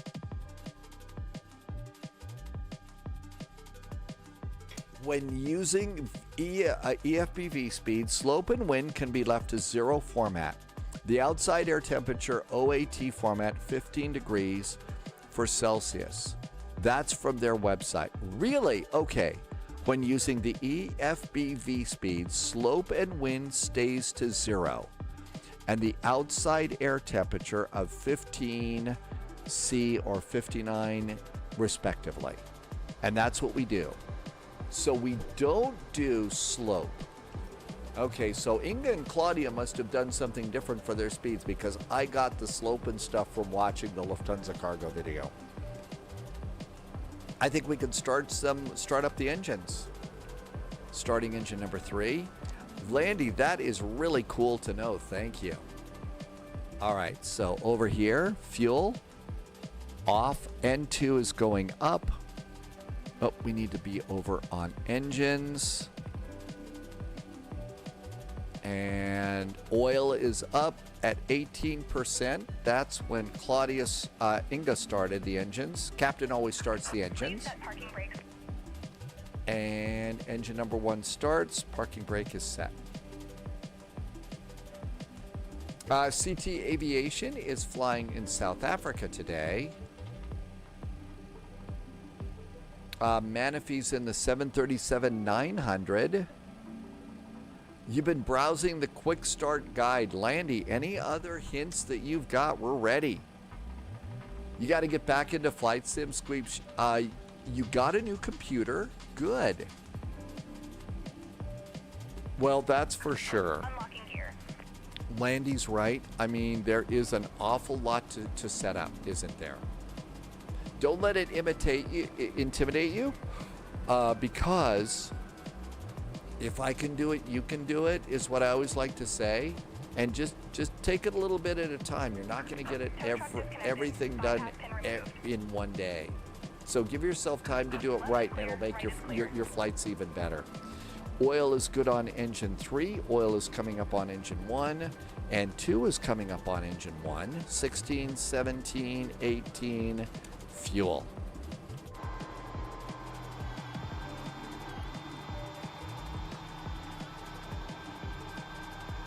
And there is our crew chief. And she's going to show us the gear pin. Yep, I took the gear pin out. You can steer. And then either wave at us or flip us off if we were rude. And there goes our crew chief. All right, that looks good. Go back to dispatch.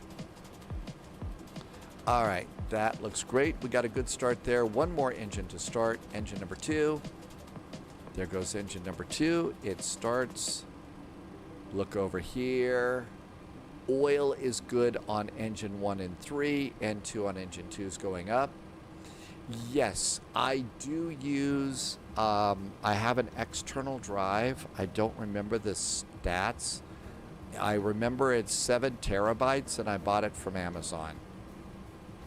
That's about it. She wants to ride with you to Chicago for deep dish pizza. There's a cargo terminal. We could do continuing service to Chicago very easily. I'm always up for deep dish pizza. Okay, good start on engine number 1 and 3. 2's coming up. Oil is not a problem. And we got 2 good starts on our engines. Dad, game time. It came, I believe, with I don't remember exactly. I think you go to the TFDi website to get some liveries that you wanted, but you're going to have to go to flightsim.to if you want the Panda Bear livery.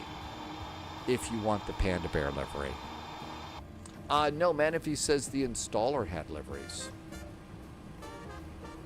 All right, good starts there. APU is off. Flaps. 10. Auto brakes RTO. All that's set. The speed brakes disarmed. After start checklist. APU is off. Anti-ice is not needed. System modes are auto. I think we're ready to go. Oh, I did not set trim. Trim for takeoff is 5.7. And there's trim over there.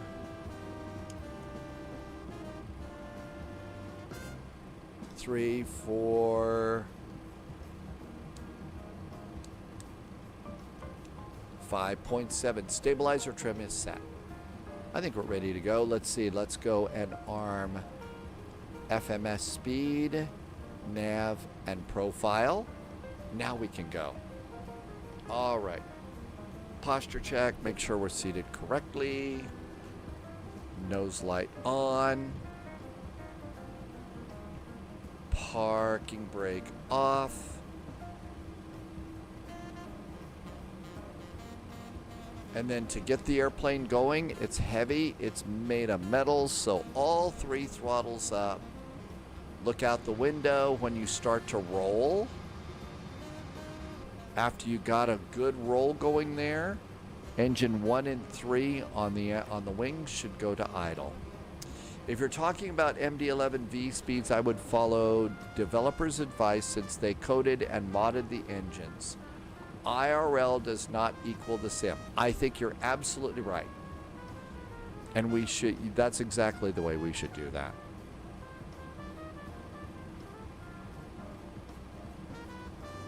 Yes, if you do actual boarding times, it really does take 40 minutes to board the plane. Takes forever.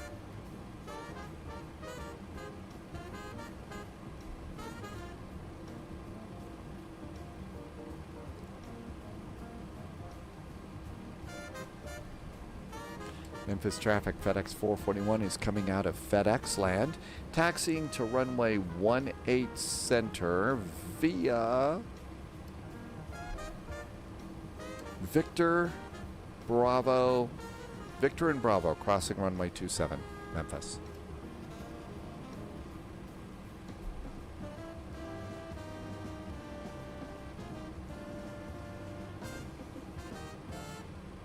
Got a little turn coming up here.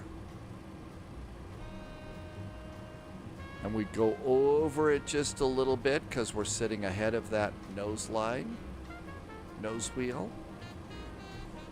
Look over there. Nobody's coming. Memphis traffic, Southwest Sub 83, 7 miles final. Pete and Shell UK is checking in from Newcastle. Hi. How is it in Newcastle? We heard it was really cold lately.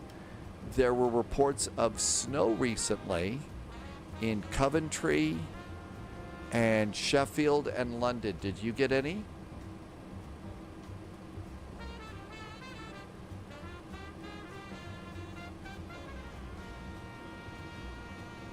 All right, now we're looking for taxiway Bravo. There's another MD11 here. I'll bet you're going to see a bunch of MD11s out here. There's another one over there too. Okay, that is Victor Yankee. I'm going to guess Bravo's that next one over here.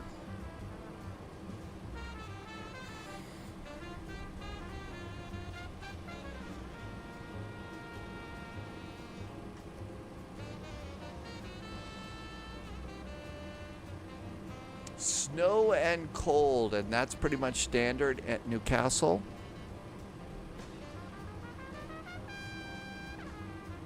Memphis traffic, Southwest 12, 83, short final 18 left, Memphis.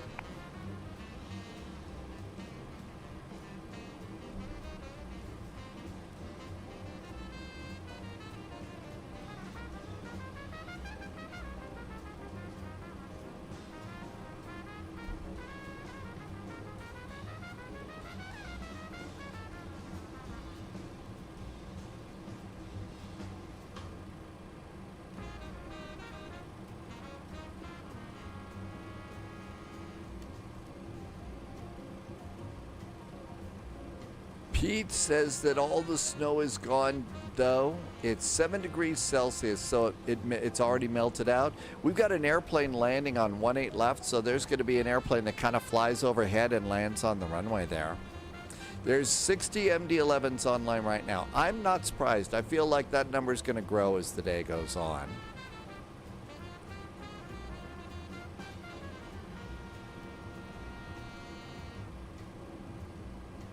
That's right. That when landing, yeah, since the EFB already has taken into account slope, then maybe we don't put that in the flight management computer?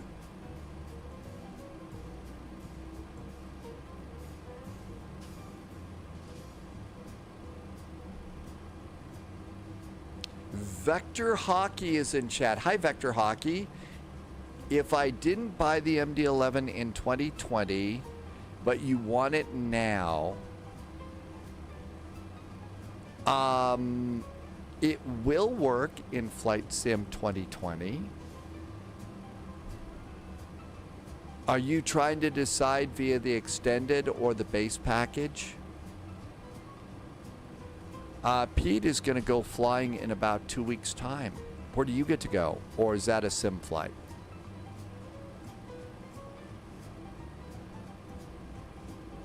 All right, we got an airplane coming in.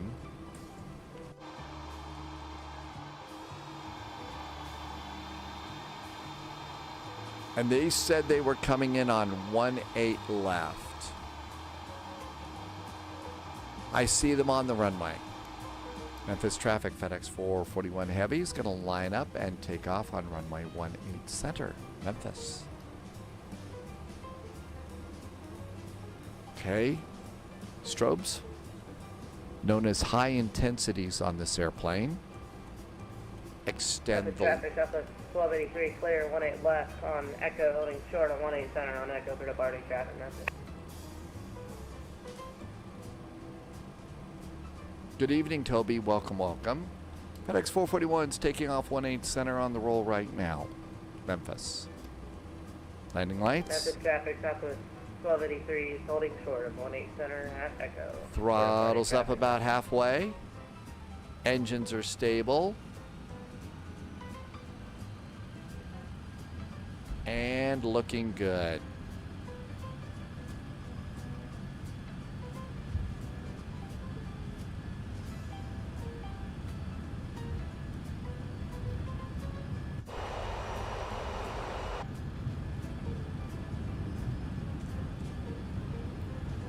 V1, hands off the throttles. And rotate.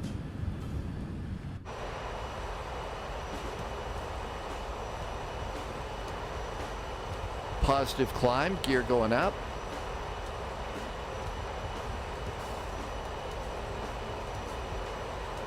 Memphis traffic, Southwest 1283 crossing 18 center at Echo.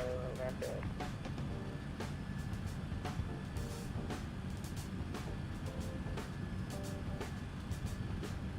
Memphis traffic, FedEx 441, clear of runway 18 center, departing to the south and then the east. Happy landings, Memphis. You be safe now. Rats, we wanted to be crazy and reckless. Now we gotta be safe. And there's intercept. Let's do a little turn. Memphis traffic, Southwest 1283, clear, 18 center. Accident parking via Echo Juliet. Gentle turn to ribs. And autopilot. I was reaching for the autopilot for the Airbus. That one doesn't work. Let's see. Let's just go ahead and do our climb. It's flight level 350. Let the airplane handle it. It's smarter than I am. 350. Speeds. Ooh, flaps retract. Flaps. And almost time for slats retract.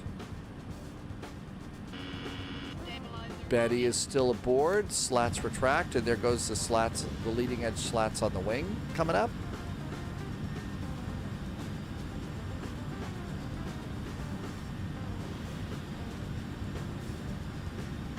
And a nice turn, a nice day in Memphis. Peter is getting to do a real world flight, a Ryanair flight, a Max 2, a Max 8. Oh yeah, you were telling us this was a special event you were going to, right?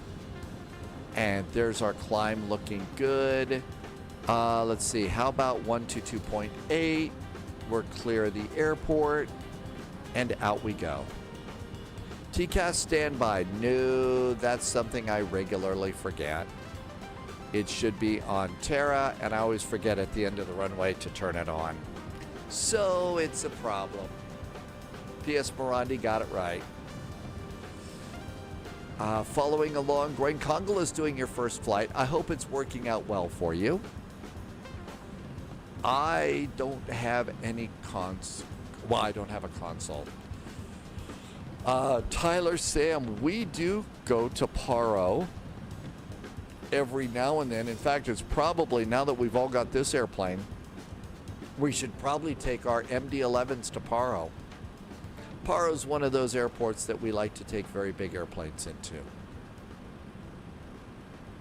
Big airplanes, small airports. Because, you know, why not? It usually ends up in tragedy. And our flight is looking good there, looking good there. And let's turn off GSX.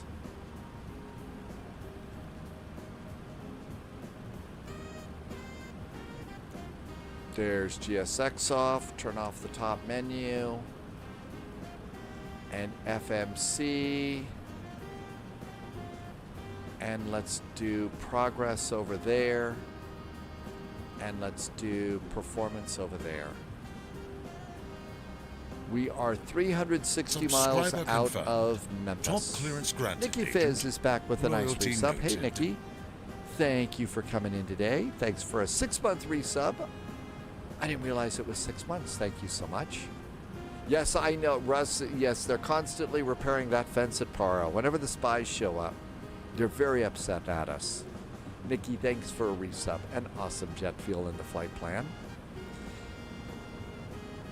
That's right. Look at James Bond landing at St. Bart's. That was pretty bad too. Out we go. Looking great. Oops. Landing lights can go off. Betty's still aboard. Taxi lights are off. Seat belts to auto. Everything else is looking good. Not a bad departure.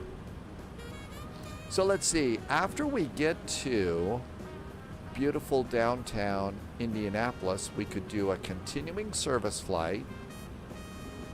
So we could do continuing service with this to another airport. Russ suggested Chicago. So up we go to Indianapolis. After that, we do have a little ATC at Midway. I don't think that they do cargo at Midway. There is a bunch of ATC in Toronto, so we could do Indianapolis up to Toronto and continue with this flight with the airplane that we got. So we could do that, or we could do cold and dark. Albuquerque's up, LA is up, Salt Lake is up, Seattle is up. So we could also take the airplane over to something like, we could take it over to Ontario and have full ATC into Salt Lake. So we could do something like that on those flights.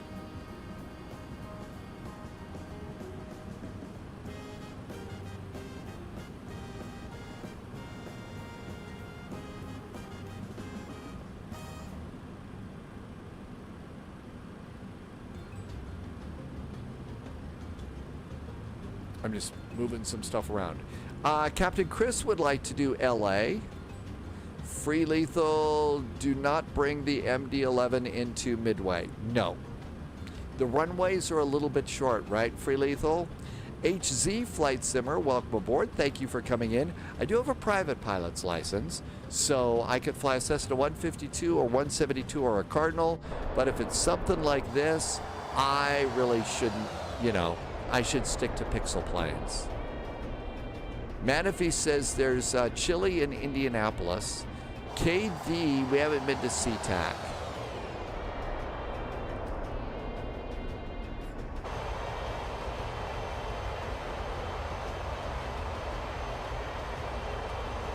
It does actually land really fast. It's going to be a little bit faster than our nice little, it's going to be faster than our cute little Airbus A319. The longest runway at Midway is 6,500 feet.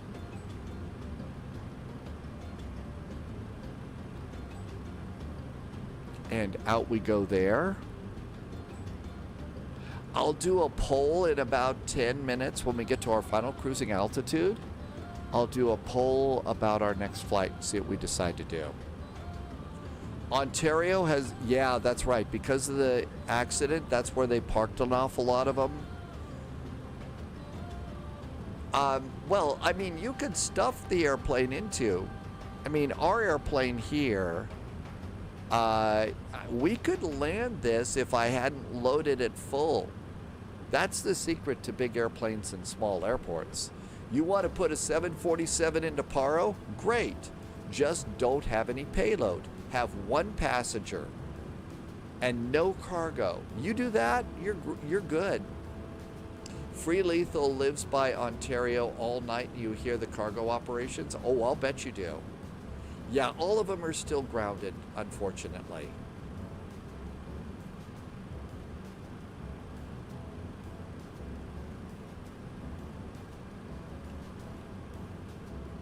We're expecting increasing clouds. There was snow in the forecast today, but now they dropped the snow and it's just going to be cloudy and chilly. But wow, it's almost up to 60 degrees Fahrenheit. It's 56 right now. Unheard of for this time of year. That's right. Don't bring your fully loaded A330. You can get it into Midway if you've got like 3 passengers aboard. You got 3 passengers, you're great. You're golden on that one. But hi, Eric. Welcome aboard. Thank you for coming by today. So should we do Kathmandu to Paro on our first flight on Thursday and take our big MD11s into Paro? Almost shorts and t-shirt weather, yep. Shall we plan Thursday, good old Kathmandu to Paro in the MD11? Kathmandu, Paro. Let's see. VNKT, VQPR. All right. No fear. Again, the secret, just don't carry a bunch of cargo and you're fine. UPS sent the MD Ontario, Phoenix, Salt Lake, Oakland, BFI, and Denver. Boeing Field, right? Boeing Field? It's raining in Kathmandu and Dogmandu. It's raining Kathmandu and hang on, where's the button? There we go. Got that one. All right. I'm gonna be right back. I won't be able to see chat. I'm gonna put in a quick poll over on Twitch. If you're watching on YouTube, just cut a zap on over to Twitch and vote. It's free. There's nothing to stop you. What should we do next? Let's see.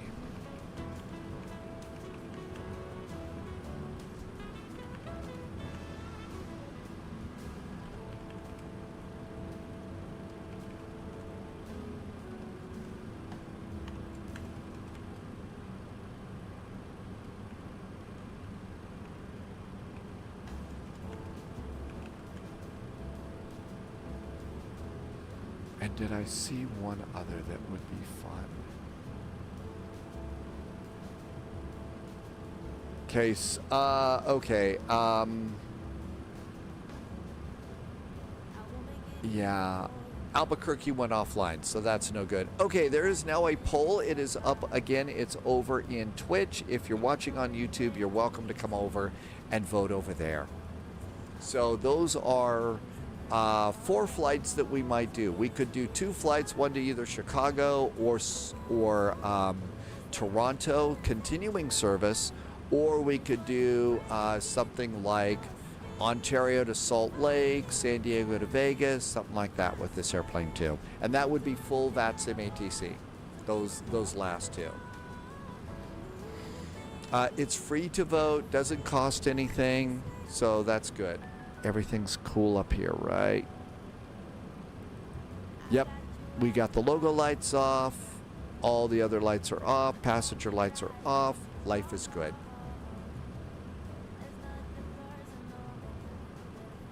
There is I don't know, Ernesto, if there was a DC-10. I know that I think something like AnyBuilds is going to be making an L1011. I think AnyBuilds is doing an L1011. So that might be nice. But I don't think I've ever seen an actual DC-10, Ernesto. This, of course, the MD11 is the updated version of the DC-10. So, you know, it's had several updates. There's a lot of automation in this airplane so that they could get rid of the flight engineer. That was a big part of it. And so a lot of that they've done a lot of upper panel automation and stuff. I think it's coming from AnyBuilds. Zulud? Did I say that right? Thank you for the follow. Welcome aboard. You're not voting for ORD, huh?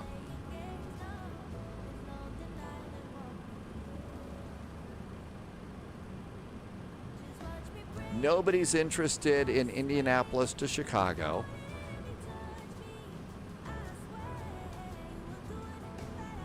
I haven't heard a timeline on the L1011. It's another trijet, but that was the Lockheed version of that. There is a tie now between Indianapolis to Toronto and Ontario to Salt Lake City. Ontario to Salt Lake has just popped up, is in the lead by 1 vote. Somebody voted for Indianapolis to ORD.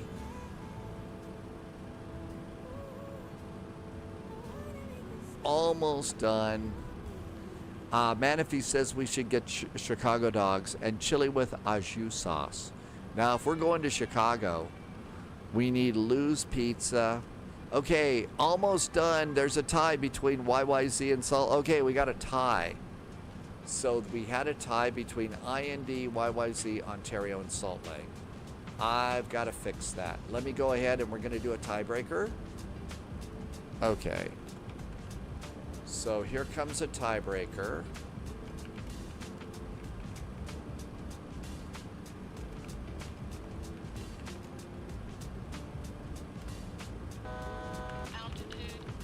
Betty is still here and not mad at me. That's great.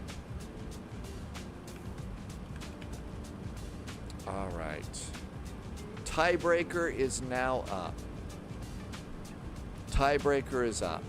That's right. We could have done both. Okay, tiebreaker is up. It'll be up for 3 minutes. I would never say. I see the thing about the voice that you hear in the airplane. That is everybody that flew these airplanes referred to this as Betty. Now they had a nasty name for Betty. They called it Bitchin' Betty. The thing is I think Betty's great. Whenever Betty ever says anything to me, it's because, hey, I forgot to do something. So I really kind of like Betty. There are also videos of some of the real people who were the faces behind the voices of Betty. So we've got that kind of happened. Senor Tomas, we're going to do this flight and one more. I had a really late night last night, so my voice only has so many words in it in a day. Betty's perfect. Okay, looks like our next flight will probably be Ontario to Salt Lake City. That one's winning by a few votes. So I need to go and make sure I've got both of those. We got sceneries for both of those airports, and I think they're pretty good. Salt Lake is kind of nice. They do have a cargo terminal in Salt Lake. And there's also, of course, Ontario is a very big cargo terminal. So let's see. KONT. That must be loaded. KSLC. That's not over there. SALT. Let me just make sure. Salt. Ontario. There is something here, but I bet that's Ontario. London International. Nope, that's not Ontario. So, yep, Vertical Sim does Ontario. So if you'd like a good Ontario, and that one is nice. Anything that Vertical Sim does is a very nice airport. And Salt Lake is PAC-SIM, and that's a nice airport too. So everything is loaded for that. About 10 seconds in the poll. 3, 2, 1, we're done. All right, so next flight is going to be...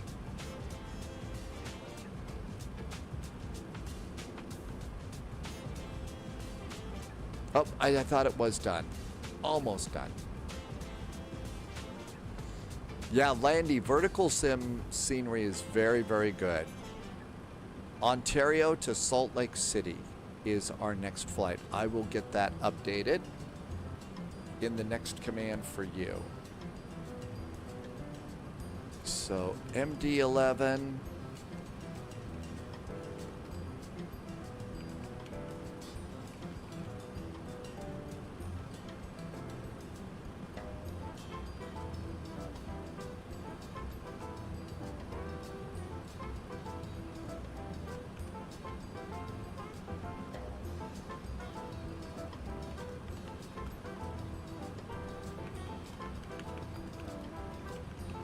If Mountain Man is still in chat, Mountain Man can tell you some stories about what it's like to be around these really big airplanes in a, doing cargo, because Mountain Man works with the really big airplanes there.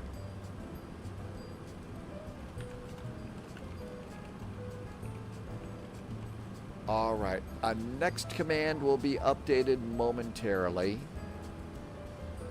Almost done. Menifee wants to do Ontario, Canada to Ontario, California. That would be a pretty long flight. That would be a long flight. You need to order extra food. Okay, the next command is updated, so that will give you information on that flight.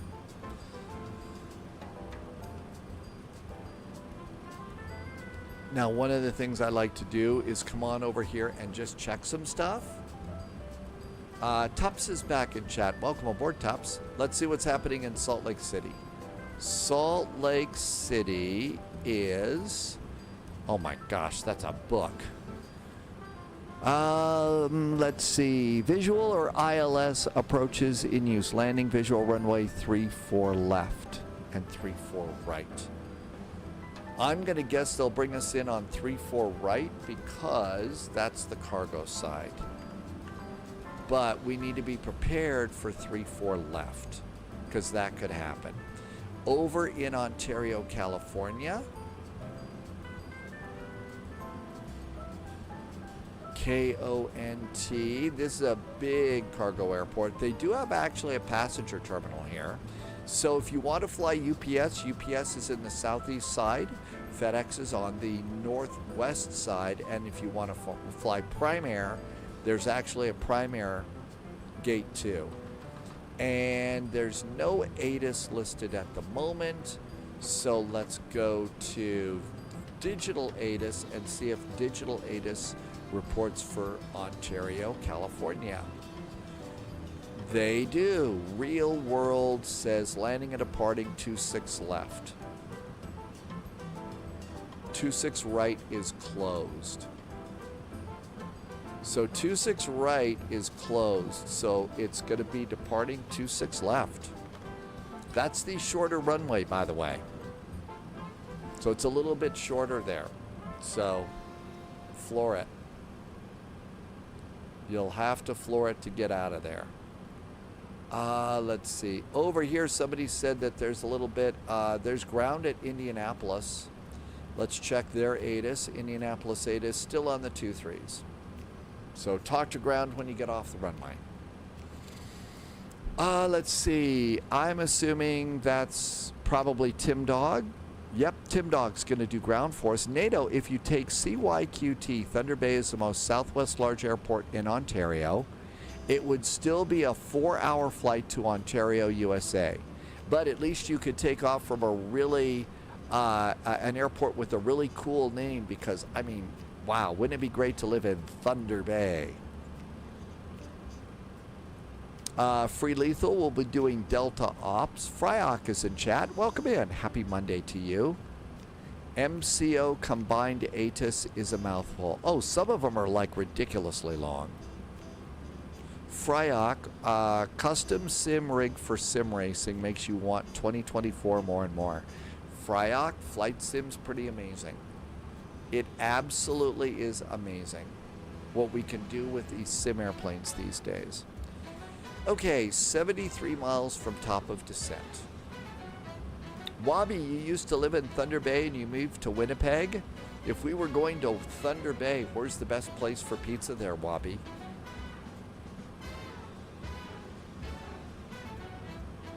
Or do you not go for pizza in Thunder Bay? Do you go someplace else? NATO says, oh my gosh, they have the highest number of homicides per capita in the Canadian cities? Okay, maybe I won't be looking to move there then. Really? Eek. So what's in the water in Thunder Bay? We've got an airplane passing over us. Nope, can't see it.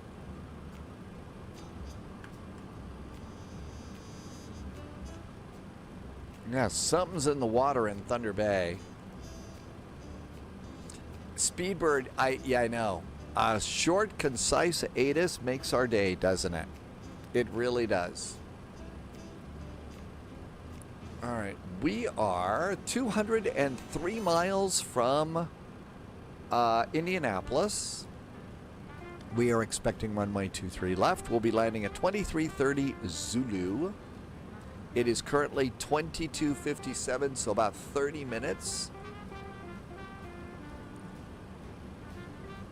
Manaphy wants the L1011, the E2 E-Jets. I don't know about the E2s. I don't know what the plan is for the E2s and the 7.5. Wabi says the best pizza in Thunder Bay is called Both Hands. Do you get just like a basic pizza, or do they have like different varieties? You know, specialty things.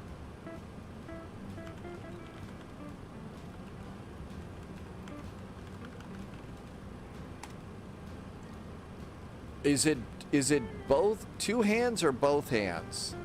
I think it's both hands. So there's both hands, wood-fired pizza, and pizzeria and bakery.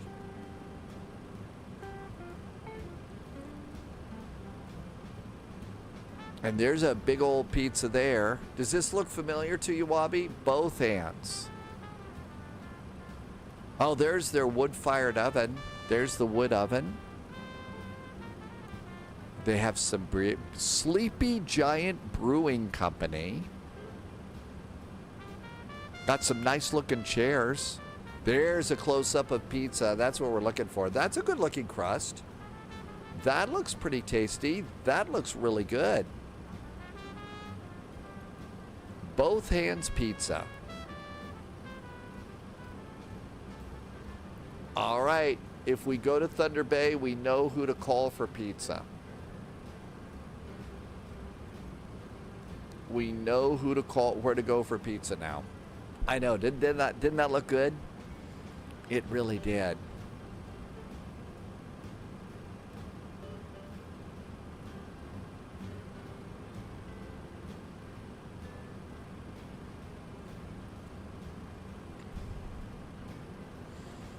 Ernesto was talking about the DC-1. I missed that conversation. Sorry about that.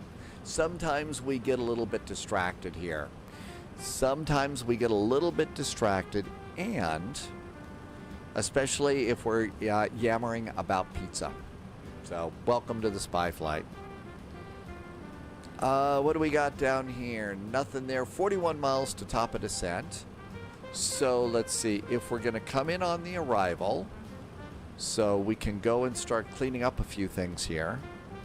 We don't need the departure. That's good. All right, we're coming in on the Smokey arrival. Mustache, that was a good-looking pint of beer, too. Oh, Mustache says now's a good time to hydrate. And if you're flying with me, you should hydrate as well. So please, hydrate along. That's important. Thanks for reminding us, Mustache. I do appreciate those.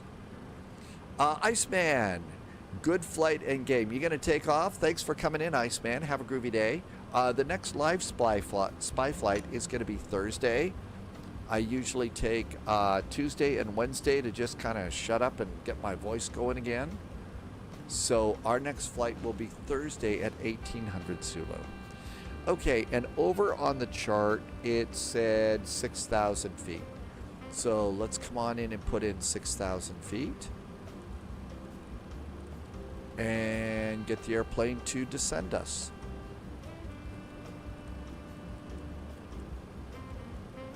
There we go. What did I have for lunch?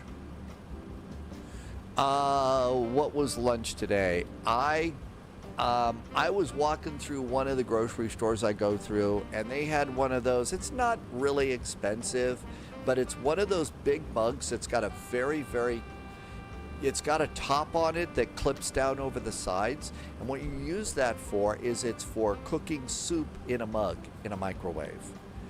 And so for chilly days and stuff, if it's kind of cool or something, I kind of like a small cup of soup you know, and I've been getting the Progressos, you know, different things in there. And I really like, you know, just zapping like half a cup of that before the live stream. And so that's what I usually do for lunch. And then dinner, I don't know, whatever I've gone and figured out. I don't know about tonight. I have leftover mac and cheese from the other day. Indianapolis Information Alpha is current. Indianapolis Information Alpha. Okay, Indy Airport Information Alpha. Winds are 220 at 7, 10 miles visibility. There are a few clouds at 180. The altimeter is 3016. It is 4 degrees. Parallel ILS approaches 23 left and 23 right in use. Departing runway 23 left and 23 right. Cross runway operations may be in effect. NOTAMs, HIWAS, and advise you have Alpha. At least there's no bird activity in the vicinity of the airport. Captain Sullenberger would approve. And almost time to start our descent. We are 15 miles from top of descent. Oh, I forgot to do off and disarm. Whoops, I didn't do my after takeoff items. And I also forgot to do dial a flap down to 15. Call 1-800-DIAL-A-FLAP. There we go.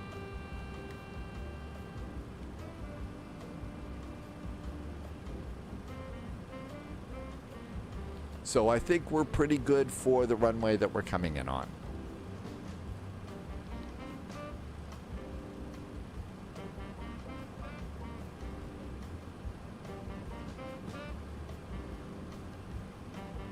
If you've got WinWing autopilots and a WinWing McDo, so like the WinWing autopilot for an Airbus, I think Captain Whip was saying that you could go over and use a, you could get a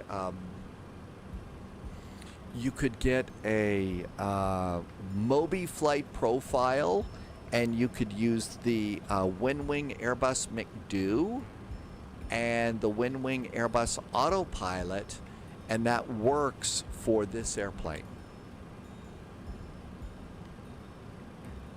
Yeah, my stream starts at 11 a.m. local time. Unless it's daylight savings time, then it's noon. And there's our top of descent. I think maybe we have to hit the button, maybe. Profile descent.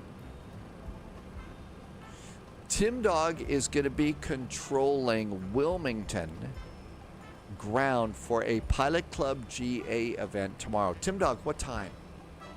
When is the GA event that you're going to be controlling? Do I have the auto throttle off? So what happens on this airplane is as you're coming into land, I've gone and my auto throttle is on. And then what I'm doing is I got my hands on my thrustmaster throttles, and as we're getting closer and closer to the runway, I'm gently pulling that back.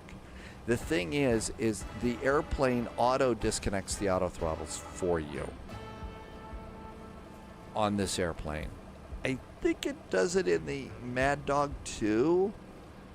So I just basically pull it back, and then it's at idle as I'm touching down, even though the airplane's controlling that. And then I'm able to go and start turning on the reversers. At least that's kind of the way I'm doing it now. That might not be right.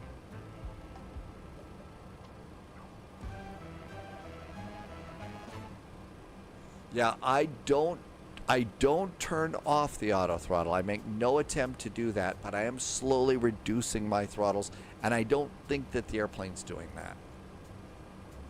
Tim Dog is going to be doing in Wilmington a Pilot Club General Aviation event from 0030 to 0230 Zulu tomorrow, if you're looking for that. Hi, Heavy Weather. ELP7 just did a sub. Thanks for the sub, ELP7.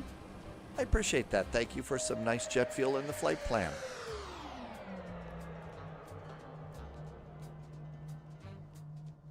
And our FedEx is working really, really good. So it's out, it's working, and I think everybody's been waiting for this one for a long time. ELP, thank you for becoming a subscriber on Twitch. I see it's a Prime. Thank you for using your Prime. I know you only get one. Thank you. 25,000 feet. So at about 25,000, I usually go seatbelts from auto to on. Seatbelts are on. And we actually do have 3 people flying with us back in the front part of the cabin today.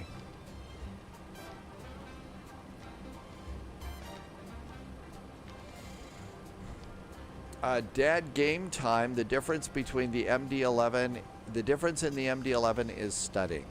Really? Heavy weather. There is full ATC right now, as usual. Usually, the minute we make a plan to do that, it disappears. But the goal now is full ATC from Ontario to Salt Lake. We'll be flying eastbound, so the jet stream at least won't be fighting us. Because we love a good eastbound flight. Westbound, not so much. Dad Game Time has walked into the entryway of the MD11, and it's gorgeous. It is nice. The cabin is, they did a really good job on the plane.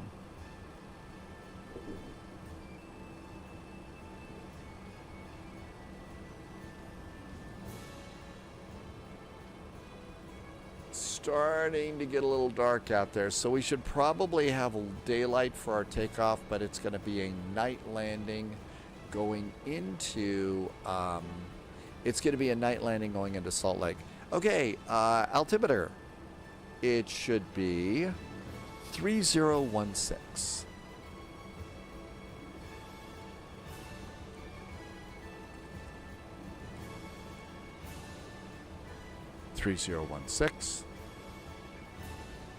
I think I may have forgotten to set my altimeters at 8. I thought I clicked it at 18,000 feet.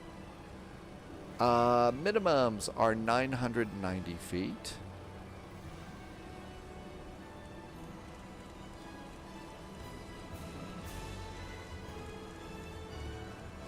You just have to sit here and crank the dial.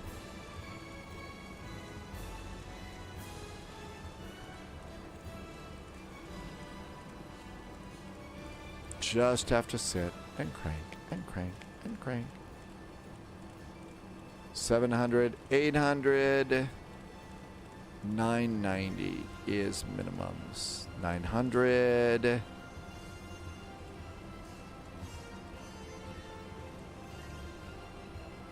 $990. Cool. Let's see. We've got ground. We do not have towers, so we need a CTAF. .ctaf space KIND. Indianapolis. CTAF is 120.9. Good evening, Superboy. Thank you for coming by today. All right, so 120.9 and ground is 134.2.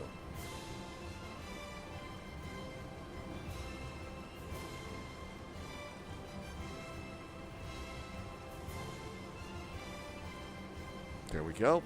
All set. Superboy, thank you for coming by today.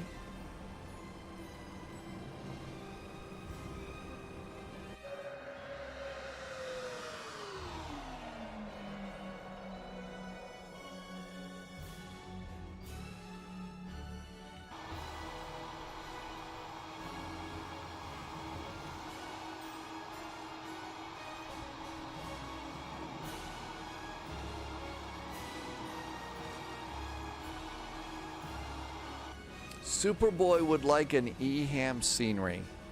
So the best place that I've found to figure that sort of thing out is a website called FS Add-on Compare. This is just one of those good things if you're a flight simmer to go ahead and have. Tim Dog says Russ is on short final. So you wanted EHAM. So EHAM, there, okay, well, there's a Fly Tampa and a Feel there. Fly Tampa is going to be one of your best bets. Contrail has it, it's $26 at Contrail, $21 at the marketplace. Orbix and Sim Market has it. And you can kind of see that's what it looks like right there. And it's going to have a bunch of pictures. That looks okay. Let's just have a quick look over. So let's just look at the Feel there, and Feel there has it. Here is Feel there at Orbix. Let's look at the Feel there Orbix. You know, I may have the Feel there. I think I've got the Feel there. I may have Feel there. This looks better. The other one didn't look right to me. Speedbird says, no. For EHAM, you want the Fly Tampa scenery, but for 24, you'll have to put some fixes in. Okay. I think I've got Feel there for good old Amsterdam. But that's the best way to figure out sceneries. I can look and see. We don't have Fly Tampa. Let's go and start Linker and find out exactly which one.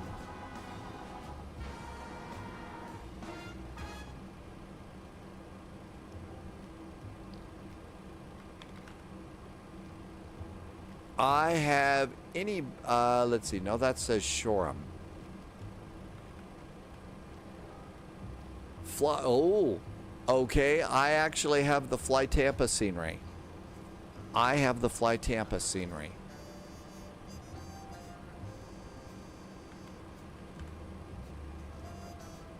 Yep, I've got Fly Tampa. Altitude. I thought I had something different. The airplane did not descend me on the profile. I pushed the wrong button. It did not descend on the profile. I'm a little bit low. I'm a little low here. All right. Well, we're going to buzz some people. Jonathan, you mean the physical controllers like joysticks and throttles and stuff like that? The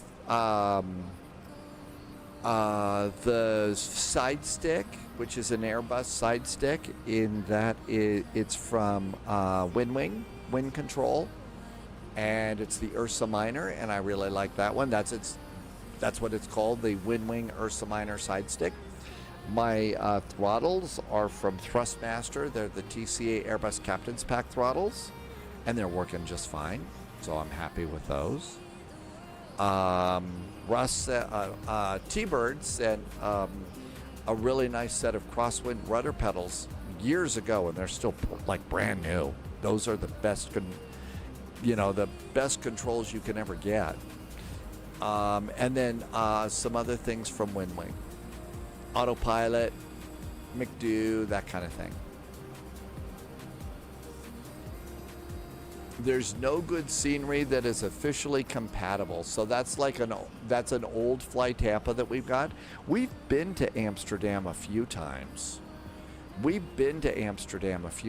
So what's recommended for a beginner? So Jonathan, if you're just starting out, if you're on a PC, you could start out with the Thrustmaster Airbus TCA Captain's Pack. That's going to give you a side stick, some throttles, and a speed brake and flap lever. The speed brake lever is good for jets. You're going to like that. Also, Logitech has a set of rudder pedals. They're very heavy plastic, but especially if you think that you're going to ever go fly real world airplanes, or if you just want some realistic, I will suggest that too.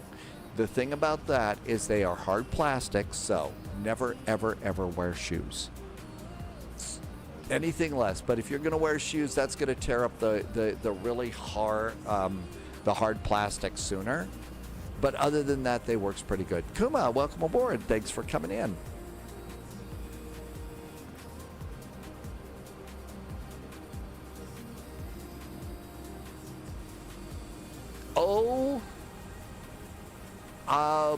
For now, I think one of the best things that I've got is the wind wing, the wind control side stick. This one is really good quality, and I've changed the sensitivity on it a little bit, and I really do enjoy that one. Works very, very well. What enables me to fly particularly well in big VATSIM events like Frankfurt Friday, Vectors to Copenhagen, Friday night ops, Saturday night ops, the really crowded ones, I really like having the Wind Wing Autopilot and the McDo. That way I can, now I was able to actually respond to everything that ATC had me do today in Copenhagen, and I didn't have any autopilot or McDo or anything like that for this airplane.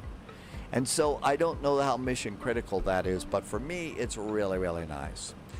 Jonathan, we had to turn off posting links in chat because people were sending us, unfortunately, links, naked animals and stuff like that. So just things we didn't want to see. But if you've got something you'd like to share, if you go over to Discord, that's a place that you can put it, and I can go find it there.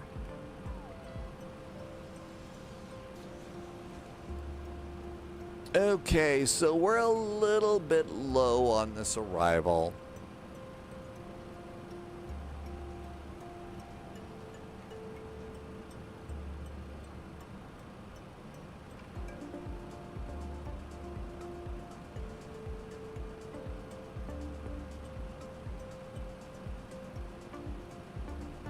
Takeoff and approach.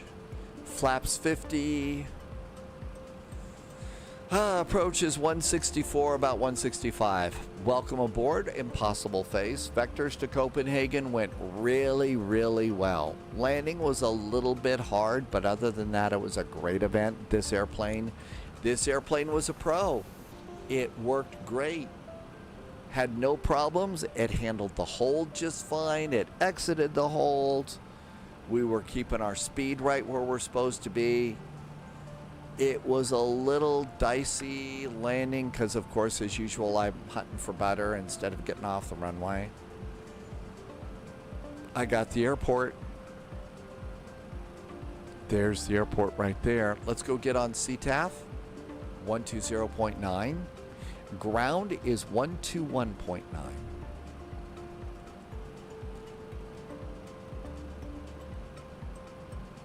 And we're all ready to go there. But yeah, Vectors was great.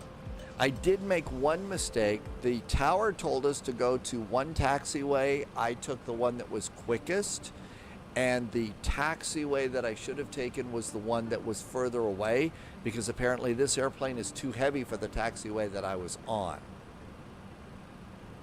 Could I post the website for the simulator set? Oh, you mean to get the one I suggested to get started? Try Amazon. Just go to Amazon and go for some, search Amazon for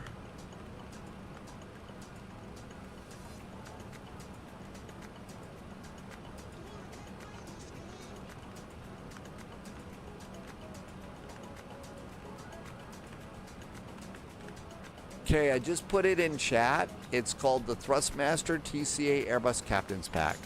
I think that is a fabulous starter. That's a starter, and you can get it several places, but search that out. If that's a little bit too expensive, then look for the look at some of the other Thrustmaster Airbus throttle and side stick combinations that you'll find that's a little less expensive than that. And I think that that's a great way to start. unless you want to, just jump right in, and then I would start looking at some of the things from WinWing. Their side stick is great. Everybody says their throttles are great. I love their autopilots.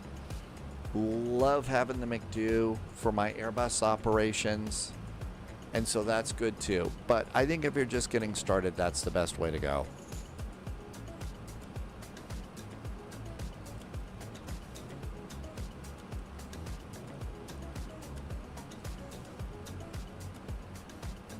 Slats extend.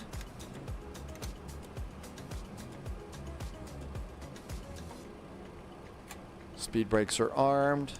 Auto brakes are medium. Indianapolis traffic, Delta 462, clear of runway 23 right. Indianapolis traffic. Mad Noob, it's great. That's what you use. Impossible Face has a HOTAS from Thrustmaster, and it absolutely, you see, so yeah, if it works for you, that's great. You want to find out what you can get away with on your desk. One of the things to look at Impossible Face is Polyot suggested that I go and pick up the Thrustmaster desk clamps, and I will tell you that the desk clamps absolutely added some space, and that's really nice too. Speedbird did a -182 in Denver today in the MD11. I think that's a great landing rate. I really do. Ministry, about you got the Thrustmaster to start, and that's a great way to go. Outstanding. Yeah, I think that's good beginner stuff. 15.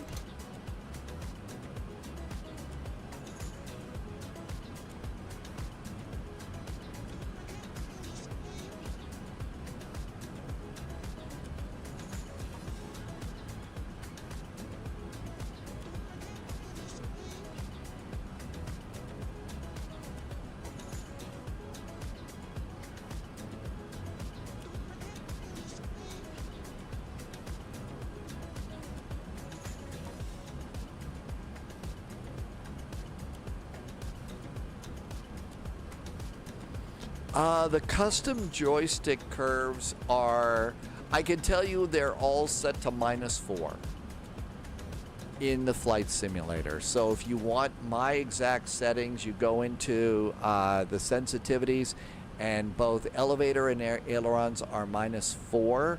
I think rudder pedals are maybe -5, and I'm going to be kicking those up a little bit to probably -7 or something. Probably -7. For my rudder pedals. They're still way too sensitive.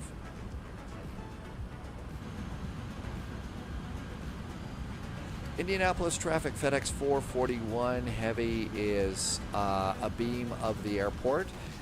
Planning on the ILS 23 left. On the downwind, we'll be making the turn in about 5 minutes. Indianapolis. Hi, Tim Dog. I was on CTAF like a good pilot, right? Descend and maintain 4,000 feet.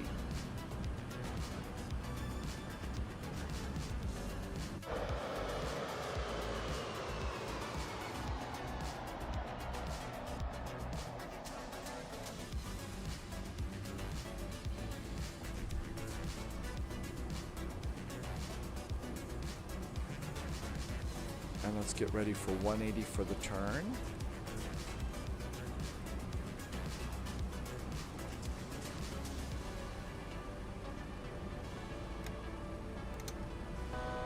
Altitude. Landing gear.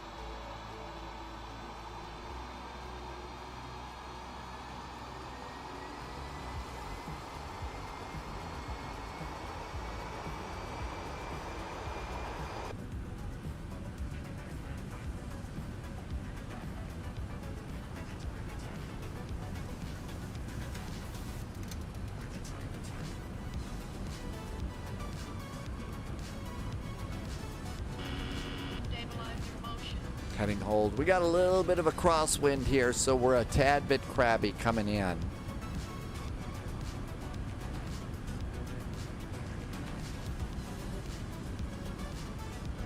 So Tim Dog also monitors the tower and CTAF frequency too.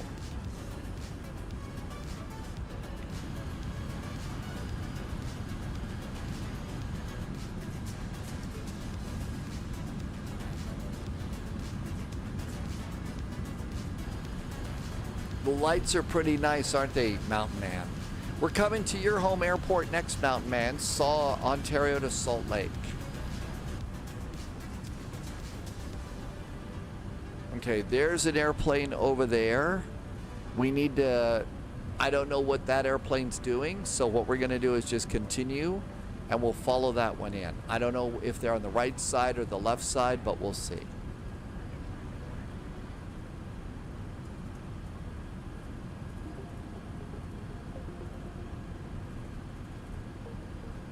I think they're probably on the right side. They don't look like they're that well lined up.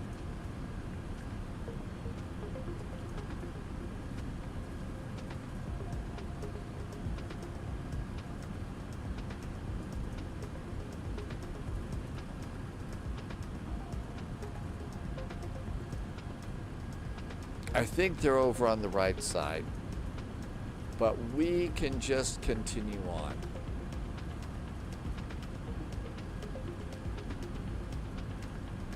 They're 900 feet below me, so they're descending below 4,000 feet. Yep, we know. Discontinuity ahead. Thank you. Got it.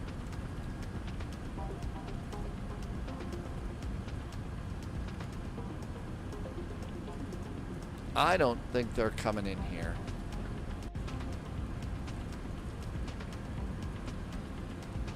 I think they're on the other runway. Let's get going.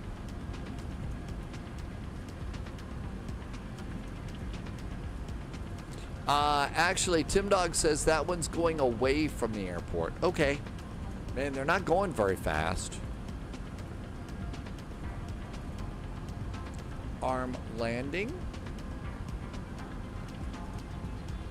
LK, welcome back in. Thank you for coming by. We are just getting ready to do our descent, our final plunge into Indianapolis.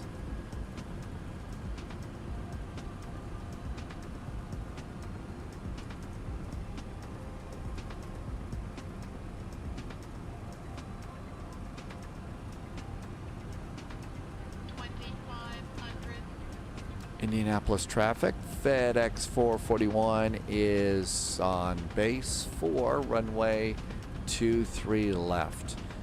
Landing Indianapolis. How did we learn the simulator? Well, been doing it for a long time. I know a little bit about airplanes.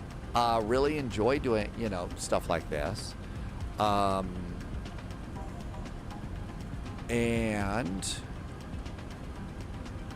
watched a bunch of YouTube videos. That tends to be a big thing too. Watch a lot of YouTube videos.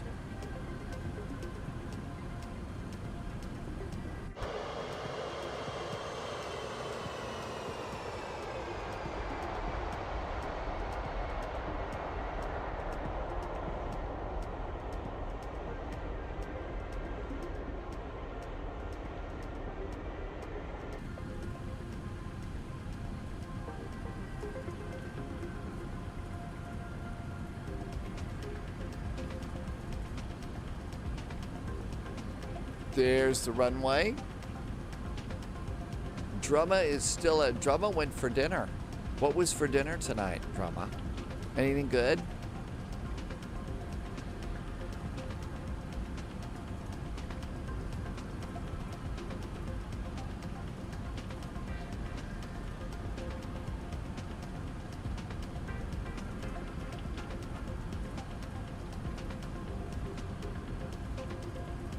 Speedbird wants chase plane. Eventually, it's really kind of nice to have. There's the turn.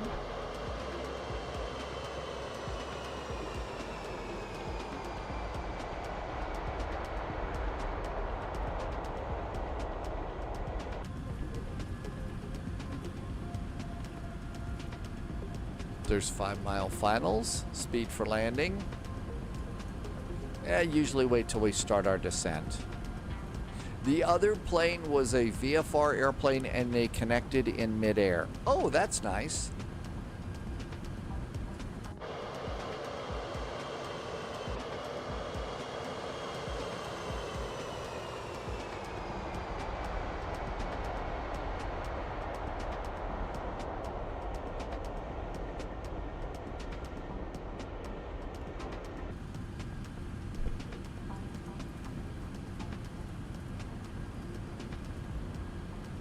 Waiting for my glide slope, then we'll go to our speed. Our logo lights are not on. I'm gonna get a nasty memo from marketing. There we go. 3615 is going to be on the set. We're off say 24,000 feet. They coming in on the gift for arrival. Also going to be about 74 nautical miles south of the airport, setting up for 23 left. Indy. And there's our descent. And speed. The Panda works. Does the Panda work for the FBI? No, the Panda doesn't work. Now we got the logo light on. So if we didn't have the logo light on, they'd make us go around, right? Betty's still aboard.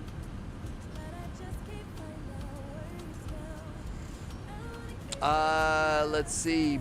Biggles Tintin, did I say that right? Welcome aboard. Welcome to you. Thank you for stopping on in. We're just landing in Indianapolis.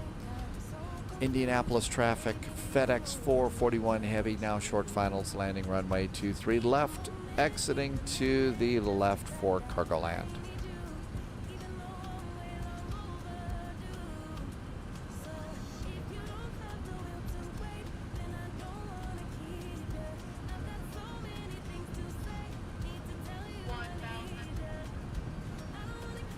I think we're all set. Gear down 3 green, auto brakes, speed brakes. AP is off. Captain's got the airplane.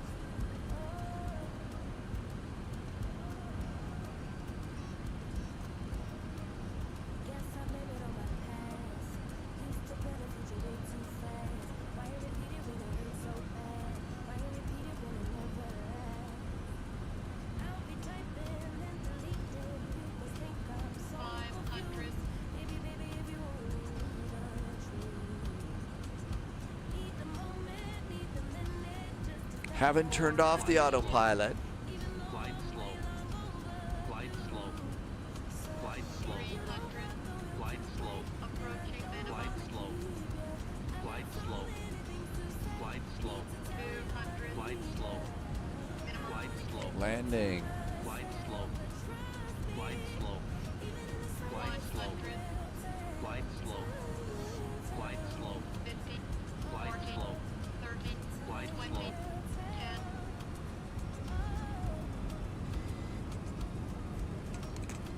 Reversers.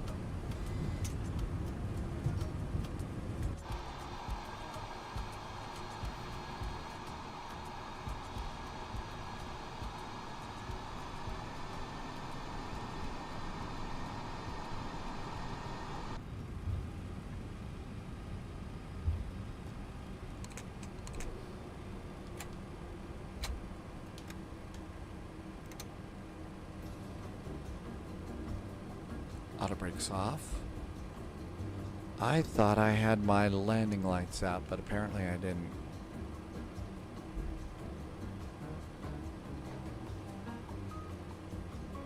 Indy traffic, FedEx 441 is clear of runway 23 left. Over to ground, happy landings, Unicom. To Indianapolis. Indianapolis ground, very good evening. FedEx 441 Heavy is off at Delta 7. Over on the south side, parking's at FedEx land tonight. FedEx 441, Indianapolis ground, good evening. Taxi to the FedEx ramp via Delta, and you can enter at the point of your choice. Delta and entry point of our choice for FedEx 441. Thanks for some nice ATC coming in. You're welcome.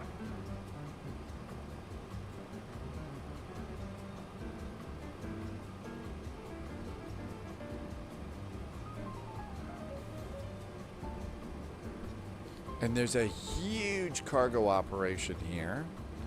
Okay, flaps are up, speed brakes are down. Auto brakes are disconnected.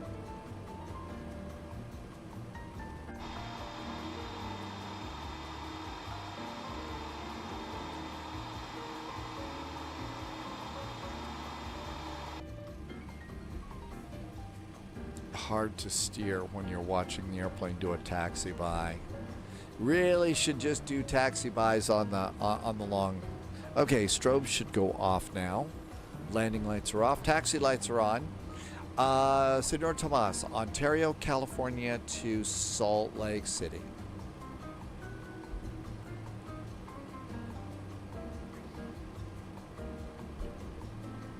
And we'll come in right next to Russ, who's been patiently waiting at the gate for us.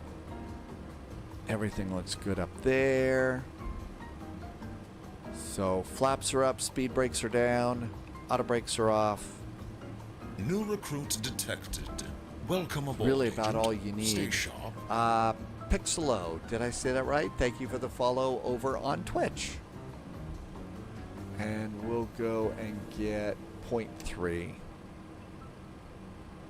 It is a little bit hard to steer. I think you're right, Speedbird. It's going to need under 10 knots to make a turn.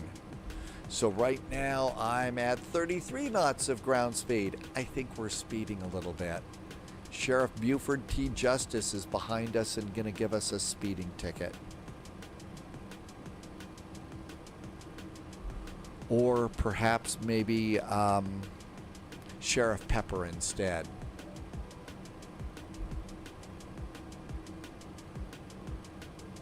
There we go. Well, that's 23 knots, so we lost about 10. Mitch Bus did your first VATSIM flight today. What a good VATSIM flight. Where did you go, Mitch Bus? That's right, I could end up having a phone number to call. And the chief pilot would probably get a special memo, too. Well, unless Tim Dog, if it's 8675309, I'd be happy with that one. I knew somebody in Texas named Jenny, so that would be great. Mad Noob, you're going to do, yeah, change to Southwest and you can taxi fast. Mitch did Manchester to Edinburgh. Very good choice. There's 9 knots.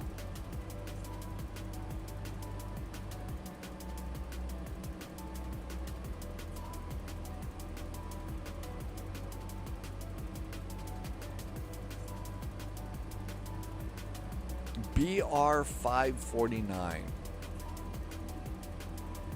Oh, that was another phone number, right? Oh, which one was that?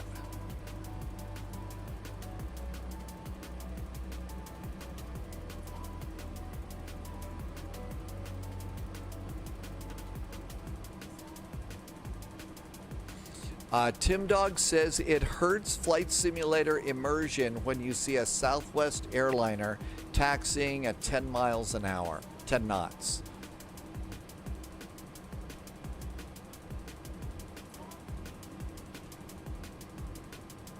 Taxi light off.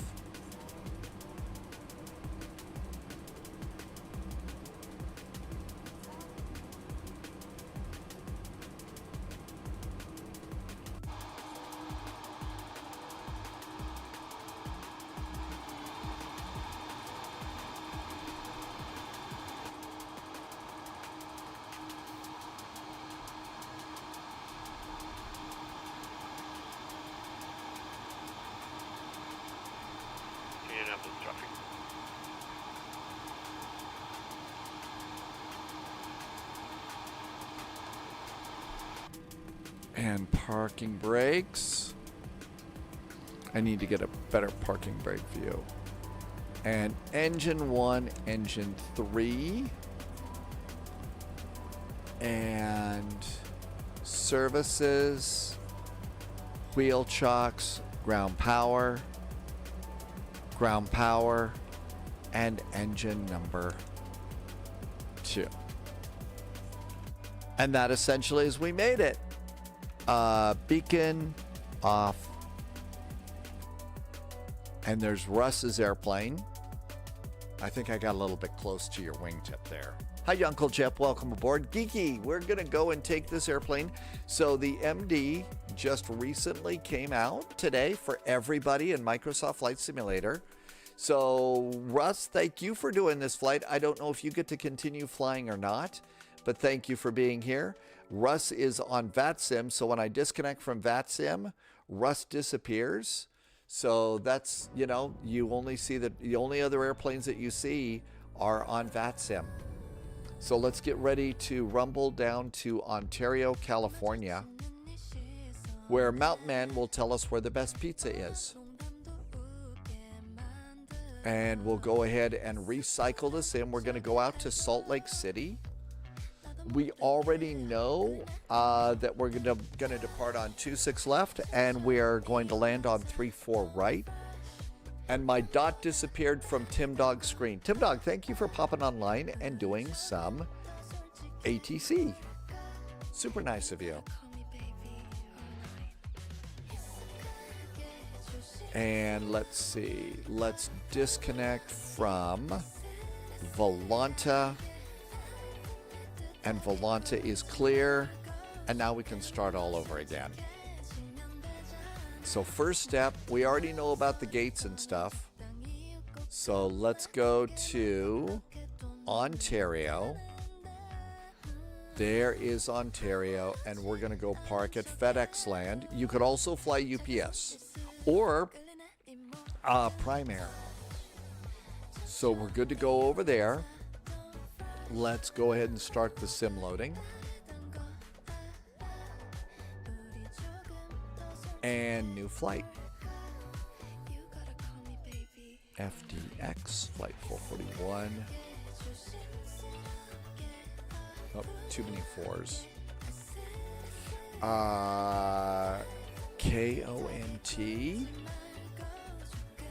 KSLC.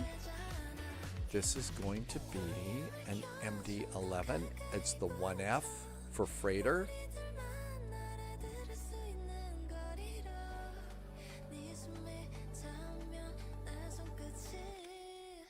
Did I just set us up for a really long flight? 150 gate to gate. Fuel planning. 15 minutes of fuel, that's probably good. And generate. TFDi should release a DC-10. I think they would have to redo an awful lot of the coding because there's a big difference between some things in the DC-10. I think what it is if you leave a complex simulation like this running and just change airplanes, airports, or something like that, there's going to be some settings or some values or something like that that's still in there, and that is going to basically be so from your last flight, and that might come into your next flight. And I think that that's the big reason. Now, maybe they don't do that anymore, but it used to be the case. And so that's why it is that I reset. Now, if I'm going to do continuing service, that means I'm not going to reset the airplane or the airport and anything. We'll just keep on going. We'll just keep on going, but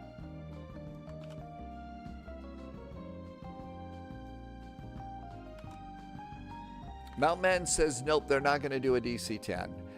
They are going to do, somebody else is doing an L1011. Salt Lake just went offline.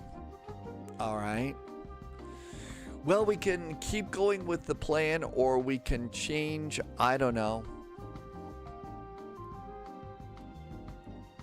It's been a long week. We've had some pretty good ATC.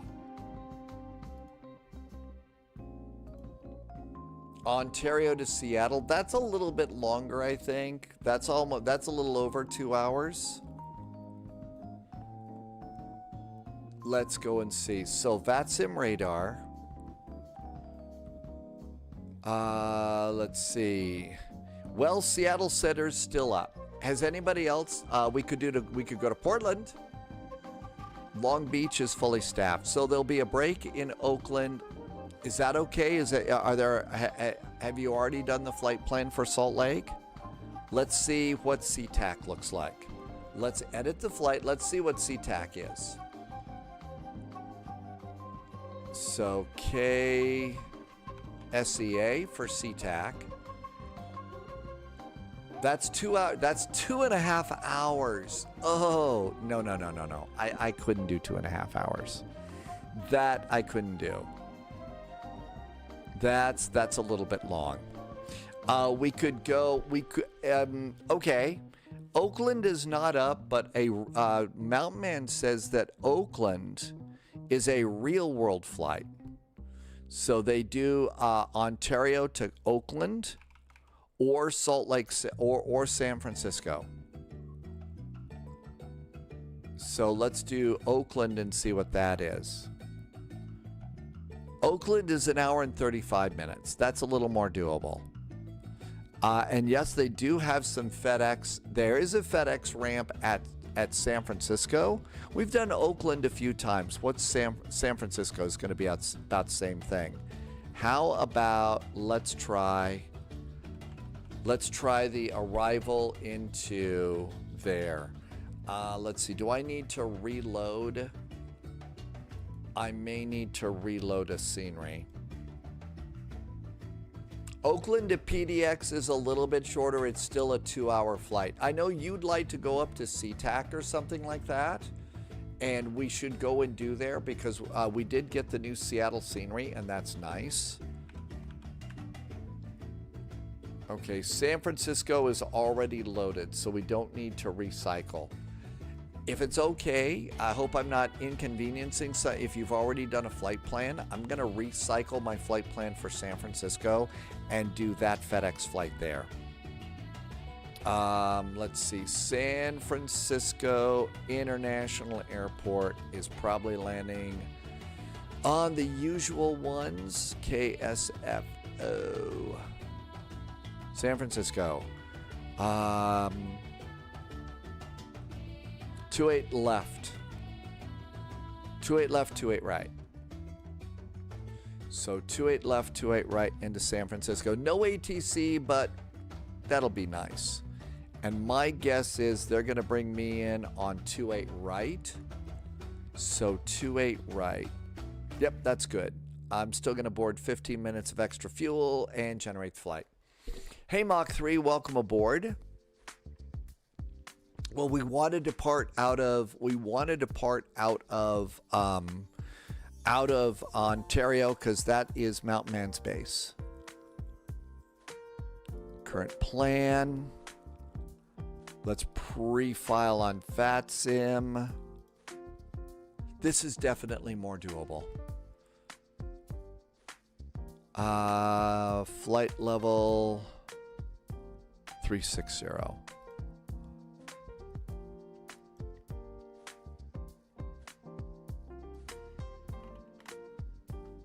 Okay, we're filed there. And I should give you a copy of my route. Here comes my route. Geeky, I wish I could say it was free for everybody. It's not free for everybody. All right, we got a flight plan. That looks good. Let's make sure it's the correct one. Ontario to San Francisco. All right, looking good. Let's go make sure we don't spawn on anybody. And if you already did a flight plan out to San Francisco, sorry we made a last minute change. That one was going to be a little bit long, and especially with no ATC on board. Spy, when are you an approach? Do you do something about not some setting to eliminate? Oh, how do I deal with lag? Well, I don't really deal with lag very well at all. As we're getting in a little bit closer, the one thing that I do, so if you look over at this, if you look at the VATSIM radar, it says its memory use is 486 megabytes and SimBreat's memory use is 239. As I'm coming into land, I start closing windows that I'm not using. So, and web pages. I do that. I don't know. It probably doesn't make that big of a difference, but I do that. Let's see. Santiago Martinez, right? Hi, Santiago. Welcome aboard. How do we talk to ATC? We're on a network called VATSIM. We're on a network called VATSIM, and that's how we talk on that radio. We can tell you all about it if you want to hear about it. KONT Ontario. If you do !VATSIM. Tim Dog says Monday is Midway Monday. I assume you mean it isn't Midway out in the Pacific. Are we going to Midway on Monday, Tim Dog? So Southwest Ops into Midway. Hope they do that really cool RNAV arrival. Remember the one that we all did before? That one's a really good one.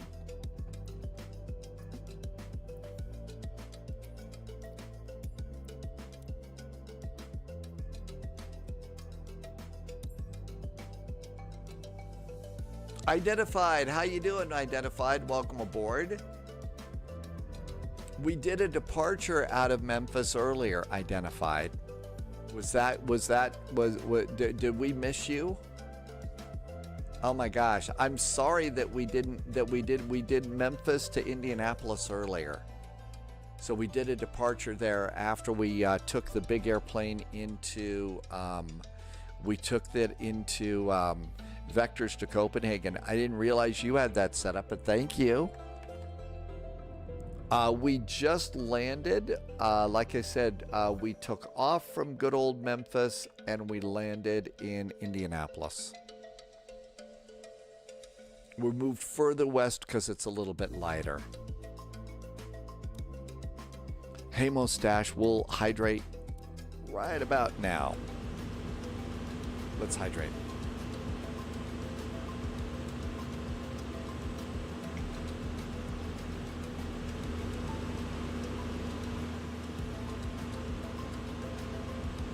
What a big airplane. I'm going to guess, though, Identified, that you're going to have an awful lot of folks flying today. I bet there's going to be a lot of FedEx business because of the release of the MD11 today. So, I tried auto FPS. It didn't do that much for me. Maybe I didn't have it set up right. All right, let's get on VATSIM. And let's get on Volanta, and we can go. Okay, Santiago, we haven't forgot. We're going to be telling you about VATSIM if you get to hang out around for a while. I'm a noob. Welcome aboard. No, it's not a freeware. It's, if you've never bought it before, it's $70 new. If you bought it for Flight Sim 2020, it's $5 upgrade fee.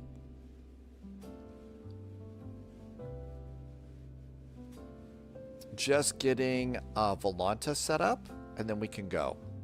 So I'm, let's see, Santiago, we are on a network called VATSIM, and I'm going to give you a link, and it's going to give you two websites. One's the VATSIM map, the other one is VATSIM itself, so you can kind of look around and see who's flying where and check that out.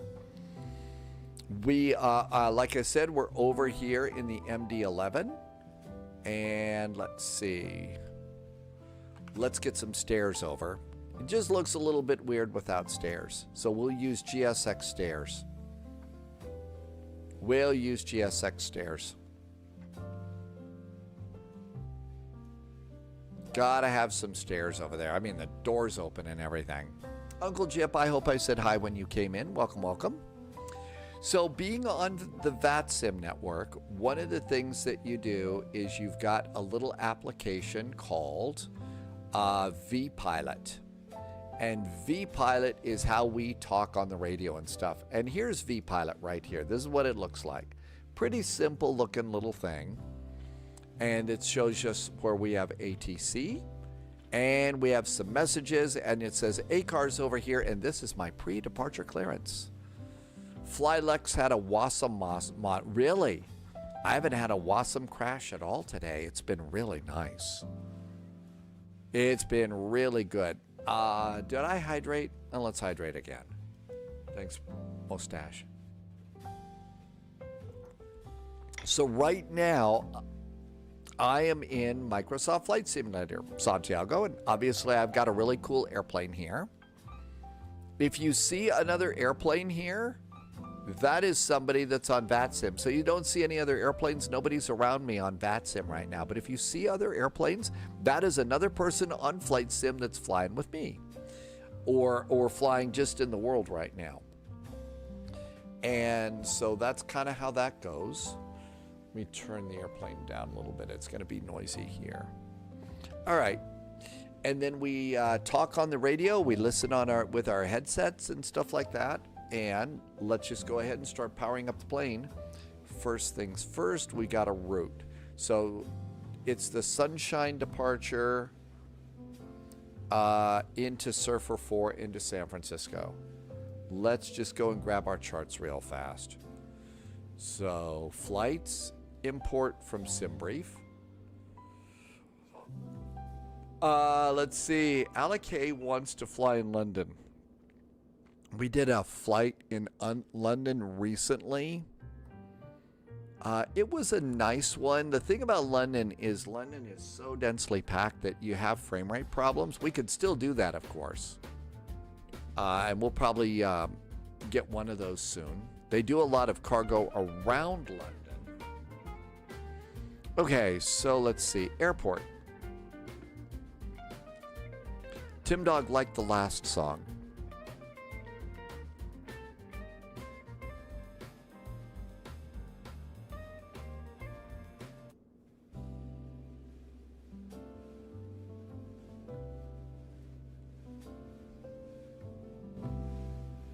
I'll just shut up and we can be relaxed.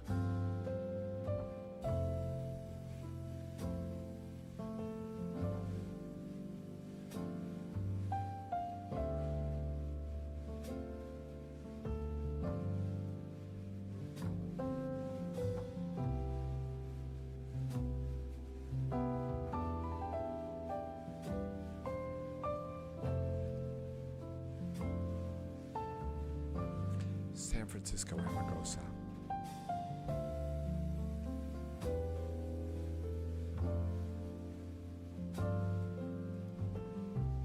It is relaxing. We're almost coming to the end of the playlist too. Okay, so we're on VATSIM, but we got to get the airplane. Oh, I messed up the title. I can do that. Hang on.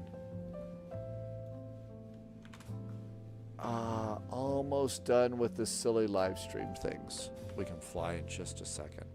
Got it. Thank you. Okay, so we're on VATSIM, and right now we're just a big plane sitting here. Tim Dog has got an airplane on 5 mile finals, and then you're closing. And this is where Amargosa is, so no throwing beer cans outside. Let's go ahead and get ready to go. So we need, doors are open. We could come over here and open up the big cargo door if we want. So the big cargo door is always fun to have open too. There we go. That looks good. Tim Dog might do some flying today. All right, go to dispatch. Let's go get a flight plan. And it should be in pounds, Ontario to San Francisco. Looks great. Now we get to go and punch buttons in the cockpit.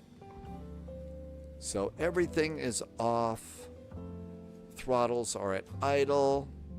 Flaps are up, speed brakes are down, the gear lever is down, windshield wipers are off. Let's turn the airplane on. The on switch is here. Let's go ahead and hit the power button, and Betty will say something. Autopilot. Betty is aboard. Okay. Emergency exit lights, navigation lights, backlighting on the panels. Backlighting on the panels are good. No smoking can go on. That would be good to do too. And everything's good to go up there. Let's also do backlighting on the autopilot, and that's going to be good for now. Everything's looking good there and there. Let's go and do FMC1. And navigation data is good. Flight plan. Haven't forgotten you, Santiago. As we go along, we'll tell you more about VATSIM and who we're talking to as we go along, okay? So we've already filed the flight plan on VATSIM, but we need to go and get the flight plan data into the FMC. You could put it in manually, or you could just zap it in from the electronic flight bag. Let's do some zapping. And you can see now it actually says Ontario to San Francisco. I look at my printed flight plan over here, and I'm going to look at the alternate, and our alternate is KSMF. So KSMF is the alternate. KSMF is our alternate. We are flying as FDX, FedEx, flight 441. Then I stop at that point, and now we have to look back in the upper panel, and we need to come up here, and we're going to turn on the navigation system, the IRS's, and IRS 1 goes on, and wait until the cargo fire test happens. There we go. Now we'll do IRS number 2 and the auxiliary IRS. And we got those in there. Then we'll come back down here and initialize the IRS's. If you don't do that, you don't know where you are. Our cruise altitude is going to be flight level 360. Our cost index is 20. Oh wow, burning up skies there. And so now that takes care of our initial flight plan. Page 2. Okay, let's see here. Our zero fuel weight should be 413,000 pounds. A heavy, big old airplane. So let's go ahead and load the plane right now. And the airplane is loaded. Let's go to the payload page. And you see on the zero fuel weight tab here, it says 413.2. So 413.2. That's our zero fuel weight. Fuel should be 43,897 pounds of fuel. And let's go over here and make sure that when we hit that button, it loaded the proper amount of fuel. 43.9 is our fuel. Perfect. So let's go over here and do 43.9, and that goes along the top. Block fuel. I don't know where to go and get center of gravity. Let's see, payload, fuel, zero fuel. I don't get a center of gravity report over there, so I don't know where we get that yet. All you have to do is click the center of gravity buttons, and that automatically puts that in there. Fuel budget for the flight. We're going to have a taxi fuel of 1,500 pounds of fuel to get out. 15 minutes of fuel is 4.7. Final reserve 30 minutes is 6.9. And that page is done. Remember your block fuel of 43.9. Go to page 3. 43.9. Just put that in your refuel quantity, and you're done with that. Let's go ahead and do the fire tests on this one. And the fire tests are kind of fun. It makes all the lights go off and all the buzzers go off. And there's the fire lights. Look down here. Look at the engine instruments. We got fire indicators there. We've got red lights on the fuel cutoffs. And all of that is good. All right, so the fire test is great too. And now we can come in. Our clearance, let's just check this for a second. We are cleared via the Sunshine departure, Surfer arrival, flight level 360. We'll squawk we're gonna squawk 6775.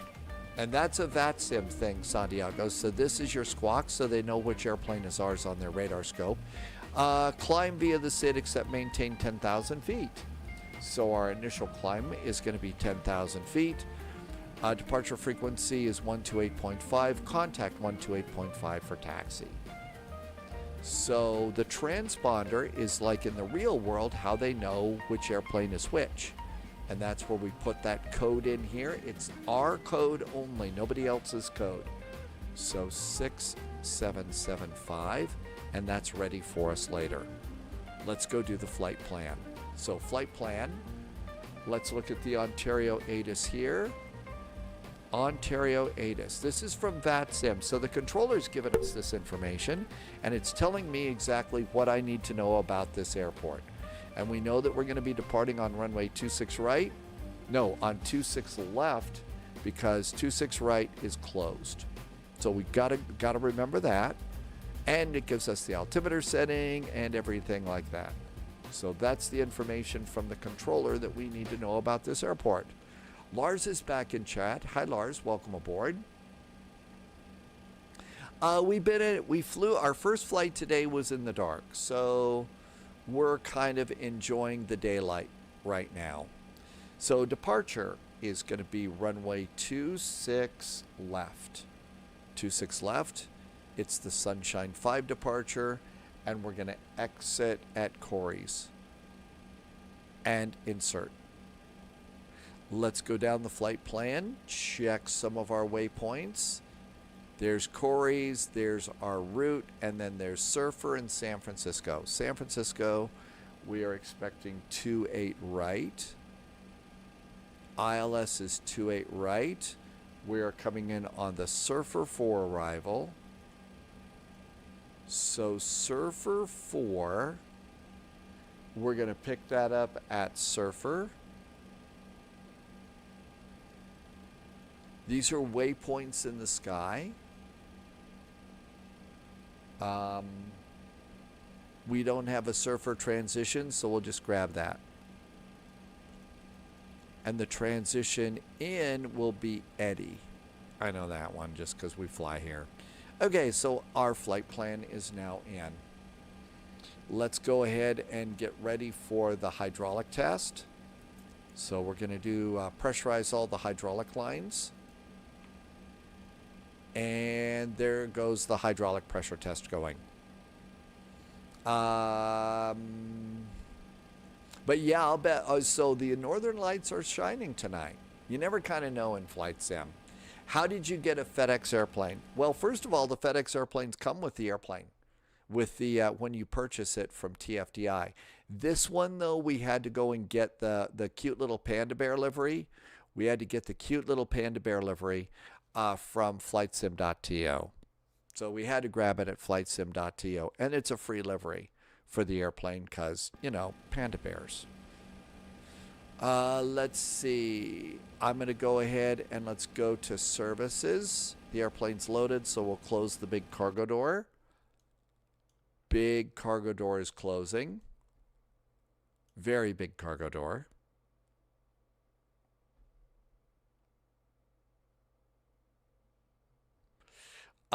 Tim Dog would like to do DFW to Memphis. There are ATC people in Memphis. There are ATC people already in Memphis. So if you go to Memphis, you won't be walking in Memphis. At least not alone. I know. Couldn't resist. Let's see.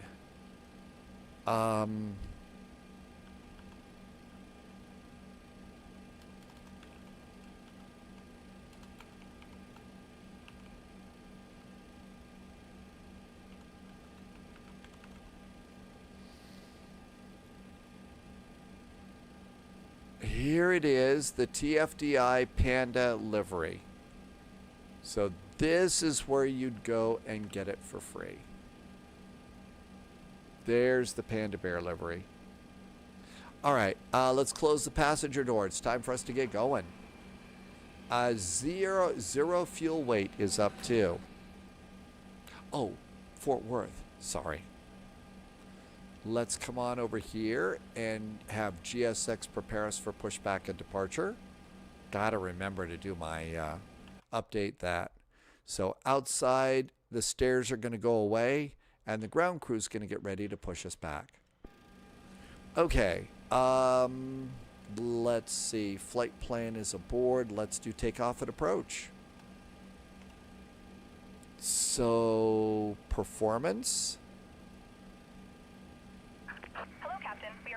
There goes the pushback truck. So we're going to 26 left. 26 left. Weather information. Altimeter is 3014. Let's put that in right now. 3014. There we go. That looks good. Let's get takeoff weight. There's takeoff weight. And let's calculate our speeds to take off. So all of that looks good. We're going to do flaps 10.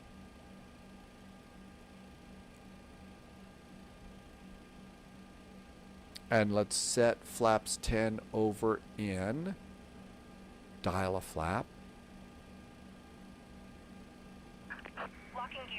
There we go. Dial a flap setting is set. Flex temperature is 59 degrees. Somebody said we don't need to do the slope, wind, and outside air temperature.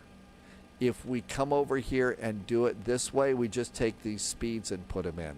So 133, 154, 169. 133. Nose right, tail left.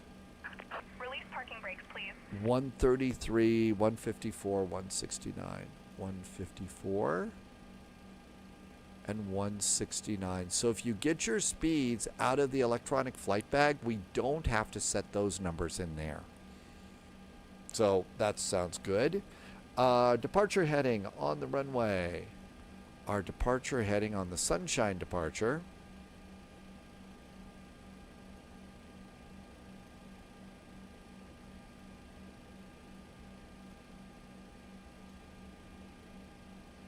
So we're going to come out here November to Whiskey and 26 left. On the Sunshine departure, we have a initial climb clearance of flight level 230, but they told us to stop at 10,000 feet. So we'll do that. And our runway heading is going to be 258 degrees. So let's set that one. So 258 is our first heading. 10,000 feet is already set. 258. Always skips a few. Looks good. First frequency is 128.05. 128.05. So Santiago, this is frequency in the radio. So now what we're doing is we're going and dialing in that frequency to talk to the controller, and you actually use the radio in the airplane. And now we'll listen 305 in. minutes after. Up there we go. There's ATC. I think the ground crew is all ready for us, and that looks really good. So let's see. Altimeter is set. Speed. Altitude, heading is set. The hydraulic test is good. Did we get the APU up and running? Oh, gotta do the APU. Start up the APU. I hope I don't crash either. TPRTTV, welcome aboard. It's really good. I've been enjoying this. They've got it going really great. Expect flight level 4305 minutes after. It's clock 1067. So APU's coming up. Let's get the emergency power armed. 5641 reback, correct runway 24. Let's do cabin signs. Mr. Jet 660 to set and maintain 7,000, San Diego altimeter 3014. Expect a localizer 57 approach. APU's in the back of the airplane. 7,000, altimeter 3014. So there's the APU exhaust right there. Expect a localizer 27 for 660.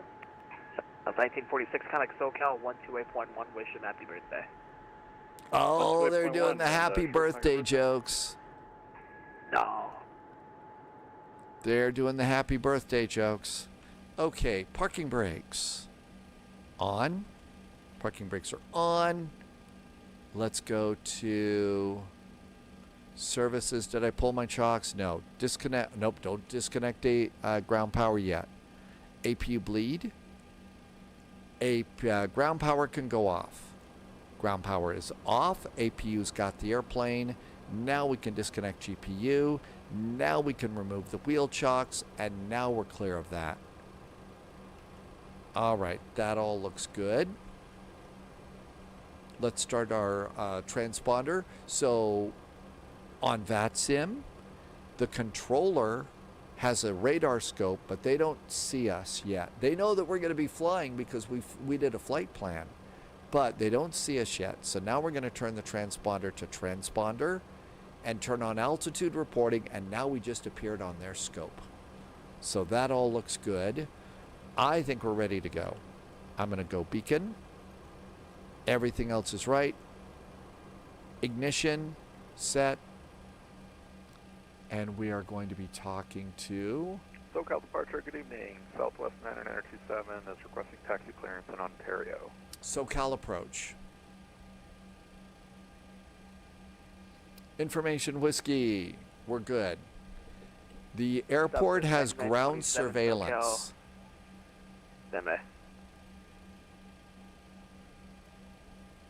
SoCal approach. 26 left taxi via November 1 Whiskey, cross runway 26 right. Runway 26 left via November 1 Whiskey, cross runway 26 right, Southwest 997. SoCal, very good afternoon from FedEx 441, a big old MD11 at Southwest Land with Information Whiskey. Checking in, would you like us to call you for push and start or taxi?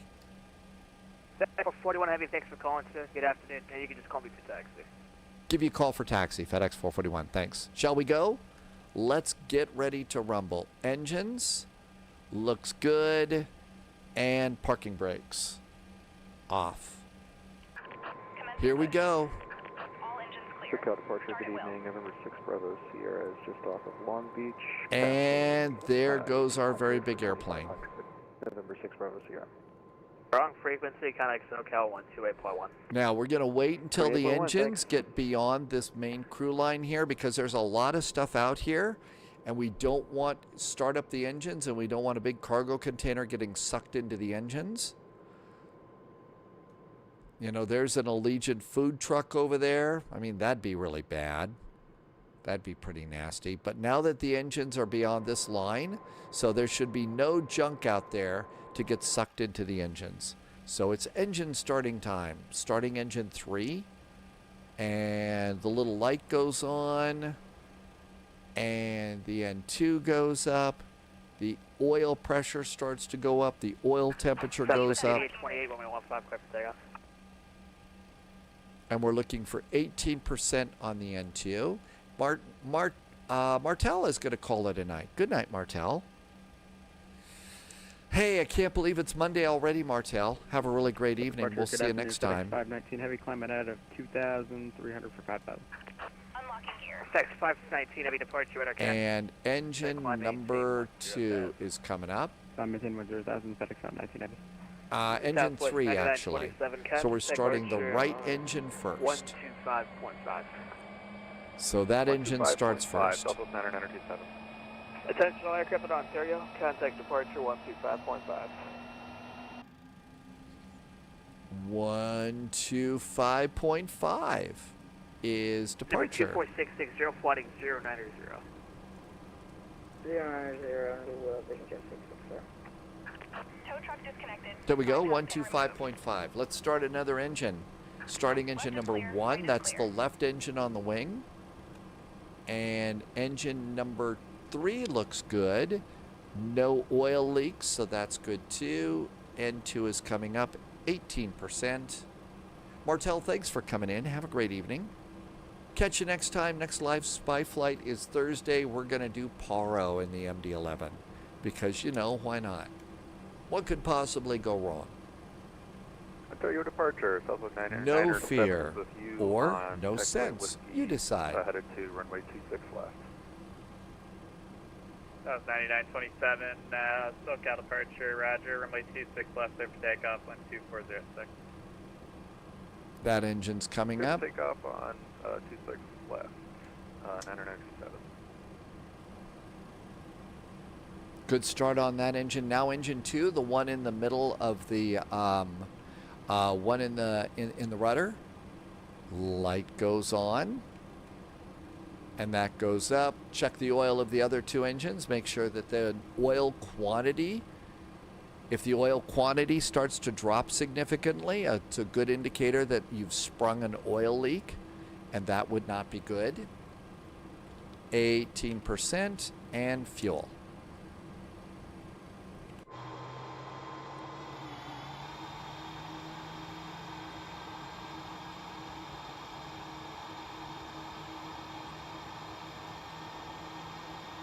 And a really cool airplane.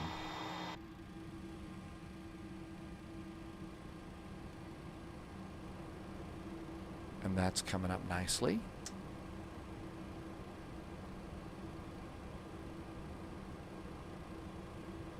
And one's coming up, EGT, that's exhaust gas temperature. That's how hot it is out the back of the engine.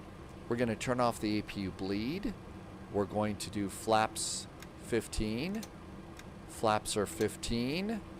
We're going to do auto brakes to takeoff. We're going to do speed brakes to arm. We need to set our trim for takeoff, which should be 5.5.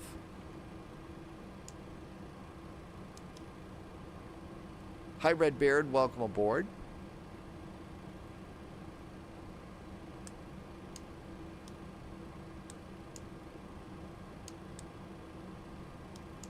There we go, 5.5. Everything looks great. Let's go ahead and get to the edge of the taxiway. Redbeard, I got to tell you, I really like the airplane. This has been one of my favorite airplanes for a long time. So I've really liked this airplane. I've really liked this airplane. I don't know, 8 out of 10. 9 out of 10. Again, I'm happy to have this one because it's a fun airplane for me.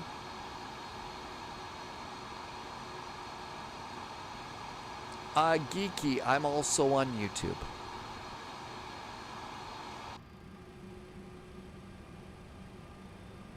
That was 9927, radar contact, altitude. Altitude.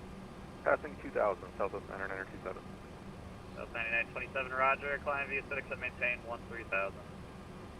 Climb via Sid, maintain 13,000, 9927. So we're going to report ready to go at holding short of Charlie.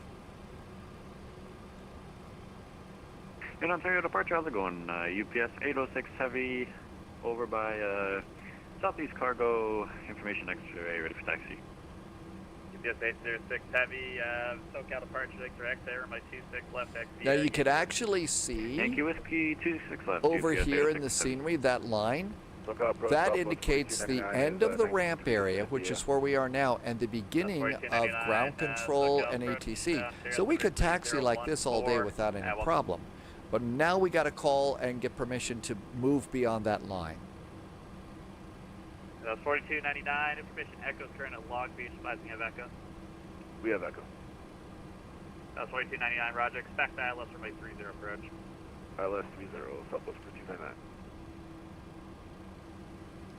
Ontario approach, very good evening. FedEx 441, holding short of Charlie at FedEx land. Information, let's see, Whiskey is aboard, and we're requesting taxi. X441 Heavy, SoCal departure, thank you for Whiskey, runway 26 left, taxi via November Whiskey, hold short of 26 right at Whiskey.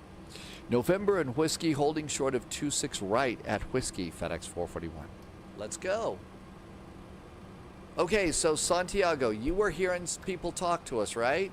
That is somebody who's sitting at home like we all are, but instead of having a flight simulator in front of their computer, they've got a radar scope in front. And they saw my airplane on their radar map, and I asked for taxi clearance, just like the real airplanes do. And now we're just going to follow the little yellow line there based on the airport map, and we're going to go and do all the other things that you do with air traffic control. And it looks like we've got ATC out of Southern California. We're not sure about Northern California next.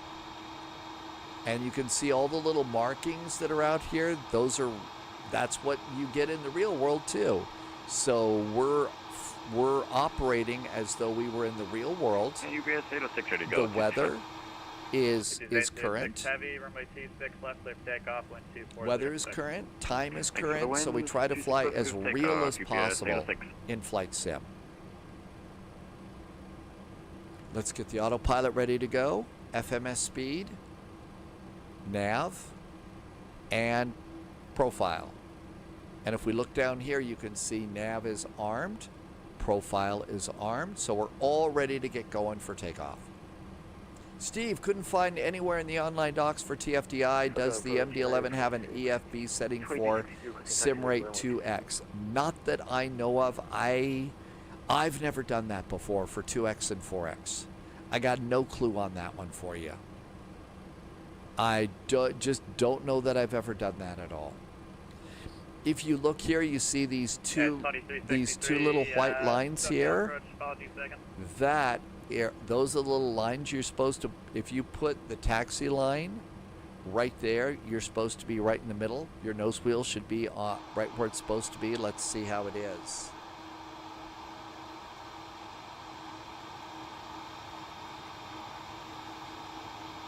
That's really quite close. That's really quite close. I'm not sure though. I've never heard of that before, Steve. Now, I've never really done the 2 times and 4 times. You know, you're talking about speed, like, you know, warp factor 10 and stuff. I did end up in 2 times speed inadvertently one day in the middle of VATSIM in Jackson Hole, Wyoming. The controller certainly had a really good time with that because, you know, sort of like, okay, you know, United 441, what the heck are you doing? And we've got an airplane taking off right there. Happy landings. Base 806 Heavy, radar contact, the altitude. Altitude. Passing 1500, UPS 806. Base 806 Heavy, roger. Climb via SID, except maintain 13,000. Climb via SID, 13,000, UPS 806.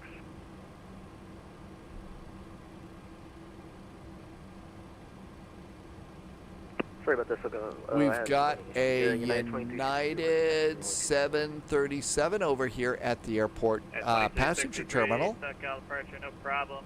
Runway 26 Santiago just took off. Whiskey, hold short of runway 26 right at Whiskey, altimeter 3014. Okay, check the EAD box. Our EAD box is set. Alright, taxi to runway 26 left, you have a November 1 Whiskey, and we're going to hold short of runway 26 right at Whiskey for United 2363. Okay, let's turn off GSX and turn off the top menu. Not going to need that for the rest of the flight. Let's get let's see, not that one. We would like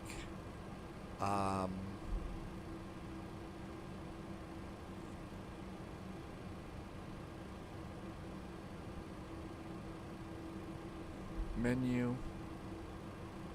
FMC, 06 Heavy, contact, progress. 6.5 today. There's progress. 12652, UPS 806, what's it? Menzies, it is a really great looking airplane, isn't it? That's one of the things, those of us that really like the MD11, it's just such a great looking airplane. It's big one for sure, but the thing that we really like about it, three engines, that one big engine up in the tail like that. The cockpit windows are amazing. It really is pretty cool. Santiago's flying the Firejet today.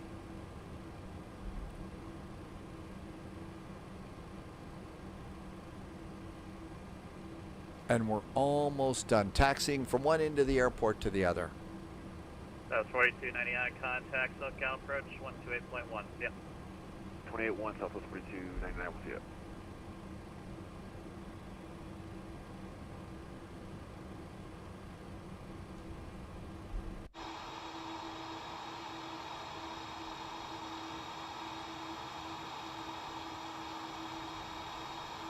Nice little sunset flight. Imanu, did I forget? I thought I updated the title with San Francisco. Did I get that done?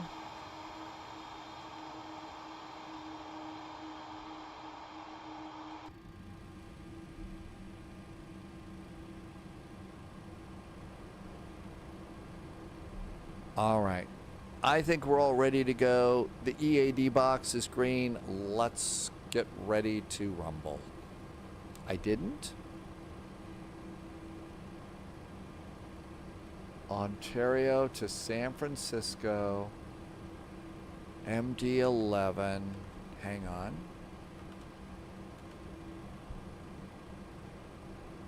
And here's taxiway whiskey.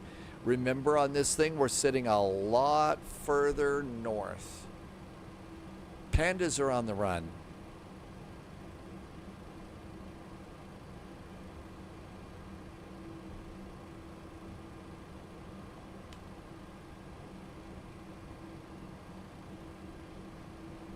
And we're supposed to hold short of 26 right, and we are holding short of 26 right.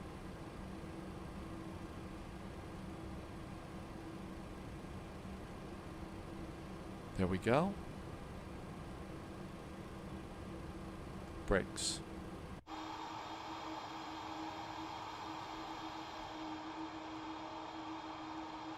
I see somebody is over at the UPS ramp. This is a huge operation for UPS. Mountain Man actually works in at this airport. And they do an awful lot of work there.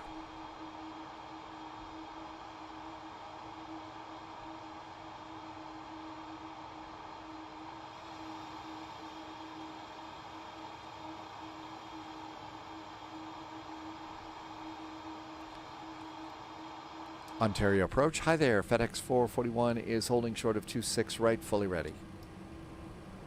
FedEx 441, heavy cross runway 26 right, runway 26 left, lift takeoff. Cross 26 right, 26 left, clear for takeoff. FedEx 441 heavy. Let's go. Strobes, or in this case, they call them high intensities on this airplane. So those are the flashing strobe lights, the white lights on the wingtips and the tail.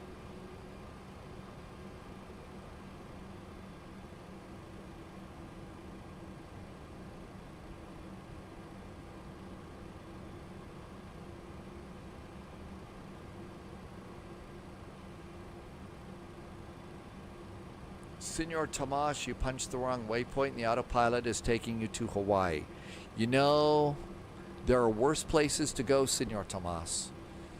I mean, you get those really cool little drinks with umbrellas in them, beaches, you don't have to shovel any snow. I think that's kind of cool. Agent Mitchell, subscribe to the channel. Hi, Agent Mitchell. Thanks for the sub. Welcome aboard over on YouTube. And okay, making our turn here and around we go. And we're clear for takeoff. So let's do landing lights, extend.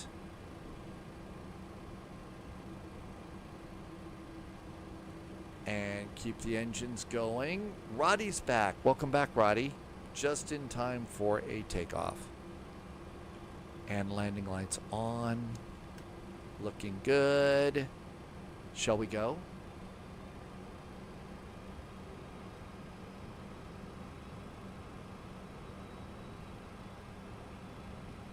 Throttles up midway. Engines are stable.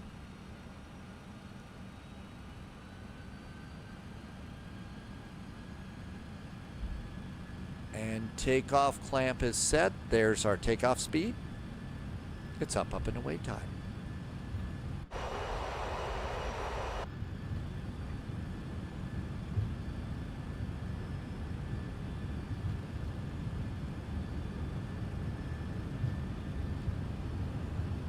V1, hands off the throttles, not enough room to stop, we gotta fly. And rotate.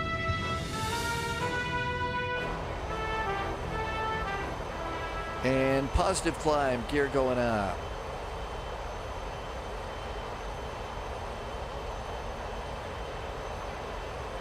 Landing gears up.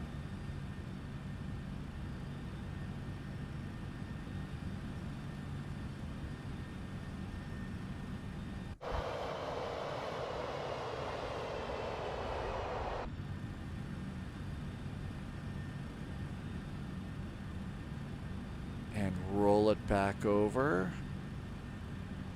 That looks pretty good. X441 Heavy, radar contact, altitude. FedEx 441 passing 2,800.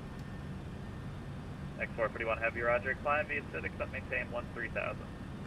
Climb via the SID, accept maintain 13,000 for FedEx 441. Yeah, 2363. Out of flight. Runway 26 right, runway 26 left, clear for takeoff. Is there a stowaway in the wheel well? Maybe it's a snake or something. Firebird says posture check. And Viku got your VATSIM exam. Congratulations. Way to go. Now it's time to start flying. Congratulations on getting that exam taken care of. Flaps retract. Flaps going up. Band Slam has made it. Hi, Band Slam. And Florida, welcome to you. Maybe it's one of those Florida alligators. Slats retract. Slats going up. Reset the dial of flap back to 15 for landing, so we don't have to forget that later. Betty is still aboard. Slats are up. Okay, after takeoff items. Auto brakes off. Speed brakes disarmed. Region 2134, information Lima's current at John Land, advising of Lima. Oops, TCAS is standby. Somebody forgot to go and turn on Terra. There we go. Gotta do that. I always forget to do that. Okay, everything else looks good now. There is our nice climb. Alright, expect the 20 right approach. Say the first part again for the 134. Yes, clear, Nat, we're clear. RNAV Zulu, runway 20 right approach. Alright, clear the RNAV Zulu, 20 right, at least in 134. And a really nice sunset flyby there. Everything's good there. Make the map a little bit bigger. That looks really good. Did I get airports, traffic, data airports? I think I forgot that. Yeah, I was going to say, there's a lot more airports around SoCal than that. And out we go there. And stop at 13,000. We're good to go on that one. Not so bad.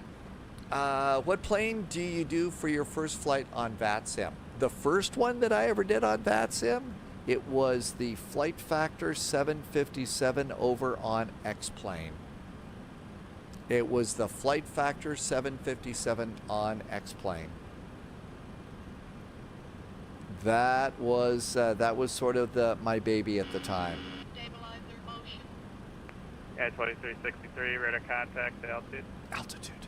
Altitude 1300 feet for Final climbs 360. 2363, roger. Climb via SID, accept maintain, 13,000. Climb via SID was... There's 10,000 feet. Okay. Landing lights.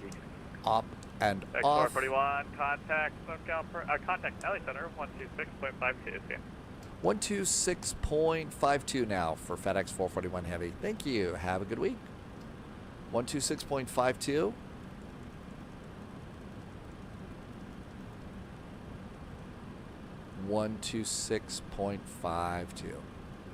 There we go. Do people fly smaller planes? Oh yeah, you can fly smaller planes. You can fly a GA airplane. Oh, Firebird said posture check. Yeah, we didn't do too terribly good on that one, did we? LA Center, hi there. FedEx 441 is passing, well, coming up on flight level on 13,000 feet. 441, LA Center, welcome. Climb and maintain flight level 360. Climb and maintain flight level 360, FedEx 441. Flight level 360, continue the climb. Arrival on Terra altimeter 3014. Airplane's got us. We're in great shape. We are... Southwest 1935, descend via the Angel 4 arrival. Southwest 1935, descending the via Angel There's our climb. Arrival. What altitude do you want me to descend down to? We are 313 miles south of San Francisco. We're going to be landing about you want to set your autopilot, your 128 number 2, but you Zulu. should just descend following the restriction. It is currently 0041 Zulu, so we've got less than an hour to fly, probably It's about on the chart. If you 40 loaded the to arrival 50 into your minutes. FMC, 40 to then 50 all you have to do is minutes. set the altitude to just set your altitude to 12,000, and if you're in VNAV mode, the plane will automatically start descending for you.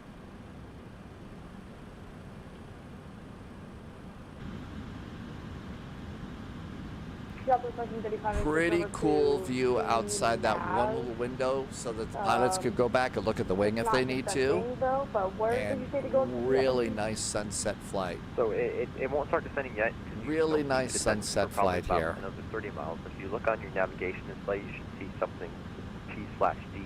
That's when the plane should start descending. But all you need to do for now is just set your altitude to 12,000. Your altitude knob on Now your is an autopilot incredibly set to good time to 12,000, fly, and the plane especially starts if descending you are automatically. in the mountains, sunrise and sunset, because one of the things that happens is you start to get the long shadows. So you get these long shadows and stuff like that, and that really helps out. Well, Senor Tomas, the controller has time. There's probably less than 20 planes in the area right now, and everybody's doing what they're supposed to. And one of the things that VATSIM controllers really want to do is help new people learn how to do this thing. They just don't have time to do it when it's a big VATSIM event like Vectors to Copenhagen. So the event that we did earlier today, they just don't have time to do these kinds of things. But right now they do. So that's why they're that way. Beechcraft guy, welcome in. Yeah, total patience, but that's kind of a big part of what VATSIM's all about. Center offline, radio system and frequency change approved. Goodbye. What do we have here? Okay, so nice departure out of Ontario. And it still looks like Oakland is off, so we'll just have a chill-out flight going into Oakland. Oh no, we're going to San Francisco, not Oakland. 2408 LA Center. That's a big difference. Our next flight is Thursday at 1800 Zulu. We're going to take this airplane and try and land in Paro. What could possibly go wrong there? Santiago's doing a mountain flight today. EPS 210 LA Center, welcome. Descend via the base 1 arrival, LA altimeter 3013. 13 down the base 1 for EPS. So as mentioning, somebody was asking, okay, how is it that you get decent performance on landing? I've just started going and I'm closing tabs on my browser right now. Agent Lee Zimmerman just did a sub over on YouTube. Welcome aboard. Thanks for coming in. So I'm closing every tab on my browser except this. I've also cleaned up charts here in Navigraph, but I still need to have these three. So I've cleared that stuff out there. So we got those done. And all the other apps that I've got running right now, I've turned off. That's really about all I can do. Otherwise, it's just how if the computer can handle the arrival. Southwest 1935, request to step away for 3 minutes. Southwest 1945. 3 minutes sounds like a bathroom trip. Will do, Southwest 1935. Passing 23,000 feet. I'm almost out of beverage. Do they have any coffee back here? Be sure and step down. 2805. So you can see this is where they've got 3 seats for people. Hello, Gallipers, good evening. This is Delta 5. We got a small galley here. Subscriber confirmed. And they haven't turned on the coffee machine yet. So no coffee machine. If you close the door, Delta 1981, 3,500 climbing flight level 190. close and latch the door. I don't think you can get in here. Delta 1980 LA Center, welcome. Climb Yeah, there's nothing. They didn't model the lavatories or anything like that. And then there is a step up. So you always want to be sure you do that. Beechcraft 3 Lima Echo 14,500 climbing flight level 190. And a huge spacious cockpit. Really, really nice one. Up to 230 Beach 3 Lima Echo. Walker And they didn't 3677, leave no any traffic food between out you or and any the, pizza or nothing Lake back in the Havasu galley. Airport. Report Hey, time Dusty, for thanks for the cancellation on resub. and they're on the ground. Raiders Dusty has been here for 29 months. Thank you for 29 months. That's a lot. Thank you very much for the Thank you for extra support and amazing jet fuel in the flight plan, Dusty. Yeah. Captain Soapy, so this airplane originally, this was the DC-10, right? So this was the DC-10. And the DC-10 did have a flight engineer. So they did have a flight engineer here, and that was the flight engineer seat. Now they've left that as an observer seat. So there's a, you know, captain, co-pilot, but there's always an extra seat up front for an observer. So somebody can fly along. So they left that seat in there, and they got a nice little table and a radio panel and an oxygen mask and stuff like that. And so they've got all that. So that's what that seat's about. Now, there isn't always going to be somebody in that seat, but it means you can carry a captain, a co-pilot, and 4 people. 3 people back in that little cabin that we just went to, and 1 person up here. American 420, LS Center, clear to And just had an incredible view up here in the cockpit. Such big windows. Had to have been amazing to be a pilot up here. King BAE, welcome back. The MD11, that's right. Yep. King BAE, that's the price difference. Don't get me started on the couple of cups of coffee thing again, okay? Pilot Club 178, descend and maintain flight level 350. Descend and maintain flight level 350, pilot Club 178. New England 1518, cross Cole at and maintain flight level 250. So here we are. We'll be exiting SoCal. I don't see any ATC, so let's look and see what we got at San Francisco. .CTAF KSFO. San Francisco says CTAF is 120.5. So there's 120.5 in case you need that. Will maintain 200 knots southwest 19. If you need help doing that. Senor Tomas says to hydrate. Man, running low. Yeah, so what you need to do to the right of your speed button, there's Amargosa, that's all. That's right. Usually that's one of the tower frequencies.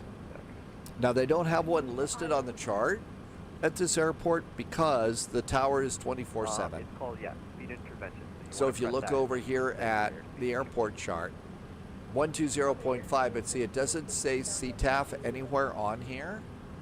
The thing is at an airport that closes at night, you'll get a CTAF, a dot that says CTAF next to it. That's right. We would talk to Oakland, and then we would talk to NorCal. But nobody's doing ATC in the San Francisco area. So what we'll do is we'll land on 28 right, exit probably at Kila, take Charlie, Uniform, Zulu, you wind all the way around here, and that gets you to the FedEx ramp. I think there's also some cargo over here in this area. There's some cargo in this part of the airport, but I think FedEx is all up here. I didn't hear how long, but yeah, if you need 15 minutes, that's fine. And here's our arrival. We'll go at 6,000 at Eddie on the Surfer arrival. And so that's pretty good.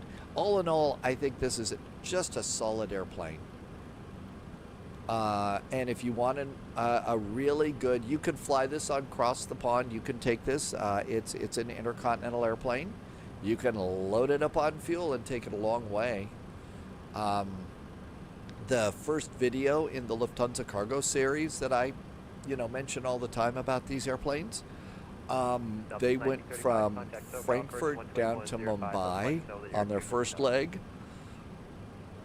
and then Mumbai out to Hong Kong. I mean, those are some pretty long days of flying. And then they did this was back in the day. This was a few years ago before the world got really nasty. So they also did Hong Kong up to Novosibirsk in Russia, and then Novosibirsk back to Frankfurt.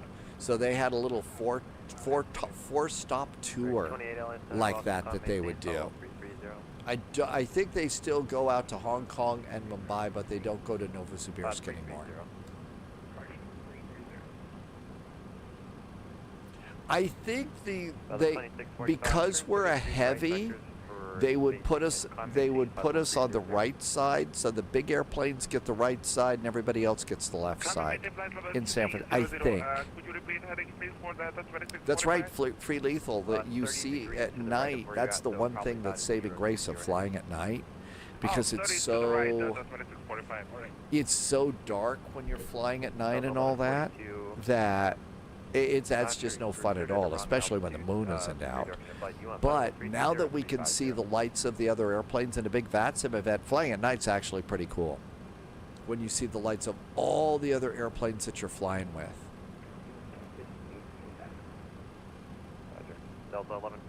Flight level 360, we're at our top of climb, which means we are 112 miles from our top of descent. That's going to happen in 14 minutes.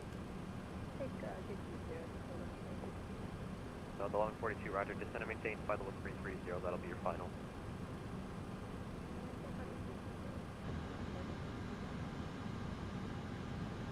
Billy Center, good.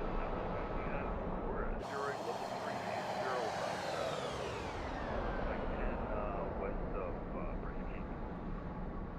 United 408, LA Center, welcome to descend via the shop 4 arrival, runway 26 left, big south. You can see the lights and you think that I'm always ahead of you? Well, you're going to see, if you're behind me, you're going to see the white light on the tail. You'll see the white light on the tail and the strobes on the wingtips. 408, mend altitude maintain, flight level 360, that'll be your final. There's Corey's. 360, southwest 24. See, we do have this one down here. Blue 1378, LA Center, welcome, descend and maintain, flight level 310. You can do a departure clearance with this radio too. So we could use this as our ACARS computer. Delta 2645, proceed direct to Castro. Direct to Castro. KSFO, San Francisco. Let's get a METAR for San Francisco. Anchor 69, welcome, squawk 2666. And there's our METAR, San Francisco ASUS. This is cool. How about that? Delta 1980, descend via so winds are 010 at 4, hardly windy at all, 10 miles visibility, it's clear. FedEx 441, Oakland Center offline, ready to turn in 60 change through tail. Overdue advisory for FedEx 441 Heavy. Thanks. Have a good week. You as well. Enjoy that new point. It's old and clunky and flies great. Yeah, I flew it a couple hours ago. Haha! ATC was flying this too. 122.8. Let's go. Could I give you a tutorial on how to talk with ATC? Not in 5 minutes. There's no snappy, easy way to do that. Couple things though about flying on VATSIM.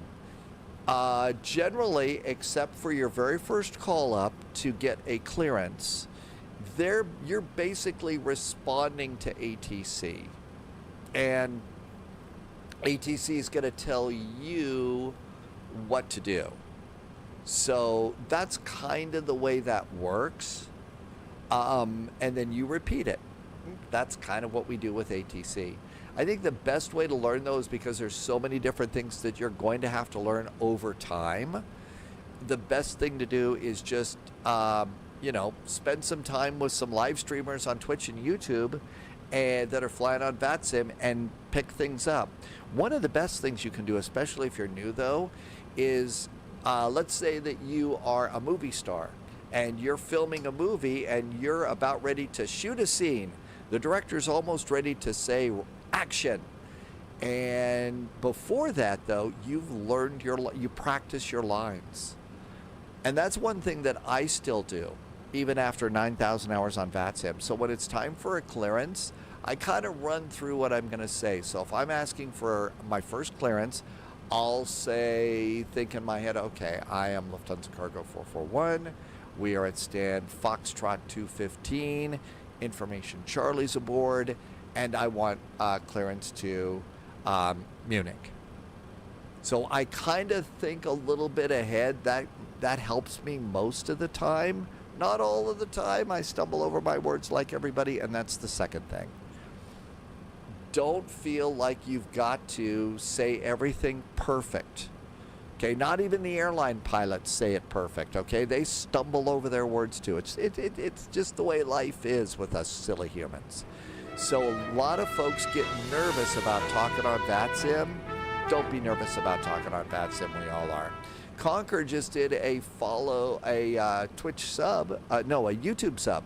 Thank you for subscribing on YouTube. Welcome aboard. Frankfurt fired. They had 7 holds going on. Nice moonlight.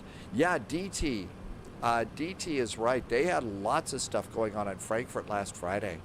It was busy, but the cool part, like DT said, we actually got to see all the really, really great lights flashing around of all the other airplanes. That's what makes flying at night really, really nice. But Captain Soapy, yeah, that's the really nice view outside the cockpit. Thanks, DT. It still works great. DT sent an Airbrow mug from München. It actually makes whatever you put in it taste a lot better. Okay, so we got to start worrying about our descent here. Coming on in, we're going to go down to 6,000 feet at Eddy. No ATC, so let's do 6,000 feet over here. So 6,000 feet. It did not auto descend the last time. I either forgot to do something or you're supposed to do something. So we got to keep a closer eye on that top of descent. So we got to do that. So 6,000 feet. Cool. Let's see. Minimums. Minimums for the arrival on the ILS is 213 feet. So 213 feet for the ILS. So Barrow and 213. Boy, this one's easy to set. And then come in and check. Our Barrow is now set to 213 feet. That's pretty good too. And that's really about all we got to do. Now we just keep a close eye on our Econ cruise and our top of descent. It looks like we're going to be descending in 0007 minutes. So 0007. Ethan Koch. Hi Ethan, thank you for being a subscriber on YouTube. I'm kind of new on YouTube. Thank you for helping me grow my channel a little bit. Thank you for being here. If you kind of like what you're seeing, we're also getting going with the channel membership things over there. I do a morning video each day that we fly. That's just for you. But yeah, welcome on in. Thank you for coming by on YouTube. Been on Twitch for about 8, 9 years now. So expanding a little. It was nice that Twitch lets us multi-stream now, which is great. Looks like San Diego is up, but no ATC here. So you can see we just cleared the LA airspace here, and we're kind of coming on in here.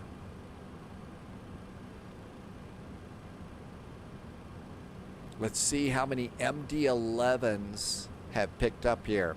So the number one airplane on VATSIM is the 737-800, followed by the A320, and there are 53 MD11s flying on VATSIM right now. I thought that would be like double that at least. I thought it'd be number 1 or number 2. I figured it'd be number 1 or number 2 MD11s to have this out there. Top airlines, American, Delta, United, Southwest, FedEx is the number 5 airline. Busiest airport on VATSIM is Los Angeles, followed by Miami and SeaTac. Heathrow is number 4, Denver, Orlando, and Atlanta. Those are really pretty cool. Those statistics are neat.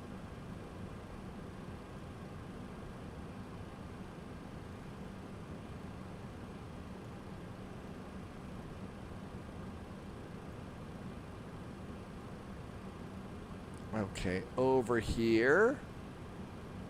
And nothing to worry about there. You can see where we are here.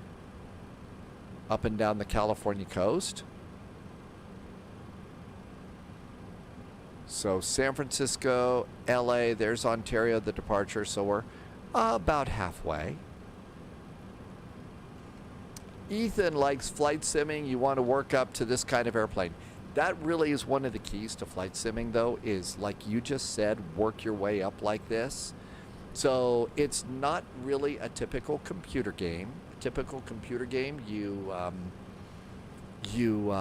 know, learn how to move, you know, forward, backward, right and left, up and down.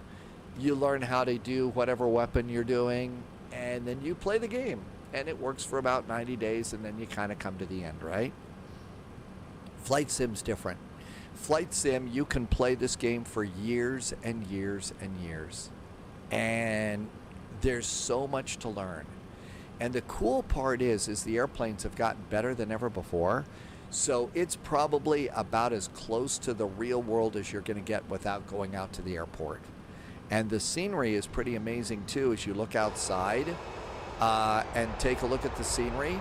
It's all satellite scenery, so this is kind of what it looks like from 36,000 feet between LA and San Francisco right now. This is also the current time, so we've got a beautiful sunset, and so you get the incredible views outside the airplane too. So that's one of the neat things about this whole thing. And, you know, beautiful sunset like that, so you get to see really nice things, but you also get real weather and airplanes that are getting tougher and tougher to fly because they're becoming more and more realistic. And VATSIM ATC gives you a really realistic environment and stuff. So that's the neat part about that too. Dusty is back in chat. Hi, Dusty. Thanks for coming in. Happy Monday.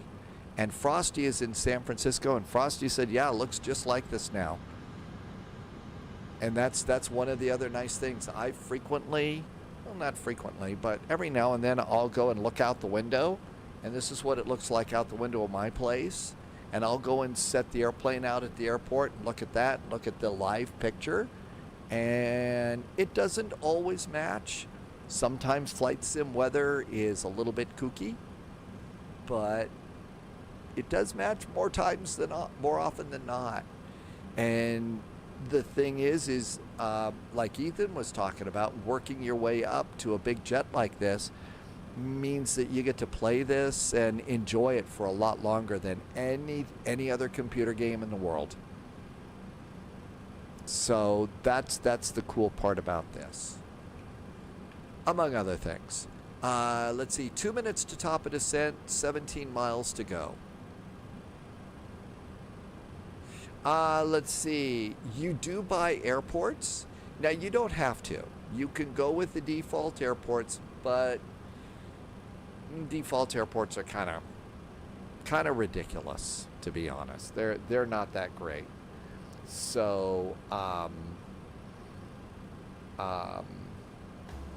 they're just not that great. So that's one thing that developers do, is they spend a lot of time developing very realistic airports, and most of them are going to be about, you know, 10 to 20 bucks for a really nice airport. The one we're going into now is a really nice San Francisco airport. So, you know, I think, you know, it's great to look at.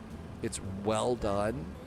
CT Aviation says, yeah, over at flightsim.to, there's some good freeware airports. Gatwick is a really great freeware airport. There's a really nice freeware airport for Frankfurt too. Airplanes, there are some okay default airplanes that are all right. Mostly though, if you're going to go and get into this flight sim thing, you're going to want more of the high quality paywares and stuff like that. So that's kind of what we do. Ricky is flying the CRJ 900 Sunday from New York. Does anybody have experience? Delta connection. So, Ricky, you're going to be a passenger on Delta CRJ 900? Is a little nervous about that, or just want to know about it? We do have a good CRJ payware in Microsoft Flight Simulator. You're going to be a passenger? Okay, so there is a CRJ that you can get in Microsoft Flight Simulator.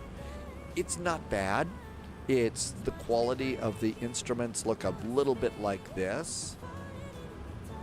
Descend. I missed my top of descent a little bit.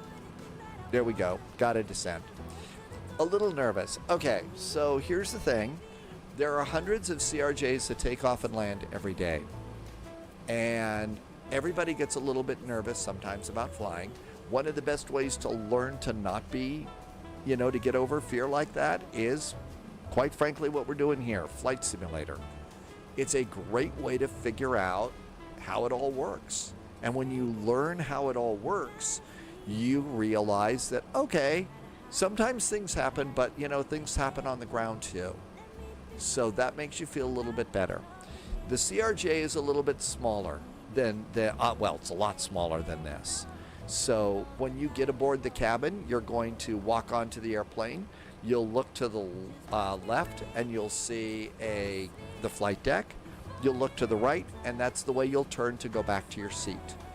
You'll notice that there's 2 seats on either side of the aisle, a window seat and an aisle seat. And you'll go ahead and grab your seat and sit down and then put on your seatbelt. And even though the seatbelt sign goes off, you leave your seatbelt on even after it turns off. Okay, that's just something that you do. Because, you're still flying in an airplane and there's things called, clear air turbulence. So you definitely need to leave your seatbelt on. And besides that, it's just a matter of sit back. If you got a window seat, look out. You're going to go very fast. You're going to feel yourself get pushed back in the seat, when the airplane's running down the runway, because the airplane's got to get up some speed there to take off. You're going to feel the G's. Okay, so when the airplane takes off, you're going to also sink in your seat a little bit. Not much. It's not pulling G's like the astronauts, blasting off in the space shuttle and stuff like that. So those are things that you'll feel. If you've got a little bit of a weak stomach or something like that, I don't really recommend a big breakfast of sloppy joes before you fly. That's not going to help you out an awful lot. So maybe something a little bit lighter, if you get a bit of a queasy stomach. And then by the time, you'll get up to cruise and you'll look out the window and enjoy. And then before that, you'll land. And landing, you'll probably feel the bump. Sometimes it's a big bump. Sometimes it lands light as a feather, just like we do in Flight Sim. And then you'll notice the airplane definitely decelerating. You're gonna, like you got pushed back in your seat for takeoff. You're gonna move a little bit forward a little bit on there too. And if there are storms in the area, there's going to be bounces because the air sometimes gets bouncy. But remember, there are hundreds, if not thousands, of flights that take off and land every day. And they don't make the evening news, and big chances are yours won't either. And if that helps, that's great. If you all want, you can also check out that CRJ and learn how to fly it, and that's kind of a cool thing to do too. Smithwood was doing Bishop Airport in Michigan, but you couldn't find an approach that fits with the D's or 5. So probably what you would have had to have done was vectors for your approach. And we're going to have to do that actually a little bit too on this one. So coming in, as we come in at Follett and then the Eddy, we could do some vectors. Now I actually have a connection. So from Eddy, it connects me right into my ILS. So what you would probably have to do is after the last waypoint, you'd have to vector yourself a little bit to go and capture the ILS. I don't know if that helps. Diamond Mike, I wish I could do better in my landings too. My landings are kind of all over the place. So that's the hard part about it. I'm slowly getting better with some airplanes, but it just takes work. Real airline pilots have incredibly great skill. And that's part of what you have to do, is develop some of that skill. Zurzar has got pizza today. What kind of pizza do you have? I'm not sure what food's going to be here. Okay, 18,000 feet. The altimeter is 3025. So 3025 on the altimeter. 3025. Altimeter checked and set. And we're above flight level 200 and 280 knots. So the arrival is a little bit, we're a little low. I probably did something wrong. I don't think we're on the profile very good.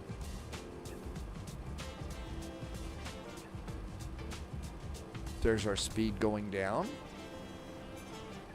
This airplane helps you out a little bit. If you look off to the side of the speed tape, it says SE and GE, slats extend, gear extend, and it's yellow. You can't do it, but as soon as it passes the speed here, it's going to turn to green.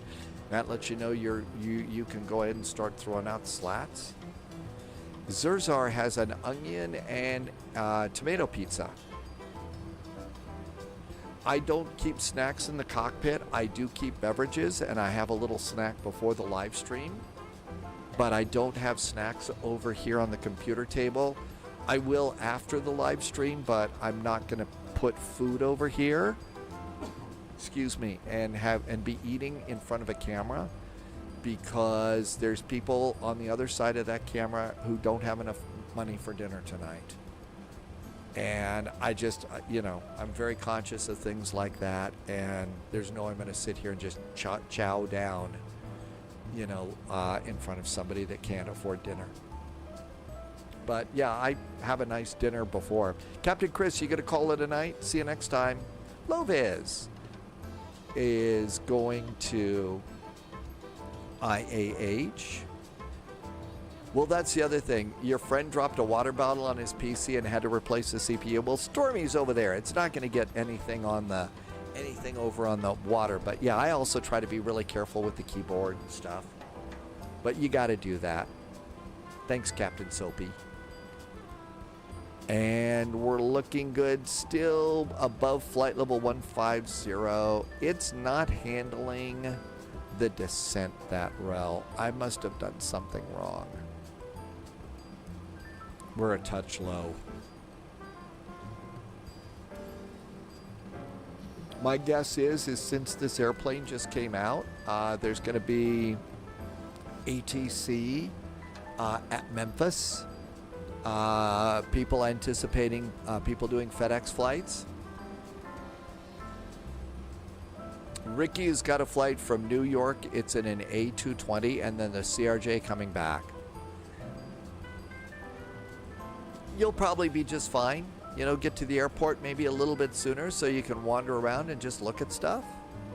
It's actually kind of fascinating if you don't spend a lot of time out there. Loviz is chatting with the ground controller right now. 10,000 feet. Seatbelts. Landing lights. And let's do flaps extend. Well, wait a minute. It's right underneath that. Let's wait till we slow down a little bit more. You flew, Ricky had got to fly in the A320 to Florida, and it was insane. Really? They found, alligators aboard or something? There we go. Now it's appeared. It's behind there, so now we'll go and do slats. Before landing items, so auto brakes medium. Speed brakes are armed.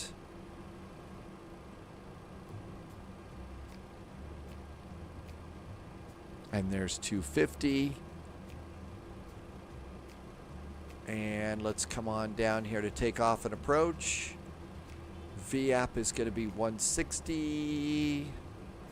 Clean speed's 210. Sim Caesar is flying in an Airbus. What? Well, we got to raid Sim Caesar. Sim Caesar's flying in an Airbus? All right. When we raid Sim Caesar, you've all got to go into chat and say, who are you and what have you done with Sim Caesar? I don't think Sim Caesar's ever flown an Airbus before.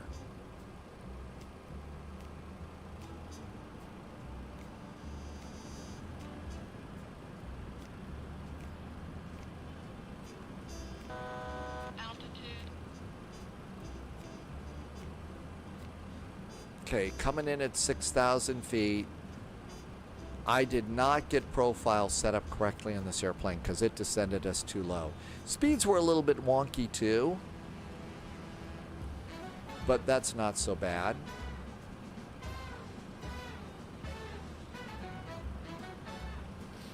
Let's do a little bit of our own ATC work here and see what's going on. So right now we're coming into San Francisco, and San Francisco really doesn't have an awful lot showing up here. There's ground at Oakland. I got a Southwest ahead of me. Where are they going? They're going to San Francisco. They're going a long way from here. Anybody up here? Here is a Flight Viper. They're just flying around. Okay. So I'm guessing that we're going to be fine. Let's just do our thing. Let's go and flip the frequencies. So 120.5.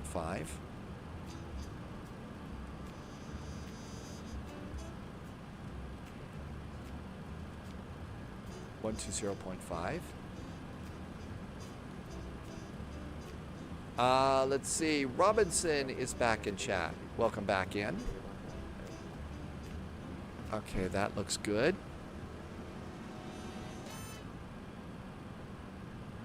Okay, we got a speed reduction from here to 240.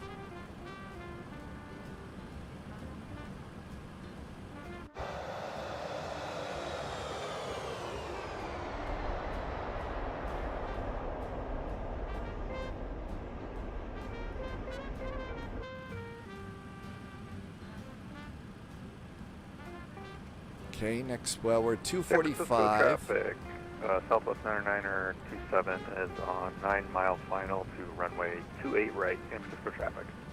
All right, that's that airplane that's right there. Anybody up to the north? There's that Viper, but that's just a little airplane that's buzzing about. So that's a private. I don't know what that is.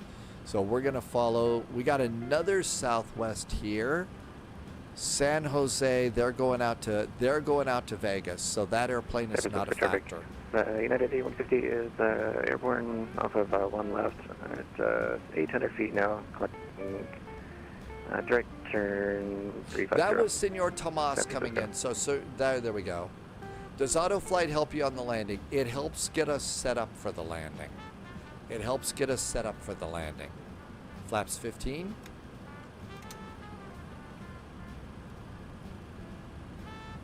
I mean, you know, especially at this point in time, Captain Soapy, so this is hour 7 of the live stream. By now, you start to get a little bit tired. So I use autopilot more and more the later in the live stream that I go, because you do get tired. You know, when you hear about how an airplane flight had to be delayed or canceled or something because the flight crew needed rest, they have very specific rules for rest for real pilots, because you know, the people that sit in these seats have still got to be frosty. Despite all the computers and everything that we got, when you're sitting there in a pilot seat, you've got to be 100%. You can't be tired or anything like that. So as the day goes on, I use more and more autoflight to get us set up. Now, this is a pretty simple approach. From the star to the ILS, there's just a direct line, and the airplane will handle that. I'm just worried about other traffic and speeds at the moment. Zerzar, yeah, the semi-truck drivers, they got to do that too. They've got to be rested too, especially because those are professional drivers and they're driving around on the streets with amateurs in small cars that don't know what they're doing. You do, Captain Soapy, there is a kind of landing in modern jetliners. There is a, in modern jetliners, it's called a Category 3 landing, and that is the airplane will land itself. It'll land itself. All you have to do is pull the throttle back. It's pretty cool. And you do that when visibility is absolutely zero. Or you've got somebody like me sitting up front because the captain ate the fish and the co-pilot ate the chicken. That's, you know, the joke from Airplane. The pilots are incapacitated, and you got to put, you know, an amateur up front. So you can do a Category 3 landing like that too. But this old thing, I don't think does a Category 3 landing. So we'll have to turn off the autopilot, and it's stick and rudder flying at that point.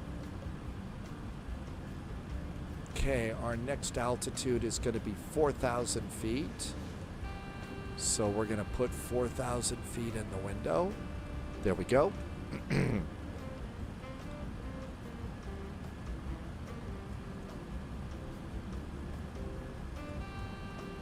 Sim Caesar has landed an Airbus in Los Angeles.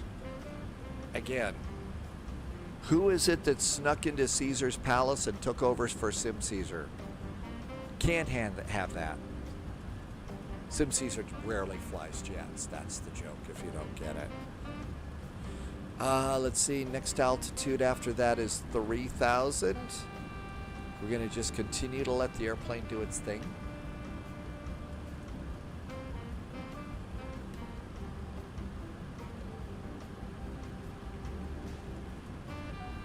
My next speed is 210.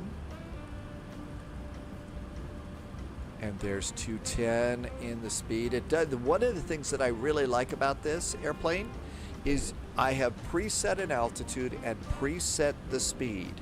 It has not done it until you have pressed the button. So I can preset things, which I think is really kind of nice to have. Senor Tomas, you didn't make the runway? Uh-oh. You're kind of new. You don't have the iFly 737 approach mode figured out.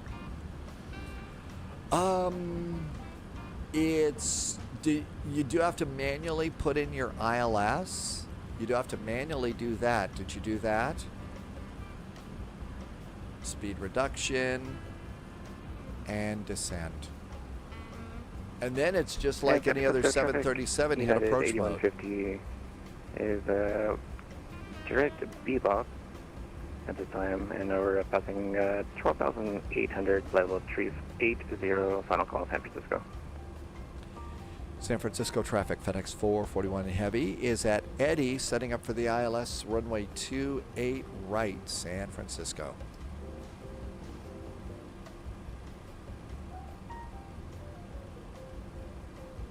Flaps 28.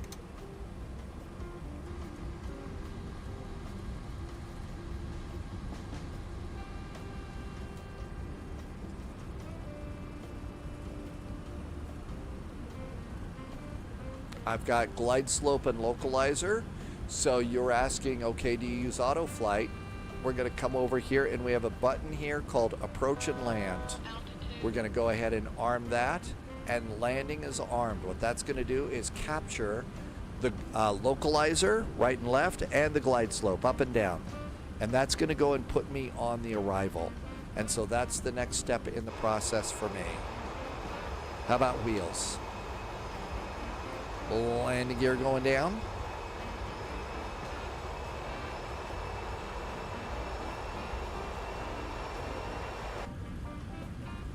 Lights just coming up in the San Francisco Bay Area.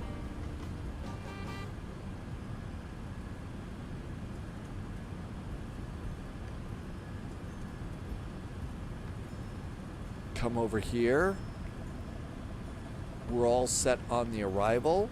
We're all set on the ILS. I'm going to go ahead and have my ground chart set up over here, and the general area where we're going to be, 28 right, and we're going to try and get off at Kilo. There's no high speeds this way, so we need to be slowed down to 10 knots or better to make that 90-degree turn, or else we're not going to make it. So let's see. Auto brakes are medium. Speed brakes are armed. That looks good. The flight management computer says right around 160 to land. And usually we keep about 180 until 5-mile finals. And so we'll go to 180 here. There's 180. Speed and flaps 35. That looks good. It's always kind of nice that we love having ATC, but not having ATC is nice too. Amargosa says 180 till the San Mateo Bridge. Now that's not the Bay Bridge. That's another one, right? Or is that considered the same thing? We're grabbing the localizer.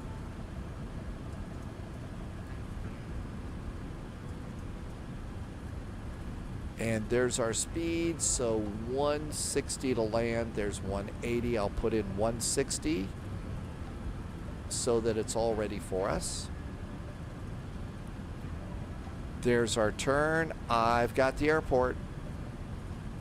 There's the airport, there's the runway. And I think that was the bridge right there that Amargosa is talking about. All right. Reset this bug straight up. Actually, no, we should set it for missed approach. Missed approach is 281 degrees off the runway. There's missed approach. And we're good.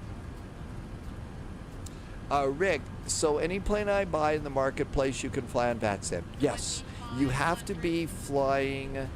You have to be on a PC to get on VATSIM. So I don't know if you're on a PC, if you're on a console. I'm afraid that doesn't work. This is not X-Plane. We're in Microsoft Flight Simulator. But yeah, if you're on a PC, Rick, yeah, okay, so if you bought an airplane in the marketplace, you could fly it on VATSIM. It might not be as responsive as some of the other ones. And 160 to land. San Francisco traffic, FedEx 441 Heavy is now 5-mile finals for 28 right. Landing 28 right will be exiting to the right. San Francisco. Speeds are set. Okay. Auto brakes, speed brakes, gear down 3 green. The EAD box just popped up and it's green. That means we're configured properly to land. Autopilot's going off. You can tell the autopilot's going to go off. So you see all these are green. Now what I'm going to do is I'm going to turn it off. Ready? See how it just changed? AP is off. Captain's got the airplane. The panicking should begin almost immediately. We got a little bit of a crosswind from the right blowing us over to the left.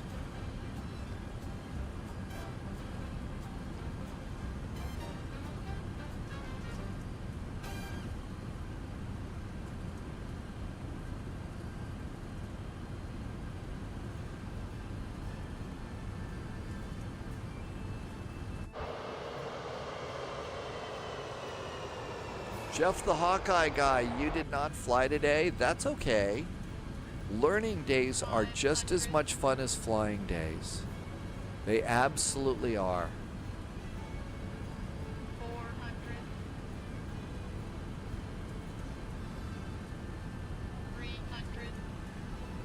Approaching minimum. 200. Minimum. Landing.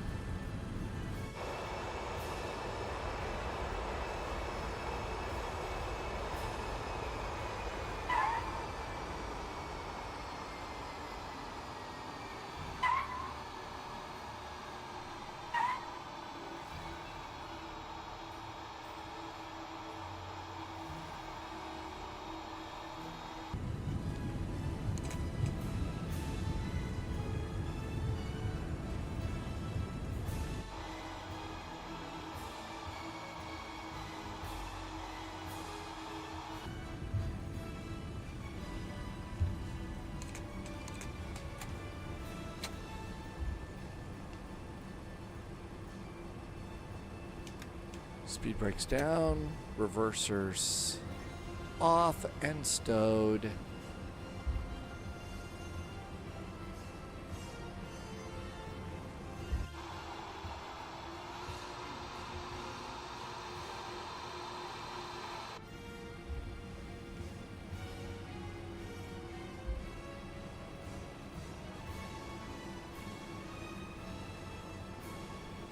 So we're still indicating 32 knots. To make a hard right turn, we have to be at 10 knots. 17, 16, 15. Otherwise, we're not going to do that. The music, yeah, this one was that music that we found that's sort of like the theme park entry music.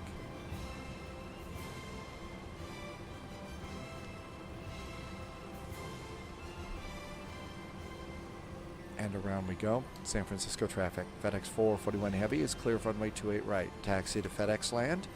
Happy landings, San Francisco. San Francisco traffic, United 2262 is on 10 mile final for only 28 left and will be exiting on the left. San Francisco traffic. Okay, we got to get over on uniform. And then the thing is we've got a really bunch. This is a lot of really tight turns here to get out to where the FedEx is. And I guess they bring heavies into this little FedEx area here. Not surprised. I guess this is probably the, for deliveries in there. Let's see. Strobes can go off. Okay. Flaps are up. Speed brakes are down. Auto brakes are off. There's the big United Airlines hangar over there.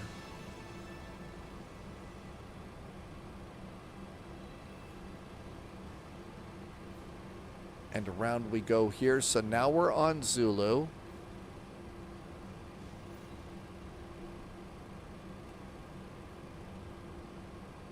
Go by the Coast Guard station. So they got a little Coast Guard station here. And then after that, we got another tight turn over here. Senor Tomas, thanks for doing the flight today. We'll see you next time. Next flight for us is going to be Thursday, 1800 Zulu. We are going to take this very, very big airplane into Paro. So our departure airport is our usual Paro airport. That's Kathmandu. VNKT to VQPR is where we're going next. And that's going to be at 1800 Zulu. San Francisco traffic, United 2263 is on 5 mile final for only 28 left. Generally, we do it on VATSIM. We time shift the flight. There's usually no ATC in the area at that time because it's really late at night and in Bhutan. So, geeky, default airports, okay, not great, not terrible. Closer, I'm sorry to say, to the terrible side. They're about what you'd expect, I'm afraid, geeky. Sorry about that.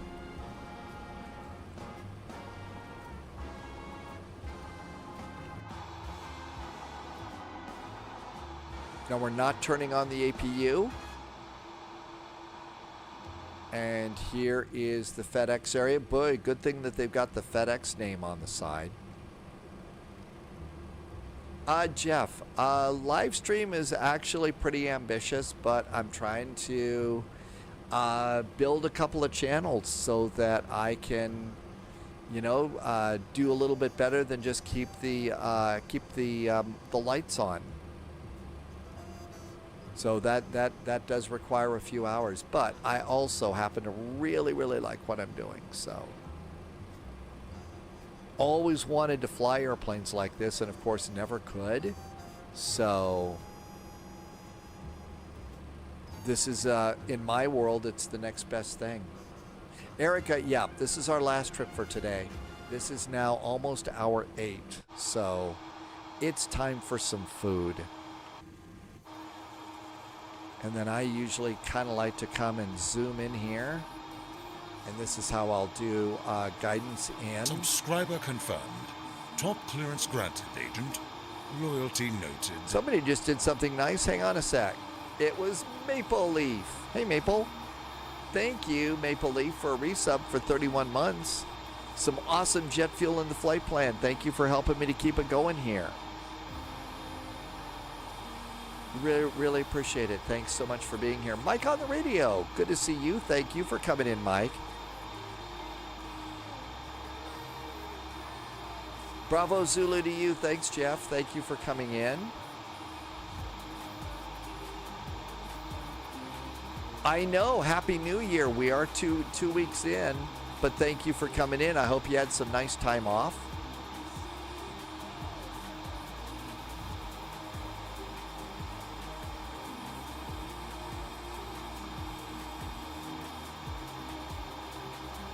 I don't think that we could go. Well, maybe we can. There we are, parking brakes.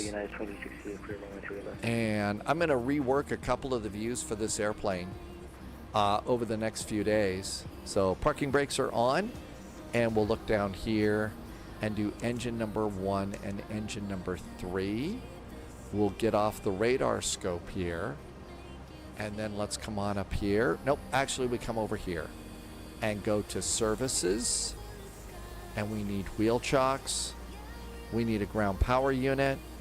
We can then come up here and punch in the ground power unit, and then come over here, and engine 2 can go off, and that keeps the airplane powered.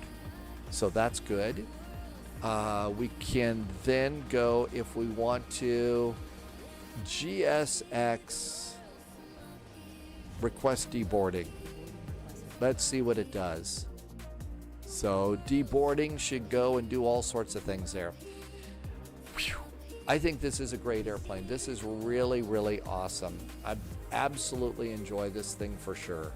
It's one of my favorite airplanes. It's old. It's kind of old and clunky, but you know, we flew this into Vectors to Copenhagen. And if you can fly something like this into Vectors to Copenhagen, and it's going to behave and do all the things that an airplane is supposed to do, I think that that's just amazing. So when will we do a multiplayer flight? We're actually going to try and do a few more of those this year. So, you know, recently we did an event. We did the Spy Flight Beer Run, which is in the Caribbean. There was a little thing that we used to do in the Twin Otter over in X-Plane a long time ago, and it was called, I've still got my beacon on, whoopsie. And it was Sheep Mountain Airport to Chicken Airport. Sheep Mountain to Chicken was what we used to do. And that was all on multiplayer. So I kind of think that I was going to try and dig up some airports for Sheep Mountain and Chicken airports. Two small things. I mean, it's dirt runways and stuff, but we'll try and do that. So we'll try and do a few more of those sorts of things. But thank you for coming on in today. The next flight, like I said, is going to be Thursday at 1800 Zulu. And what we'll be doing is Kathmandu to Paro, VNKT to VQPR. If you don't know about the second airport, Paro, I definitely suggest you look that up a little bit so you'll have an idea of what it is that we're going to be doing. And we'll be taking our really, really big airplane in like this too. So that'll be really cool. And I'm looking forward to that particular flight. Yeah, you would never do that in the real world. You would never take an airplane this big. It's one of the things that us silly flight simmers do, called big airplanes into small airports. And we do it all the time. And fortunately, they don't yell at us that much, which is really nice. DJ Wills Park. DJ, thank you for coming in. He drove the first jetway at John Glenn. Oh, really? Your dad did the first jetway? That's pretty cool. I had no idea. No kidding. Well, thank you for coming in. Really appreciate the incredible support. Thank you for keeping my sub count where it is. I really appreciate being able to do that. It means an awful lot to me, and thank you for helping me to keep my lights on and keep this live stream growing. If you're joining me over on YouTube, it's brand new. And it is brand new on YouTube, and it's growing a little bit over there, which I really appreciate, and thank you for keeping it going. Loviz reminds us, that's right, there are no charts for Paro anymore. The government took those charts off. So one of the things that we'll have is I do have Paro charts. And we've got these over here, and I will put these charts over on Discord. So you can go and get these so that we can see all the things. They're kind of ridiculous here, but eventually you see there's the Paro Airport, and you'll start to see the approaches and everything else that comes in. So I'll put my list of charts over there so that we can go ahead and do that flight. Thanks for the reminder, Loviz. I'll put it over there. Let's see. And I think we're done. Sim Caesar was in the Phoenix today. Let's go and see Sim Caesar. I can't wait to see you. I really appreciate being able to take a couple days off, but I really also kind of missed this too. Thank you for coming in today. Again, thank you for such incredible support. I really appreciate it. And thanks for helping me keep the lights on. I say it all the time, but also, you know what? Thanks for just coming on in here and being such great flight sim friends. I can't wait to see you. The next flight is going to be Thursday. Until then, please stay healthy, stay safe. We'll see you in the friendly sim skies. Cheers.